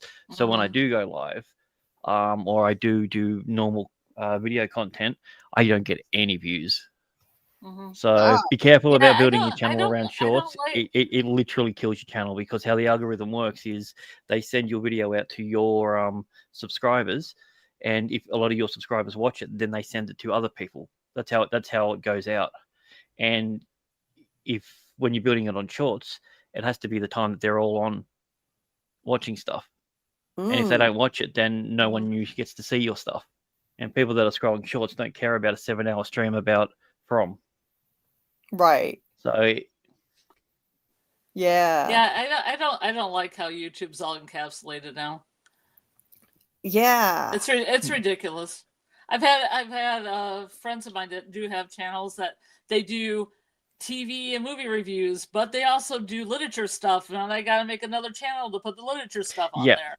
Or And they also do a video game walkthrough. Well, they got to put that on another channel. Oh no.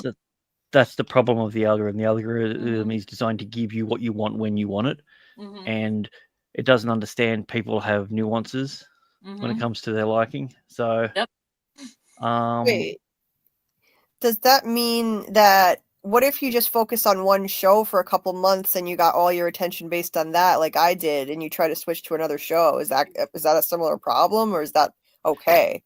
No, as no, long because as you keep really long lives, you can do long lives on anything. usually with that, the way in which that you're doing it is you're building your audience, and it's your audience that's sticking around. If you tell them, I want to watch this show because this show's like this, you're going to get about, let's just say 80% of people that will go and watch that show. So then you're still retaining a lot of your new audiences. It's when you completely switch from, say, I'm doing nothing but mechanical life hacks on trucks, and then all of a sudden now I'm switching to gameplay of Call of Duty Zombies. Those two things there might not be any crossover. So people might go, okay, I don't want to be part of that channel anymore. I'm going to unsub because it's a different channel now. No, it's not Talks a Lot. That was an interview that I did. It's just Mr. Grant Gregory AI. Oh, okay.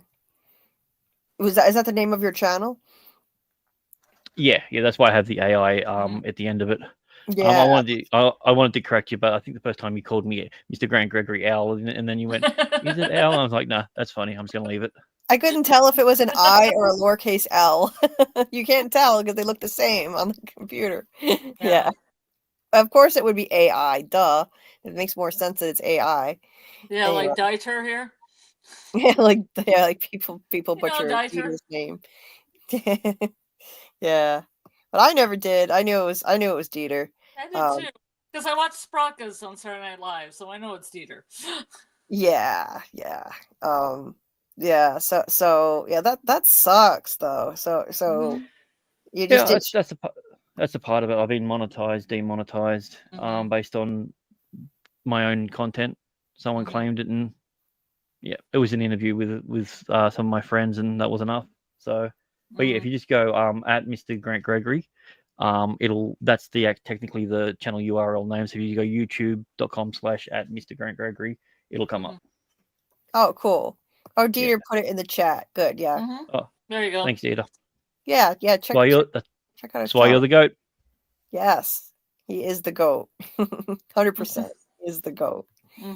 Yes. Yeah, anybody that comes in here that has a channel, if they're in the chat or on the panel, I always want them to drop their link. I want to support other channels as much as I can. So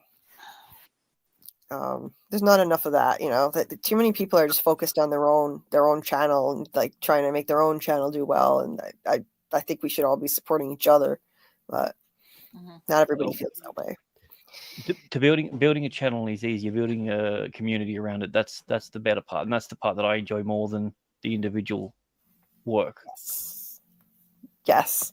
That's the thing. That's what's the best part. I've gotten a little community together here that's been amazing. So I'm gonna try and we're still gonna talk I'm gonna try and recruit some of the Fromily here to watch Severance with us, and but I'm still gonna talk From year round. But it's just so nice to have this community, and so I was just like praying to God, like, please don't let them cancel From. Like if they cancel From right after I launched my channel and found this community, I'm gonna be sick. Like the community would just dissolve. Like we would all have to commit to another show together to stay together. Like that would have sucked. I just found these people. So I'm happy it's coming back. And Matt subbed to you. So yes, good for you, Matt. I'm glad you subbed. I will be checking out your channel too. Absolutely. Yeah, I've never made a short. I don't even know how to make a short. And now I think I probably shouldn't. Well, I guess it's okay as long as you do a mixture of things. And just don't do exclusively just shorts. So no, it's the opposite. But yeah, as long as you just do like some shorts, it can be good for the channel. I've heard. I just don't know how to make them. Well, I just want to finish the episode. I don't want to Yeah. get out and talk about it right now. I want to finish the episode and go to bed because I've been waiting for an hour to finish this. Yeah, let's finish this. Let's finish this with this disturbing painting here. With this yeah. disturbing painting with Get some. yeah.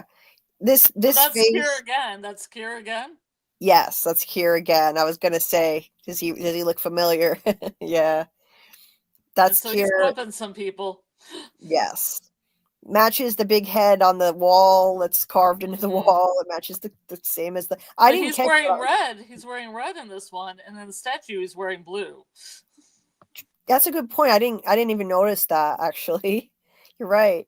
And when I first watched it, I didn't even notice that he was the statue at first, but that because I was focused on the protesters. But It's interesting. It has twin doors on the wall too. These twin doors with knobs that go in the center. yep, more of that duality symbolism. All of this duality in the show, the duality of the self. And yeah, so he's whipping them, and Irving thinks this is beautiful. You can tell indoctrination. It must have gone on here. The goat. What's going on with the goat? Not the goat. Yeah, please. Not the goat. The goat's wearing like a robe or something. I don't know what's going on here. What the fuck? I know, right? He's wearing some kind of a robe. I have no idea why. There's a court jester. There's a woman with some kind of a veil. And I don't know what this lady here is wearing. I think it's a lady, and I don't know what that is, but whatever. It's I'm not really sure, but so this is, I know it must symbolize something. I'm gonna have to delve deeper into it. And if you notice, there that are poor goat. That goat. No. Look at that terror on the goat's face. I know, poor goat, right? What is it with goat symbolism in the shows I watch? Goats and frogs. We've got a goat here. And of course, once again, things seem to come in fours in this show. We've got 4 of them, along with the 4 people in the data refinement area, the 4 emotional boxes that they put the numbers in, and the 4 tempers. So it keeps coming back to the 4s. Yeah. The way she tells him that, it's like a jungle in here too, this plant. And it's got like the sea, like at the table, it almost looks like the sea, and there's some driftwood on top of it, like this whole environment. Yes. It's like, it's kind of cruel, actually, giving them a little taste of what they're missing, like the outdoors that they never actually get to see, actual trees and foliage. But and his Audi has film and a machine that plays it. Yes. Film. Yes. The stuff that I didn't get it. I was trying to type out as much as possible of what she was saying. He likes to swim. He's a great lover. He won some contest. I can't remember what contest. Yep. He likes the sound of radar, which was interesting. That's weird. Yeah. There's something odd about he's a bat, apparently, like can pick up some radar signals. Yeah. I can't remember what else. I just remember that one because that one was weird. And in this moment, he smiled too much and reacted too much. Yeah, that's weird. That whole thing too. They dock him points for actually not having a baseline reaction to everything. Right. It's like they're trying to brainwash them into not feeling anything too strongly. It's strange, like desensitization going on here. Yeah, but she said the same emotion at the same time. So if you like are really happy all the time, can you just be continuously happy and not get docked points? Yeah, maybe. React to each one. She wanted him to react to each one the same, so I guess that would be okay. So if you're like thrilled with it, you can act just thrilled every single time. Right. Oh yeah, some of the other things that I typed out. So he's generous. Okay. He's fond of music and owns many records. He does like films and owns a machine that can play them. He can swim very well. He's and this part was funny too. Friend to, I forget who, and the insane. Oh yeah, children, elderly, and the insane. What the hell? The way she said it was so comical. Like, and the insane. Okay. He's a friend to the insane. Well, all Well, right. children, the elderly, and the insane. Children, the elderly, and the insane. Yes. That was so weird. I cracked up laughing when I first watched it. Like, okay. So weird. So what kind of a weird life is he living out there? That's such a strange mixture of things. Like, okay. Everyone. So if you try to piece the clues together here, like what kind of what does that even mean? He's a friend to children, elderly, and the insane. Like, how do all those things go together? Like, Probably just a charitable person, I'm assuming. I guess so, because those three groups don't all hang out together generally. The children, elderly, and the insane. But there's charities for all three of those. That's true. You know, charities for children, charities for the elderly, charities for mental health. Yes. You know, maybe he's a giver. Please enjoy the comments equally, Matt said. Yeah. We're getting docked points right now. Yeah. Aussie actor. She was in Neighbors. Oh, I didn't know that. Mm-hmm. She's in Dollhouse too. That's a very 19th century phrase. The insane, you mean? Is that what you mean? Children, the elderly, and the insane. A friend Yeah. to them. Right. People say mentally ill now, not the insane. Mm-hmm. We don't talk about insane asylums anymore or anything like that. Keir Egan, very interesting name. I can see Reagan in there. Oh, interesting thought, Matt. Yikes. Interesting thought. The uncanny, the creeping horror evoked when the familiar turns unfamiliar. So yeah, he reacts too strongly, so you lose 10 points.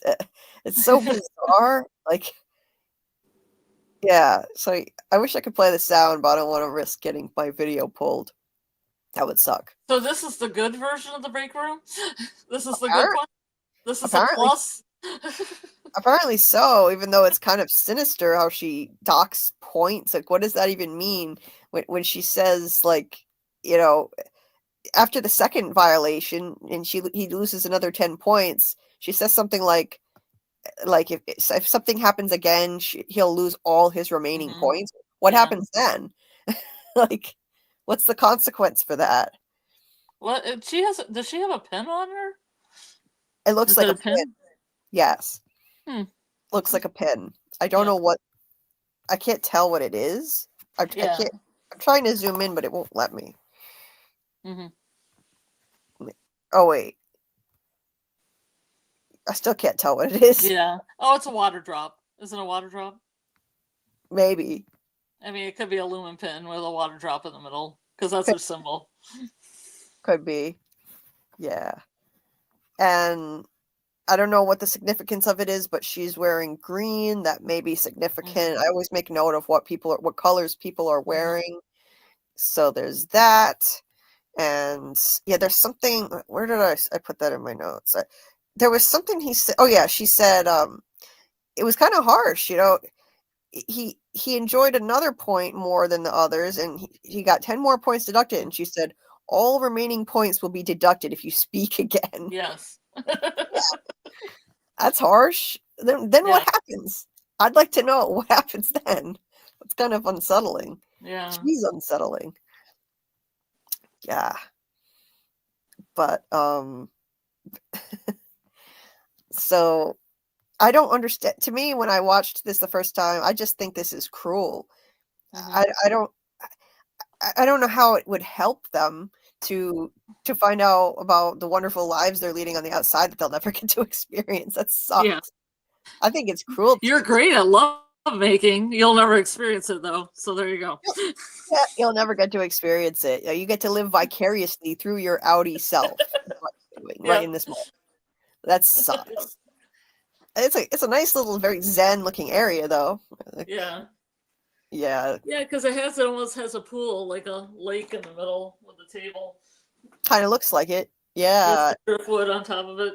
Piece of driftwood. Yep. Yeah. It's Yeah, it looked there's a camera There's inside the camera. in the driftwood. The driftwood has eyes. Oh, it's so creepy that they're being watched and they don't even know it. They're on surveillance, of course. Even Mark, when Mark was, we didn't discuss this, but when Mark was actually in a kind of supervisory type of role, speaking to Helly in that other room, like he was being watched.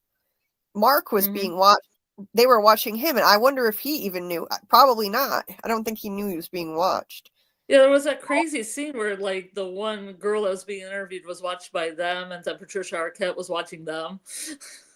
Yeah. There's Yeah, just so so many layers of cameras. yeah, 2 different layers of surveillance going on. Wow, that was cool. I forgot to I skipped over that by accident earlier, but yeah, he was so she was under surveillance by them in the next room, and then Harmony Cowell was watching Mark, which was so creepy.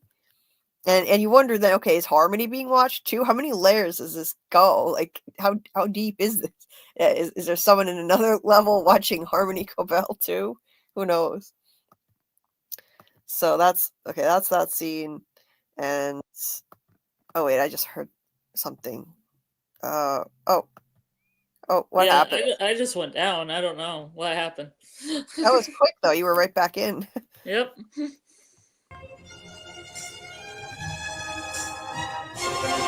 Oh, Yeah.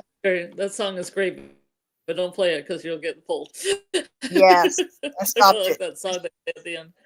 Yes, right before they start the song. I don't want to get pulled for copyright. But yeah, that's that. I loved how he was clearly just, it's like his outie, his innie self kind of showed up there. He was clean shaven and wearing a suit, and you could see himself. Super trippy. I very much enjoyed that scene. Yeah.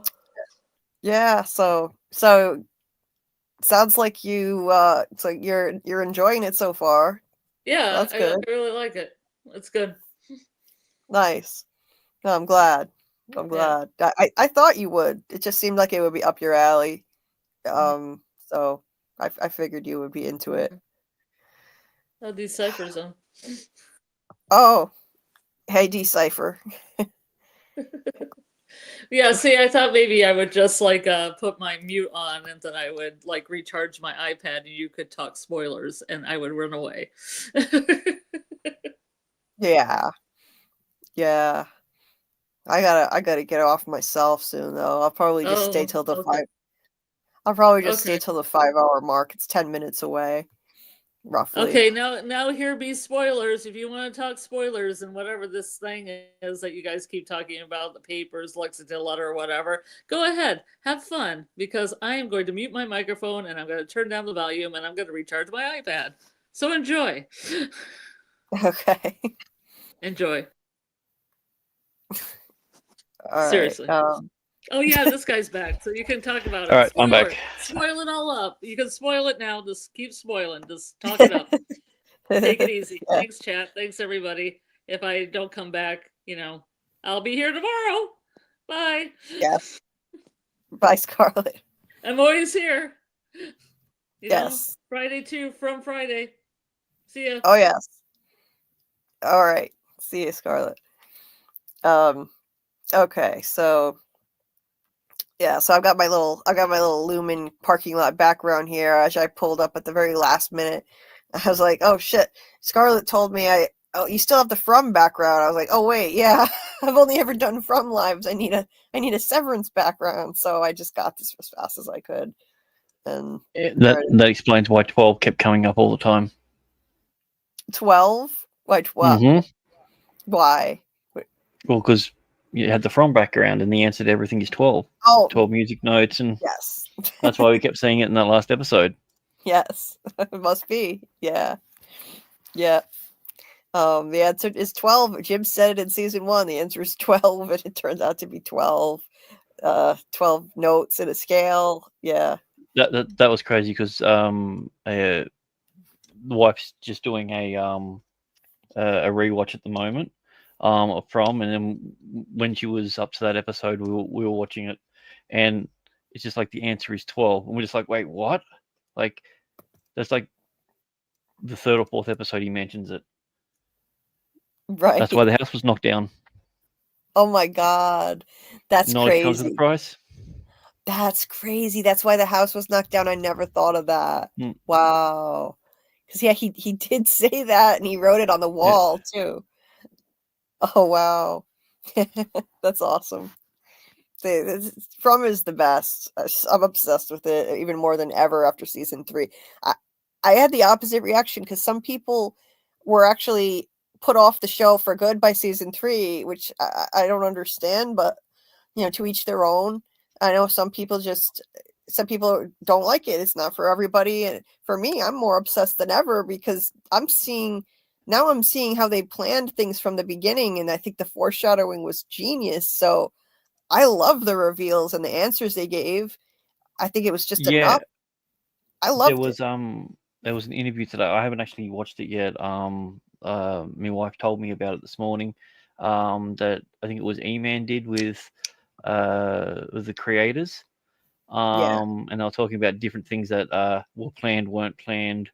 That came back into it, and I like the fact that they told us from the very beginning, it's going to be 5 seasons. We've got it planned out. This isn't what happened on Lost. Mm-hmm. And I'm like, good, because as someone who, I love Lost. I watched every episode multiple times. There was more than just a few questions left over. For me, still to this day, my biggest gripe with From is information sharing. There's no reason that everyone's keeping things to themselves. Right. It's a running joke with my friends and the missus and that when someone says something important, it's just like, I've got to go, Jim, because that's what Boyd said after Jim just let go all this information to him. He's like, no, I've just got to go. I've got to go. Yeah. Got to go, Jim. Oh God, I was just wanting to throw something through the TV. Like, you gotta be kidding. Jim finally told someone other than Tabitha about the voice on the radio. He told Boyd. Boyd says, I gotta go deal with some soap opera nonsense. That's what he had to go deal with. Really? Yeah. Really? Like, he had to go sit there while Tianchen mean mugged at him for 10 minutes. Like, come on. That pissed me off so much. But I understand, like, that's part of it. Like, they have to kind of keep this conceit going with the lack of information sharing. It kind of makes the whole thing work. It's why they can't make progress faster. They're standing in their own way. So I understand what they're doing. They know what they're doing writing it this way, but it's frustrating as viewers. It's very frustrating. I feel like they could at least share a little bit more than they're doing. But they don't. So it would be nice. As someone who obsesses too much over small details, it definitely helps when we get like a good answer gives us a few questions along with it. But I feel like they just kept piling up questions, and I was just like, that's where people were really starting to get I think what the word is. Not I'm gonna say frustrated, or it was just like episode 1 started off so good of season 3. Probably one of the best opening episodes for a series. Yes. And then we went to episode 2. Okay, that's right. Episode 3. Well, they're starting to do a little bit more, but nothing really happened. Episode 4. Okay, Tabitha's back. All right, Monsters are back. Cool. 5 through to 8. I can't remember individual things that happened in those episodes. Yeah. And I've watched them multiple times. The pacing, all I can remember was, oh my God, Jim's acting like Jim again. He's acting like a good dad. And then I went, oh, I know what that means. He's dead, Jim. Yeah, exactly. I knew that. I saw that coming a mile away.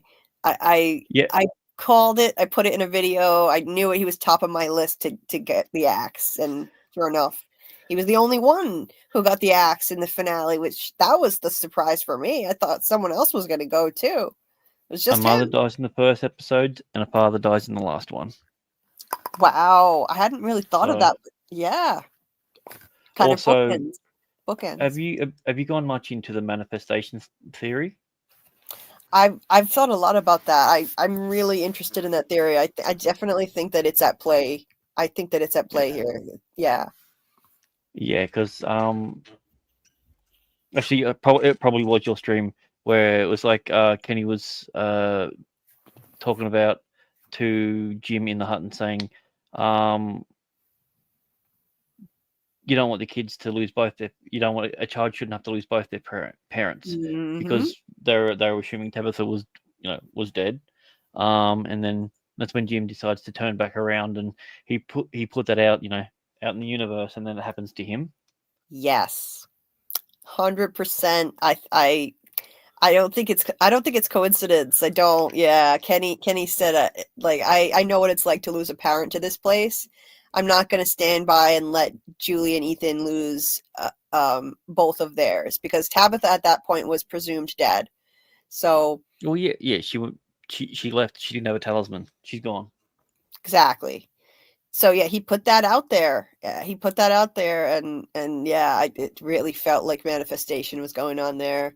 It felt like that, and it felt like the food turned up awfully suspiciously too.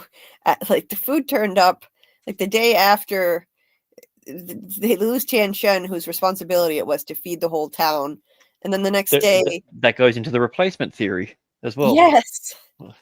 Jim finds a bunch of crops, and his words are literally like, "This is enough to feed the whole town." Who Yeah. fed the whole town? Tian Shen did before. Yeah. It's like a reward for the sacrifice of her. Well, I also like the theory that it's a video game. Mm, The further that you go out, you level up, the monsters level up. So Boyd said earlier on that the monsters used to just scream all the time, and they'd let you know when they were coming because you'd be able to hear them. So then, if you're hiding, you knew you were relatively safe because they were screaming. He gets an upgrade, the talisman, then they start being quiet. They yes. start moving slower. They start, Yep.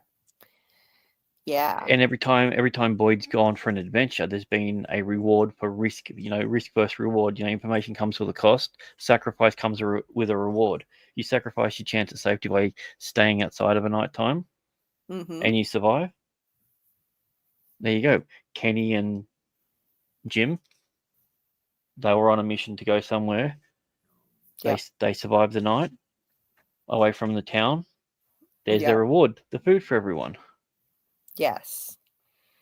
Yeah. Tabitha finally opens up about information and tells everyone about the town. The reward, Dale's dead. You see how it works? Yes. Yes. I completely agree with that. Yeah. So yeah, there's always knowledge comes with a cost, I think, is a theme that it keeps coming back. If you look back now, it wasn't just the death of Jim. It applies to other things too. And Tabitha shared that knowledge of what happened to her, and then Dale loses his life as a result. There's a cost to it every time. They gain something, Well, they lose something. Not only that put the whole kibosh on people going through it. From a writer's Yes. perspective, I get why they did it, but I hate those forced narratives because Mm, someone's going to go, you know what, I'm going to risk it. Maybe, so far we've had one person that survived, got out and come back, and one person that died. 50-50 chance. I'm willing to take that. oh, you're braver than me. I wouldn't do it. Yeah. Also, I'm not currently stuck in a town full of, Yeah. cicada monsters. I'm not 100% certain what you would call them, but yeah. Yeah. I couldn't They do it. are. There's so many theories, and I think the fact that they're pulling from so many different laws and mythologies. Mm-hmm. Yeah, someone described it, said it's like when a police officer writes a manifesto of a serial killer, but he's trying to disguise the fact, and make out that he's a copper because they know what the coppers think about. So, like, a police officer will delve into this. That's what the writers are doing to us. Yes. They know that they know that we're going to pinpoint every little thing. And the fact of the matter is, they've said time and time again that the answers are in the first episode. That the people know what it is. They've just got to work it out. It all starts at the beginning. And yeah, there's. I mean, as you know, with your, I don't know if it was your latest video or the one before, about the Jim and the monster and the time travel thing about the chromonocle and all that. Mm-hmm. They've. I never even thought of it like that. There's so much overly over foreshadowing to the point that I don't think we're going to get a satisfying ending because we've got so many theories. But Yeah. Yep. someone's going to be happy that they've got their theory right, and it's probably going to be our old mate Tony because he's got about 1 billion theories. So he'll Yeah. Throw everything at the wall and you know, something's going to stick. it's going to stick, yeah. Yeah. Something's going to stick. I mean, there's loads of foreshadowing if you look back now, loads of it. And I definitely think that they were foreshadowing the time travel that would eventually happen with Julie, with the whole Norman the finger puppet dying, Ethan saying, Yeah. "Bring him back, Julie, bring him back." Yeah. Yeah, that was the line where I'm like, oh yeah, I don't know if I really buy it, but that then when he's begging Julie bring him back, because I can guarantee he's going to use those exact words again. Yes. Yes. I think he might just change his tune because he just got done telling Julie that it doesn't work that way. Once you can't change a story once it's been told, because she wanted to go back and try to bring back Tian Shen and maybe even Thomas. But now that it's their dad, I could totally see him changing his mind, saying, Yeah. "Bring him back, Julie." Yeah. He misses Tian Chen's pancakes, but he misses his father more. Yes. Oh, hell yeah. Yeah. Absolutely. So, yeah, I think that, you know, they're throwing all these different mythologies into the show, into the mix.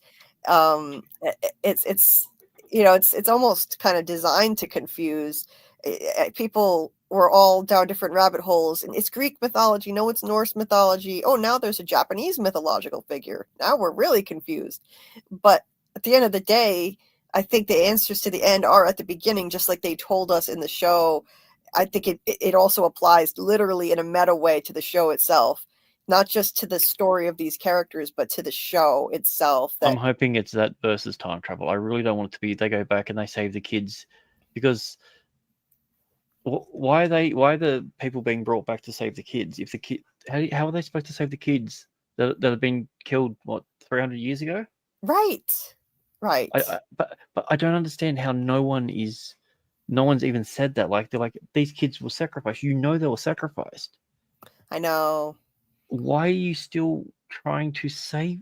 How do you save them? Like, I know. and also, I'm pretty sure Jade is my spirit animal, because the amount of times that he says stuff that I've said at the show in frustration, he's yeah. He more than ever in the finale, he was all of us. He was the voice of all of us, and he yelled up at the sky in frustration, like, "Why couldn't you just tell me that?" Like, we were just gonna sit here. If you have something to say other than "Ankui," we're gonna be waiting right here. You know why he said that? We're just gonna sit here and wait, because that's exactly what we're gonna do as fans. Mm-hmm. Yes. We've got no choice. Yes. Yeah. Absolutely. And you know something? Well, it's almost like he manifested more knowledge coming to him by yelling that at the sky. I mean, the kid didn't say something other than "Ankui," but he got answers after yelling up at the sky, saying, "Why couldn't you just tell me that?" You know, Jim. The reason that he couldn't tell him that was because knowledge comes with a price. Yeah. Knowledge comes with a price. So and Tabitha's the one that has to pay now. I think it's really about distracting her with trauma and grief. That's the only reason I can think of to take Jim Well, out. I'm assuming that the fact that they lost Thomas to begin with was a part of the original plan. I agree. Like as in yeah, because I feel like that the twist will be that it was actually the boy in white that killed Thomas because he needed her to be in a state where all she wanted to do was save a child. Yes.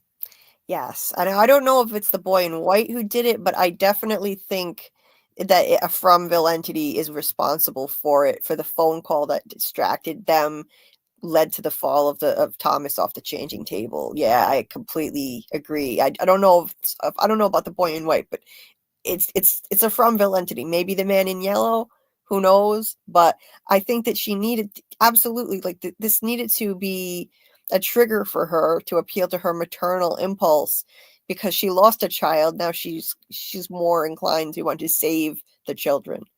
So, oh boy, though, if it is the boy in white, then he's even more Machiavellian than I'm thinking he is, because I think that he's trying to help end the cycle, but he sometimes may have to cause harm to people in order to do that. So if he's, I mean, it's possible he's trying to help end the cycle and save the children, and he did that by causing, this horrific thing, this horrific loss of a baby. So, Well, I mean, that would, as a parent, ooh, the idea of saving a kid from being killed or another parent going through what you did it's extremely motivating.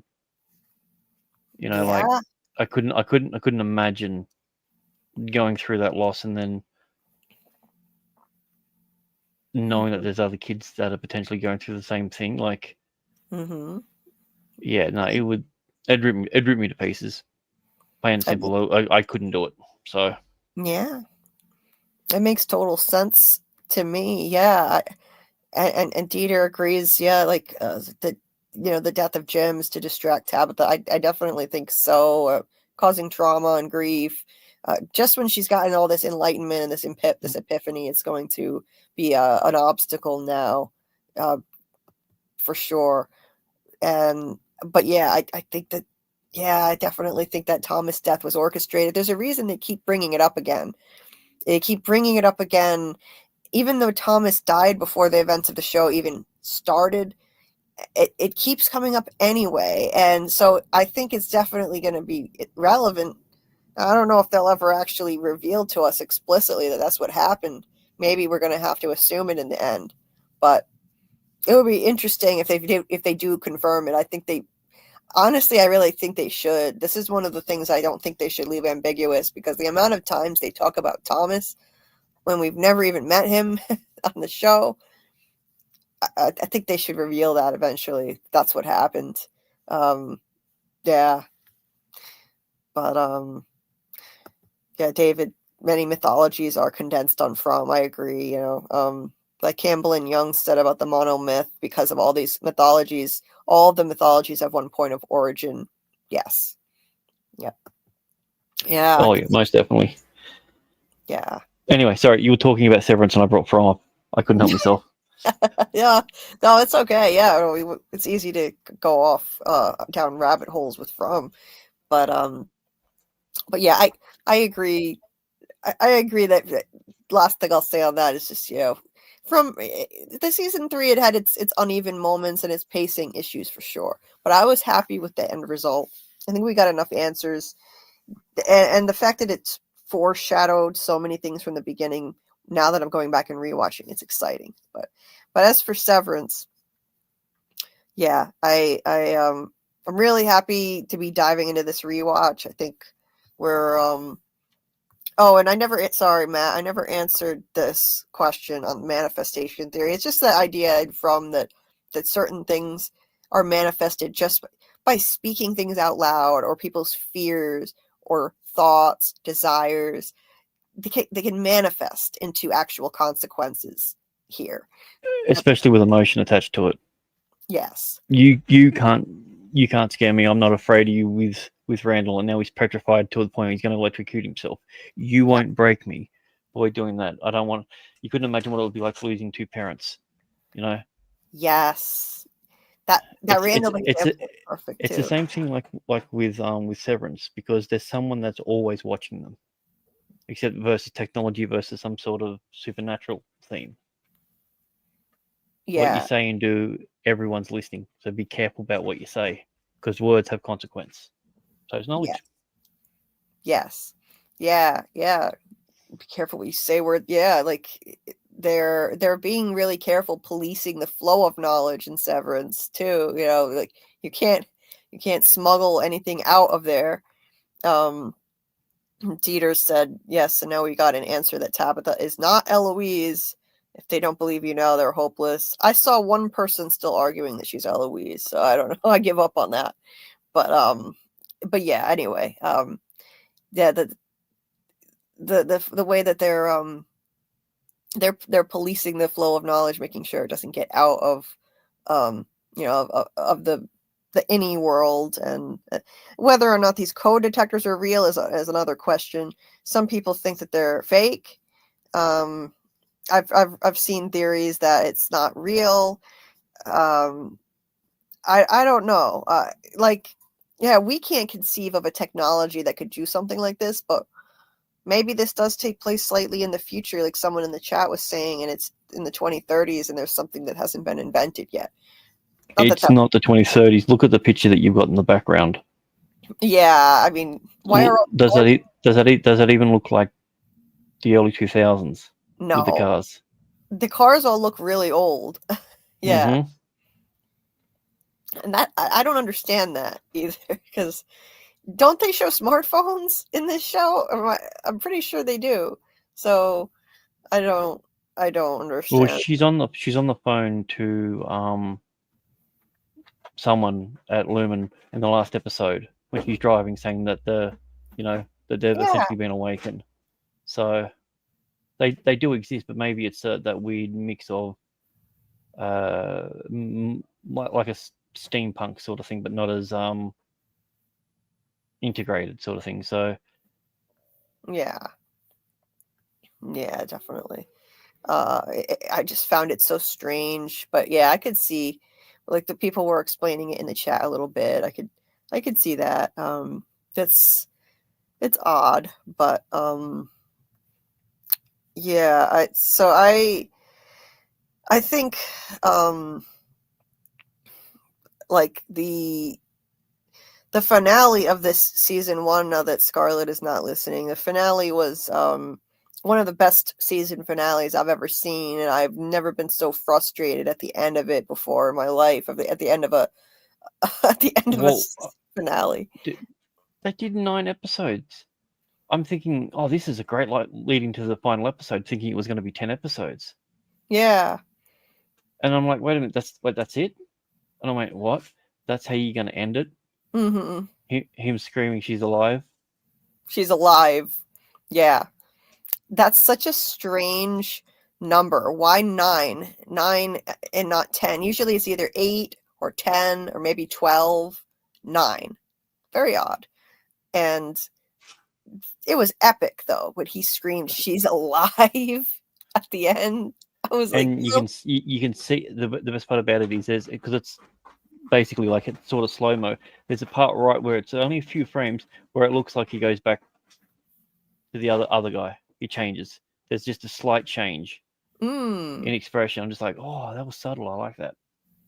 Yeah, that's interesting. Yeah, that's a great point. I like it. I've never. I'll be honest. When it comes to Adam Scott in anything, I've never really liked his performance in anything. Like the closest thing I'd say was The Good Place when he played a demon. Because I'm like, yeah, that's fitting for the character.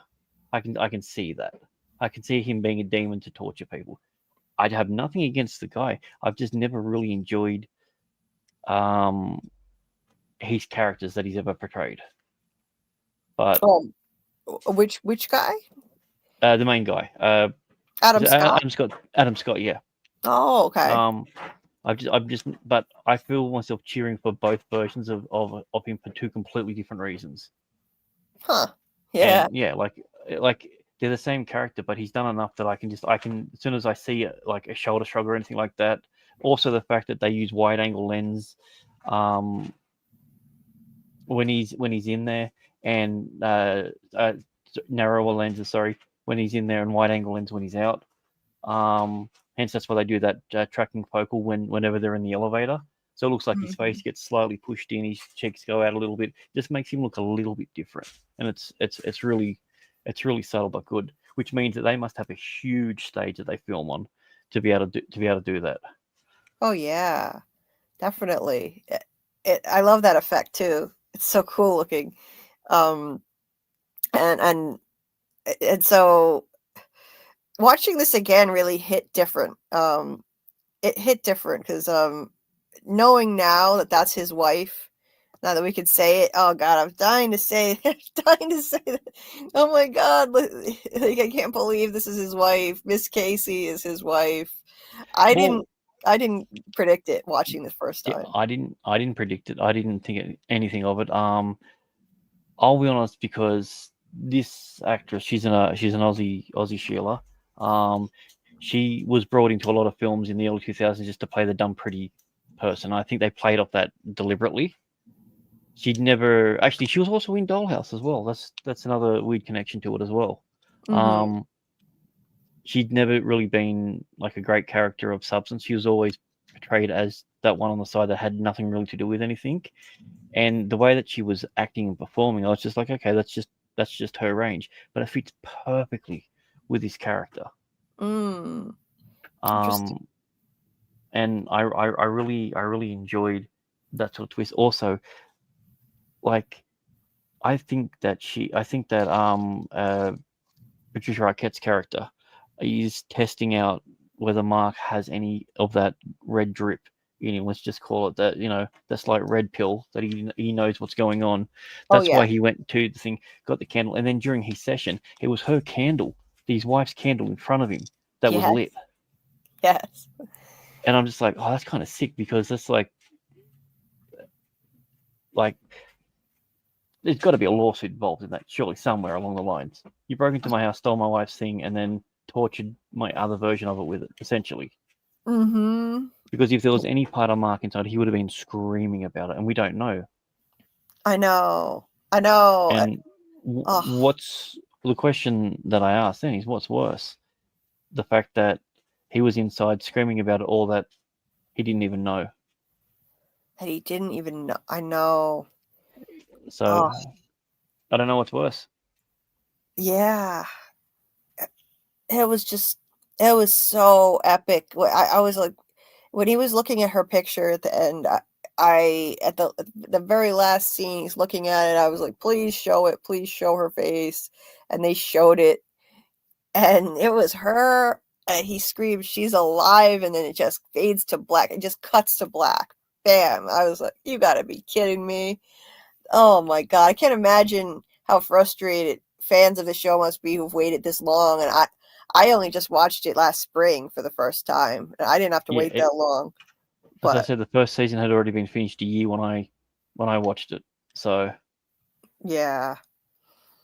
Oh, what a cliffhanger to end like that. Yeah. The entire finale was like, it was like the pace of it was so frenetic the entire time. It was nonstop excitement the entire thing, like their outie selves, their innie selves going out and discovering, the outside world, their outside lives, and poor Dylan is MVP the whole time, holding it down, literally. If there was ever a character that deserved that title for that was like, that just shows the motivation on what kids can do to a person. Like he had one hug with his kid, and the fact that he knew that his kid existed just completely rocked his entire world. Yes. It burst any bubble that he had. He used that dad bod strength that he has. He's got a little bit more than a dad bod, but he definitely used that to I mean, if you're gonna get someone to do that, get Arturo in there. He's tall, he's got long arms, like he's gonna be able to reach. But that's why I think that talking about the that little bit of the outside person bleeding in. I think that part of that would be personality, sexuality, because as we saw with him when he, I can't remember what Christopher Walken's character's name is, but he looked like he had Bert. he looked like he had a husband on the outside as Yeah. well. So Yeah, Bert looks like he has yeah, a partner, so hmm and a husband, so yeah. and as weird as it was seeing two old men touching hands, there was something that you were just inadvertently just rooting for them, Oh and God, it was yeah. it was the weirdest feeling with it. I'm just like, I don't want to see them. I don't want to see them kiss or do anything, but I hope they do. That's what that show. This is what the show does. It makes you go, well, what else do they have? Give them something, Right. you know. Yeah. I felt so bad like when they made Bert retire and they were separating these two, like they were so sweet together. It was so sad. Like to separate them like that. And that's when Irving, he's fully disillusioned now. I love how Irving just he I completely changes. I think he never did, and as I said, I think that the part of him, because we're led to believe that he's just miraculously dreaming of this dark hallway that happens to be in there. So he's one of the ones who it didn't quite take to. So I think that he's fully aware of this whole thing being, I'm going to call it a simulation or whatever it was, but it's something that's not real, and he's just been waiting for that confirmation. So he's played everything by the book to make sure, you know.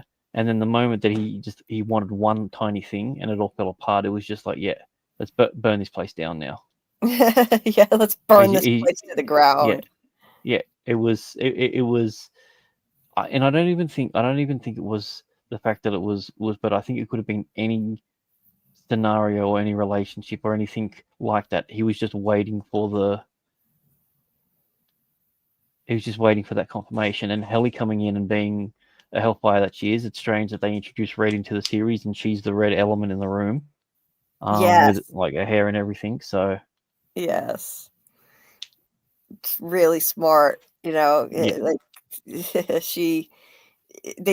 was a deliberate choice for sure. That actress doesn't normally even have her hair dyed red, so like they did that for the show, of course.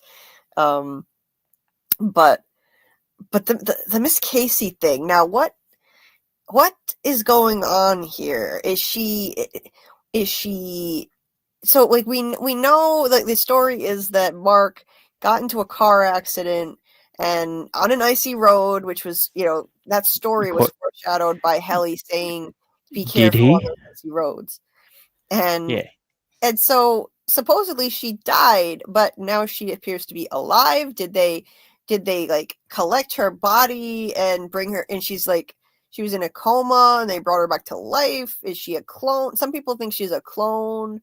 Like, I don't like the idea of. I think if it's the clone theory is the same reason that I don't like the time travel in From.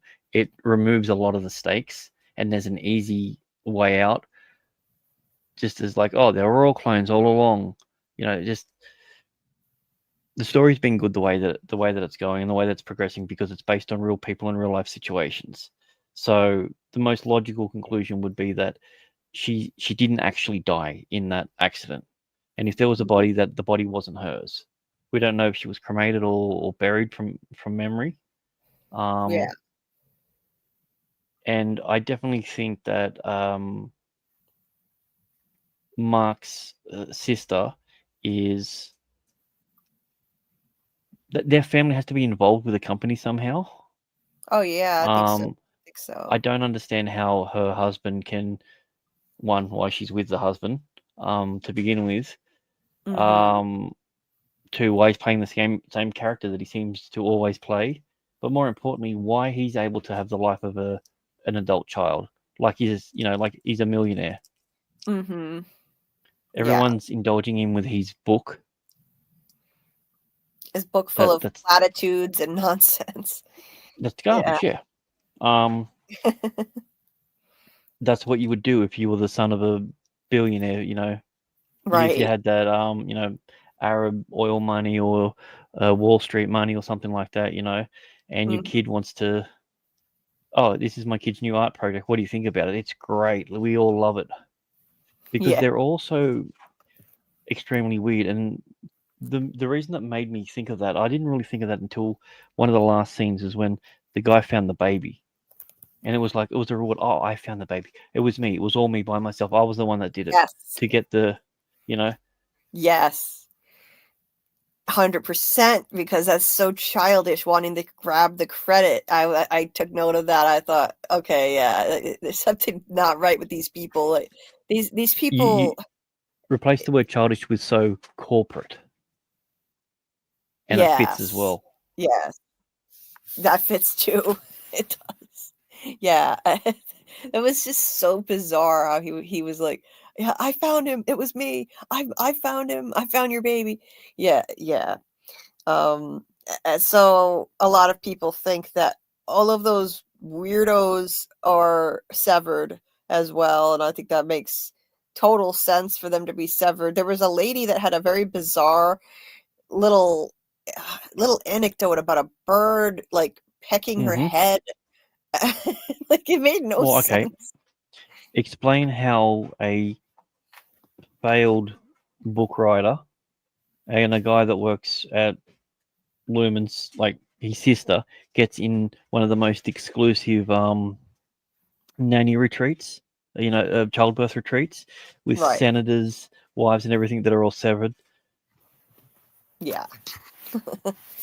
There's something not right here. It's Yeah, suspicious. it also shows that the technology is outside of the company as well. That it's Yeah. not just locked into that one. Oh, absolutely. It's not just the company. It's Yeah. more than that. It could be like the entire town. The town is called Kier.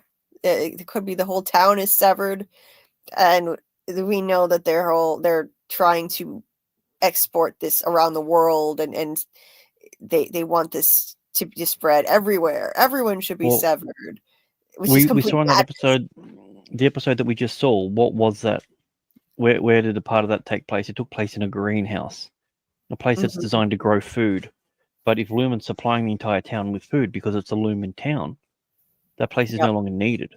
They're just going to drive stuff in. Like, it makes sense that the whole town is a plant-based purely and simply on what it is. And also, we never see people going in and out of these cars. They're just the No. car park's always full. That's so strange to me. It's like a ghost town parking lot. You never Mhm. see anything, any movement in these overhead shots. Yeah. Even when it was the nighttime one, when they did the nighttime shot, when they were setting up for the gala, Mhm. they were already in the building. They were already there. Yeah. They were. So what is it? So I'm wondering then, what do you think that means? Like, why are there why is there no movement in the parking lot? I don't know. I just think that there's a lot of things that are for show. Yeah. And they put on a big show and tell for Helly. Hell yeah. And I kind of feel like they're doing the same thing for Mark, because we know that what's his name has the other two have a life outside of it, because we saw a small part of it, but we've only really seen the two Marks. Mhm. They're the ones that we've got to know. So why is he so important that the person who is essentially in charge of this entire facility is living next door to him, placating to him on her Mhm. time off, Yeah. while also having a shrine in there, and also seemingly willing to burn the place down when things don't go right. Yeah.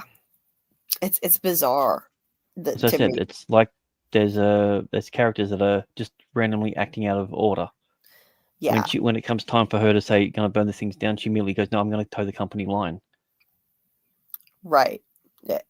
I yeah, I think that so the way I look at that is there's the cult of Kier, which is like the original philosophy of Kier in its purest form, and then there is what Lumen has done to Kier's philosophy, kind of corrupted it, bastardized it, corporatized it, and I think that like I'm going with the theory that Harmony is, Cobell is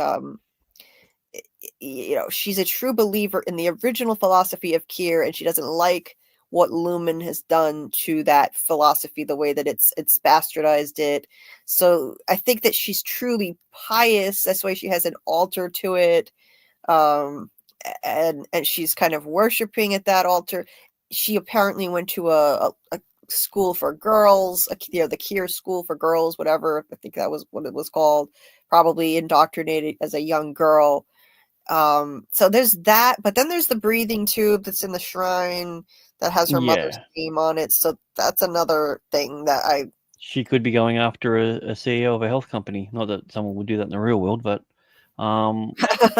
yeah, that would never happen.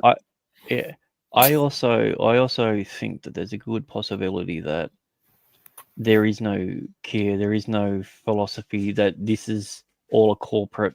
It was always a corporate thing from the beginning. It's very anti-corporate, very anti. I don't say anti-capitalism because it's not showing the dangers of capitalism, because it's not even that. It's isolationism more than anything. Yeah, more cult-like behaviors. Right. So yeah. So I'm thinking this for me. As soon as I was watching, I think 3 or 4 episodes, and I'm just like, oh, okay, so this is an anti-Scientology thing, because they're building everything up like that, but just on the more hidden level. They got the same rules and regulations and indoctrination theories, and when someone's out, they're shunned or they're pushed away or they're spied upon. And I'm like, okay, so this is the angle that they're going with. But instead of coming out as a religion, they're coming out as a corporation. Right. Yeah, I could see that too. That, it could just all be that propaganda. Perhaps that was all made up to begin with. That it was never a cult in the first place. It's just propaganda, pure propaganda. That could be the case too.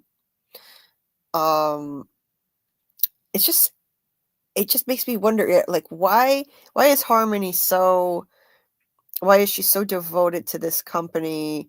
And then she even when they fire her, and she should be furious at them, and I was thinking at that point, like, maybe she's going to turn on them now. She did trash her shrine. Well, she was upset. Like we saw a fit of rage to it. Right. But then she went back and helped them. Did you think that she was going to go back and help them? I mean, she went back to try to stop Helly from revealing everything. Isn't that what she was doing? Like, she, Harmony went back and she realized that the innies had made it out. All right. Do you think that was her intent, though? I don't know why else. I mean, she raced over there it seemed like it was to try to stop Helly from, maybe not. I mean, it seemed like her intent was to go try and stop Helly from exposing everything once she found out that the innies were out, that they made it out. But I don't know. Initially, I was just like, oh, that's smart. She's using this little slip up as a way to get back in, and also it could be the last line of defense that she had, having 2 completely different names and everything. So if she ever hears that name out in the real world, she knows that something's happened. So maybe that, I don't know, like they deliberately leave things open and give us enough clues to make us go, yep, could be something. Yeah, she's a real puzzle trying to figure her out. I'm trying to figure out her motivations. I remember watching the finale being so surprised that she, after being fired like that, rushed over to, go after Helly, and It's like, okay, what's going on here? This company just fired you. You trashed your shrine. You were furious, and now you're racing over there, seemingly to help them. So That's a bit weird. What, do you got a chip in your head? yeah, maybe it's because she's severed and she just she wasn't in control of what she was doing. Because See, I'd she like to seems think that the guys that work from the scary looking ones, they're all like death row inmates that have been severed, but are being told, all right, when you don't toe the line, you're going back to die. You're on death oh row. wow. That's Wait, that's why we never see them anywhere else. That's why they take the thing so seriously, and they also are aware of what they're capable of at the same time. oh, that would be wild. That's an interesting theory. Because it would make Yeah, perfect sense that I always forget the black guy's name. Milchik. Milch, yeah, it's such a weird. I keep going militant. I'm just like, no, that's not quite right. But maybe there's something to do with it with that name. Yeah. The way in which he's able to blend to the normal thing and almost artificially push. No, this is normal. This is what humans do. I mean, we do. Time to smile, do that, obey the rules. And he's kind of built, even though he's trying to hide it a little bit. So it's I get a lot of Dexter vibes from him. Yeah. Yeah. That he's another puzzle trying to figure him out too, because there's Yeah. something so unsettling about him. So if someone is permanently severed, would you consider them an innie or an outie? You're kind of, I don't know, you're uh maybe it just permanently severs you from who you were originally, and you're just permanently an innie. Maybe that's what it is. Yeah, and the company, as you can see, they can mold them to what they want. Right. That would make sense if that were the case for him. I could see that with him. Because there's just something so bizarre about him and his demeanor and his creepy smiling, he's and the thing about him is he's always kind of the same no matter who he's with, whether he's with the innies or the outies.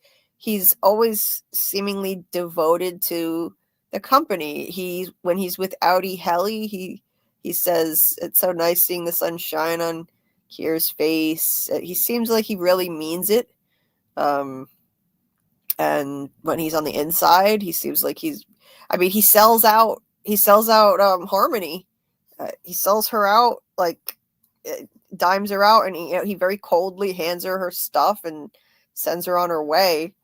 It seems like he's kind of brainwashed completely. So yeah, maybe he's a permanent innie. He has no trace of who he originally was. It would explain a lot when it comes to him, because there's something bizarre about him. I'm looking forward to the episode with the defiant jazz scene, because I loved watching him dancing and then Dylan attacks him.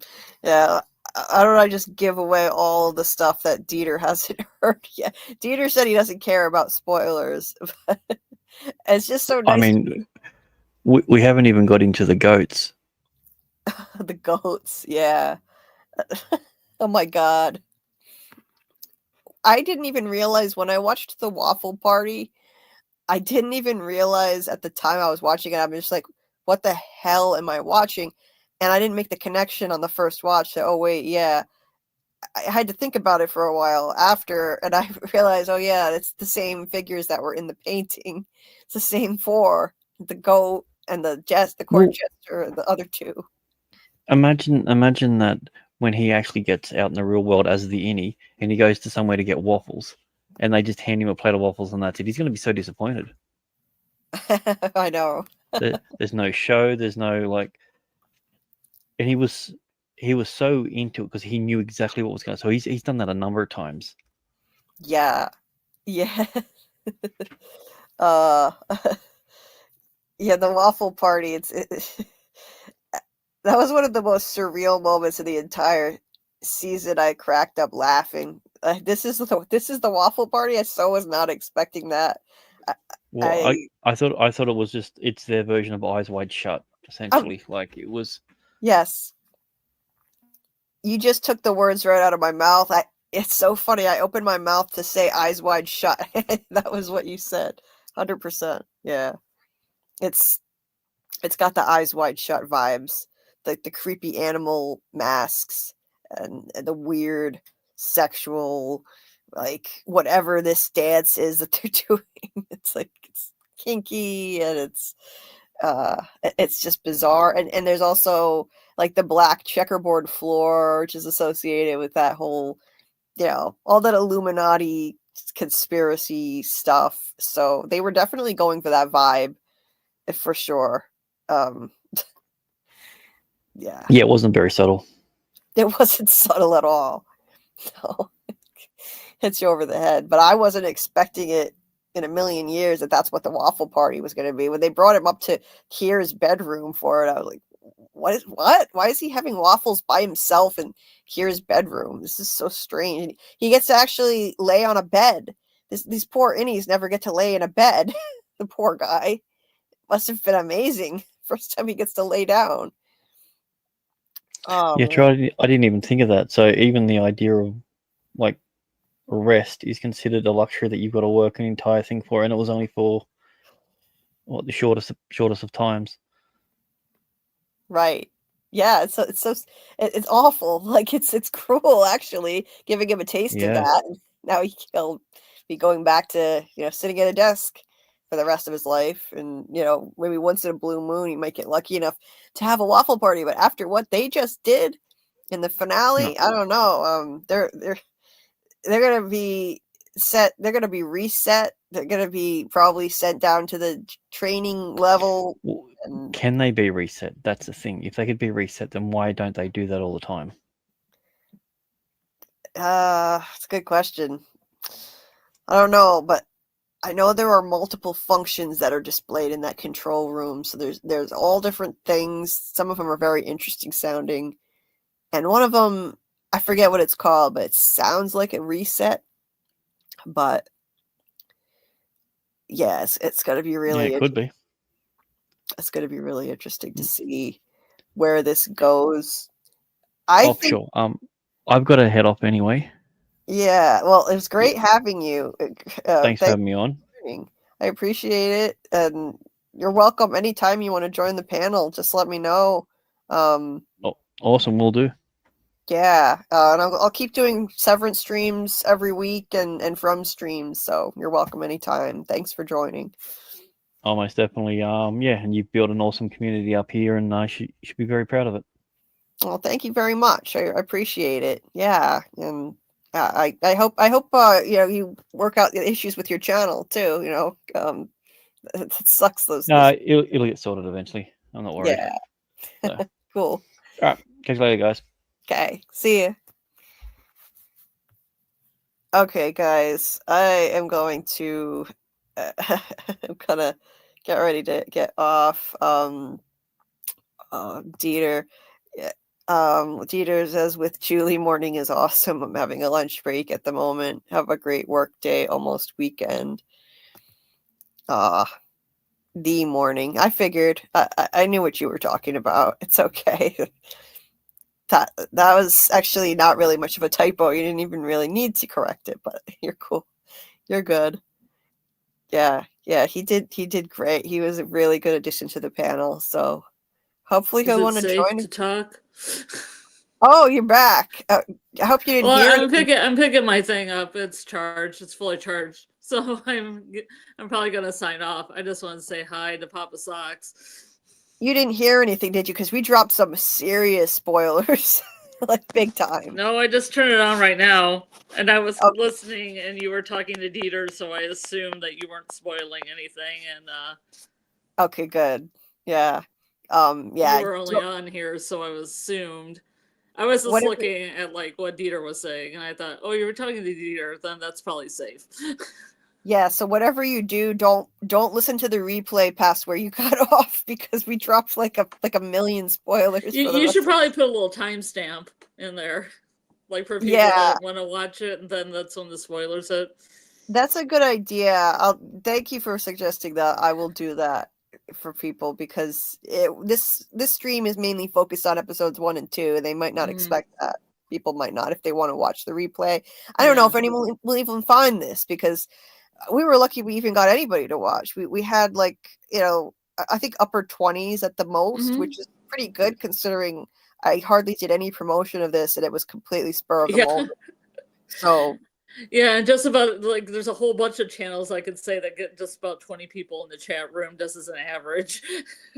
Yeah. So I mean that's not bad for a first stream, which was completely impromptu. That's pretty good. There are some people that just get less than 10 on a first stream. Yeah, and then some people will see it, and hopefully we'll get more interest, and it'll go around. Watch party. I'll actually make effort to promote it this time. This snuck up on me this week, but I'll do better at promoting it. But Papa Socks wants to know what Severance is about. Just in a nutshell, it's just about a company that employs a procedure where people agree to this. They actually legally agree to it. They have a procedure done on them that severs their work persona from their outside work persona. So when you're at work, you can't remember anything about your life outside of work. When you're outside work, you can't remember anything about your work life. So it's like you're a completely different person. And so there's a whole mystery around that. What do they do at this company? Why are they doing this? Why do these people even choose to do this? You don't even there's so many questions. And even talking about it doesn't do it justice. Watching an episode, you can see how colorful it is. There's also dry humor. There's a lot of humor in it, along with mystery. And so I highly recommend it. I recommend the show to everybody. It's a great show. But that's it in a nutshell. Didn't hear anything. What spoilers? There were a lot. I warned you though. You knew it was, but he said he didn't mind that there were spoilers. But he was warned. We said we were going to be talking spoilers. But yeah, that's fine. I was off doing other things, so I do not care. But I like this. But I like this format though. That like I said earlier, there are a lot of fun podcasts I've heard where one person has seen a show and one person has not, and then they discuss it together. And then, so the one who's seen it, I just give you my perspective of what I was thinking at the time when I watched it the first time. This is what I was thinking. So I still am able to talk. I just do that. And so it works. I think it's a cool format to have. So I like that. It's like the same thing when people have a channel and they get screeners, but then they write down how they feel and they do the videos week to week like that. So it isn't like they know. Right. Yeah, exactly. Yeah, it's kind of like that. Yeah. Dieter couldn't follow. Yeah. It was like, so is that confusing, Dieter? Yeah, it wouldn't make describing and he just tuned out. He's like, okay, this is too much blunt. It wouldn't make any sense at all to you unless you've seen more of the show. So it wouldn't make any sense. It probably sounded like we were speaking Greek. So it's probably like how when I explain From to my boyfriend who doesn't watch it, and he just gets confused half the time from what I say. Yeah. Right. Yeah. Out of context, it's sometimes it doesn't make any sense. So yeah, you're welcome, Papa Socks. Yeah, check out the first 2 episodes and watch this. Yeah. Yeah. Tell check your friends. And tell we're gonna children, tell the elderly, tell the insane. Yes. Yeah, that's the children. That's a joke from the episode, Papa Sock. You were wondering. It's a joke from the episode, but there's a lot of jokes. Yes. Yeah, Patricia Arquette, she's phenomenal in this show. So if you love Patricia Arquette, you definitely have to check out this show. It's a fantastic performance. Amazing. Humble Beginnings in Nightmare on Elm Street 3. Oh wow. I know that's where she started. That's funny. But we're doing watch parties every Thursday night. So if you don't want to go through it too quick, you just want to watch the first 2 episodes, which we just watched last night, then next week we're doing what, 3 and 4? Is that the plan? We're gonna do 3 and 4. We'll do episodes 3 and 4 in the Discord next Thursday, in my Discord, 10 p.m. Eastern, and then we'll do another live and talk about it. So yeah, I've got to publicize it more. Dieter said maybe if I see the next episodes, I'll understand it better. It's more about therapy the past weeks. Oh well, I'm glad this can help and be therapeutic for you, Dieter. Glad it can help, and at least you got to watch. I think you said you watched episode 1, so some of it made sense. That's what we were talking about. I might keep this background. I kind of like this Lumen parking lot. Yeah, it looks kind of cool with 3 speakers because it looks like a face. You're right. Yeah, I did kind of look like a face. Mm-hmm. Yeah. All right. Well, when I look at it on my TV, they're more circular, so it looks like 2 eyes and a mouth. Yeah. When Nice. the other guy was on, I can't remember his name. It wasn't that long ago. The guy that just left. Yes, the guy that just left, that literally just left, and I can't remember his name. Mr. Gregory. Yeah. Yeah, when he was over, he was on the right and you were on the left, so you look like eyeballs, and then my envelope was at the bottom, looked like a mouth. Yeah. That's funny. Yeah, and you can see him in the middle too. You can see Adam Scott walking in the middle too, which is kind of nice. I thought that too when I first selected this as a background. I didn't notice that at first, and then I spotted it once we were live, which is neat. I like that. Yeah. Oh, you're getting top of the morning. Yeah. Top of the morning to you, Joshua. We're just about to sign off, and nice to see you as always. You're always coming in when we're winding down. But you're an early riser too. You're in my time zone. You're in Maine. Jeez. You're getting up when I'm going to sleep. I'm backwards though. I'm living like a vampire. I sleep like an old man.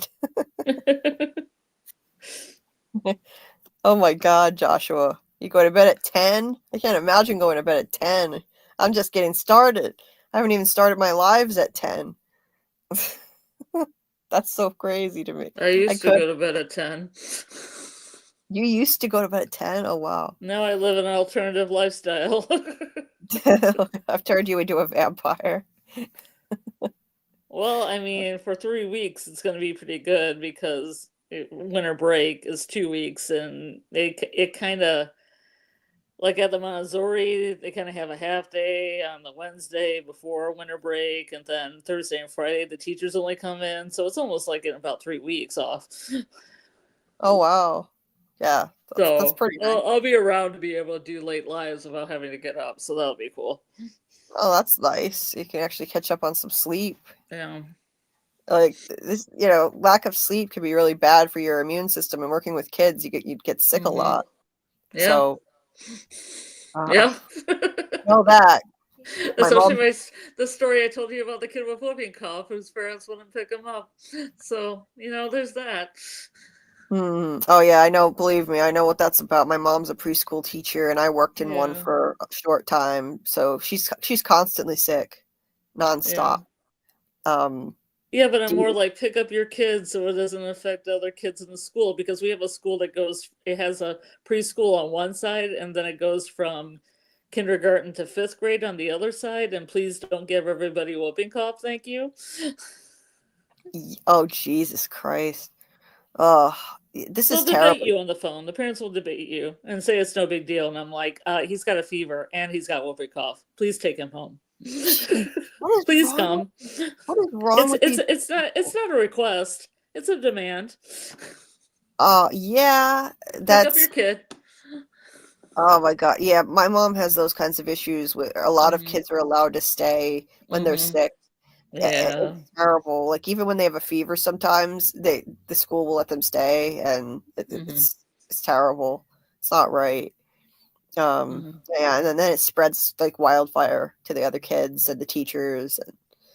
And yeah, Dieter said with a mask, so you breathe constantly and don't wake up every few seconds. Oh, with sleeping. Is that what you mean? I don't know what you mean by that.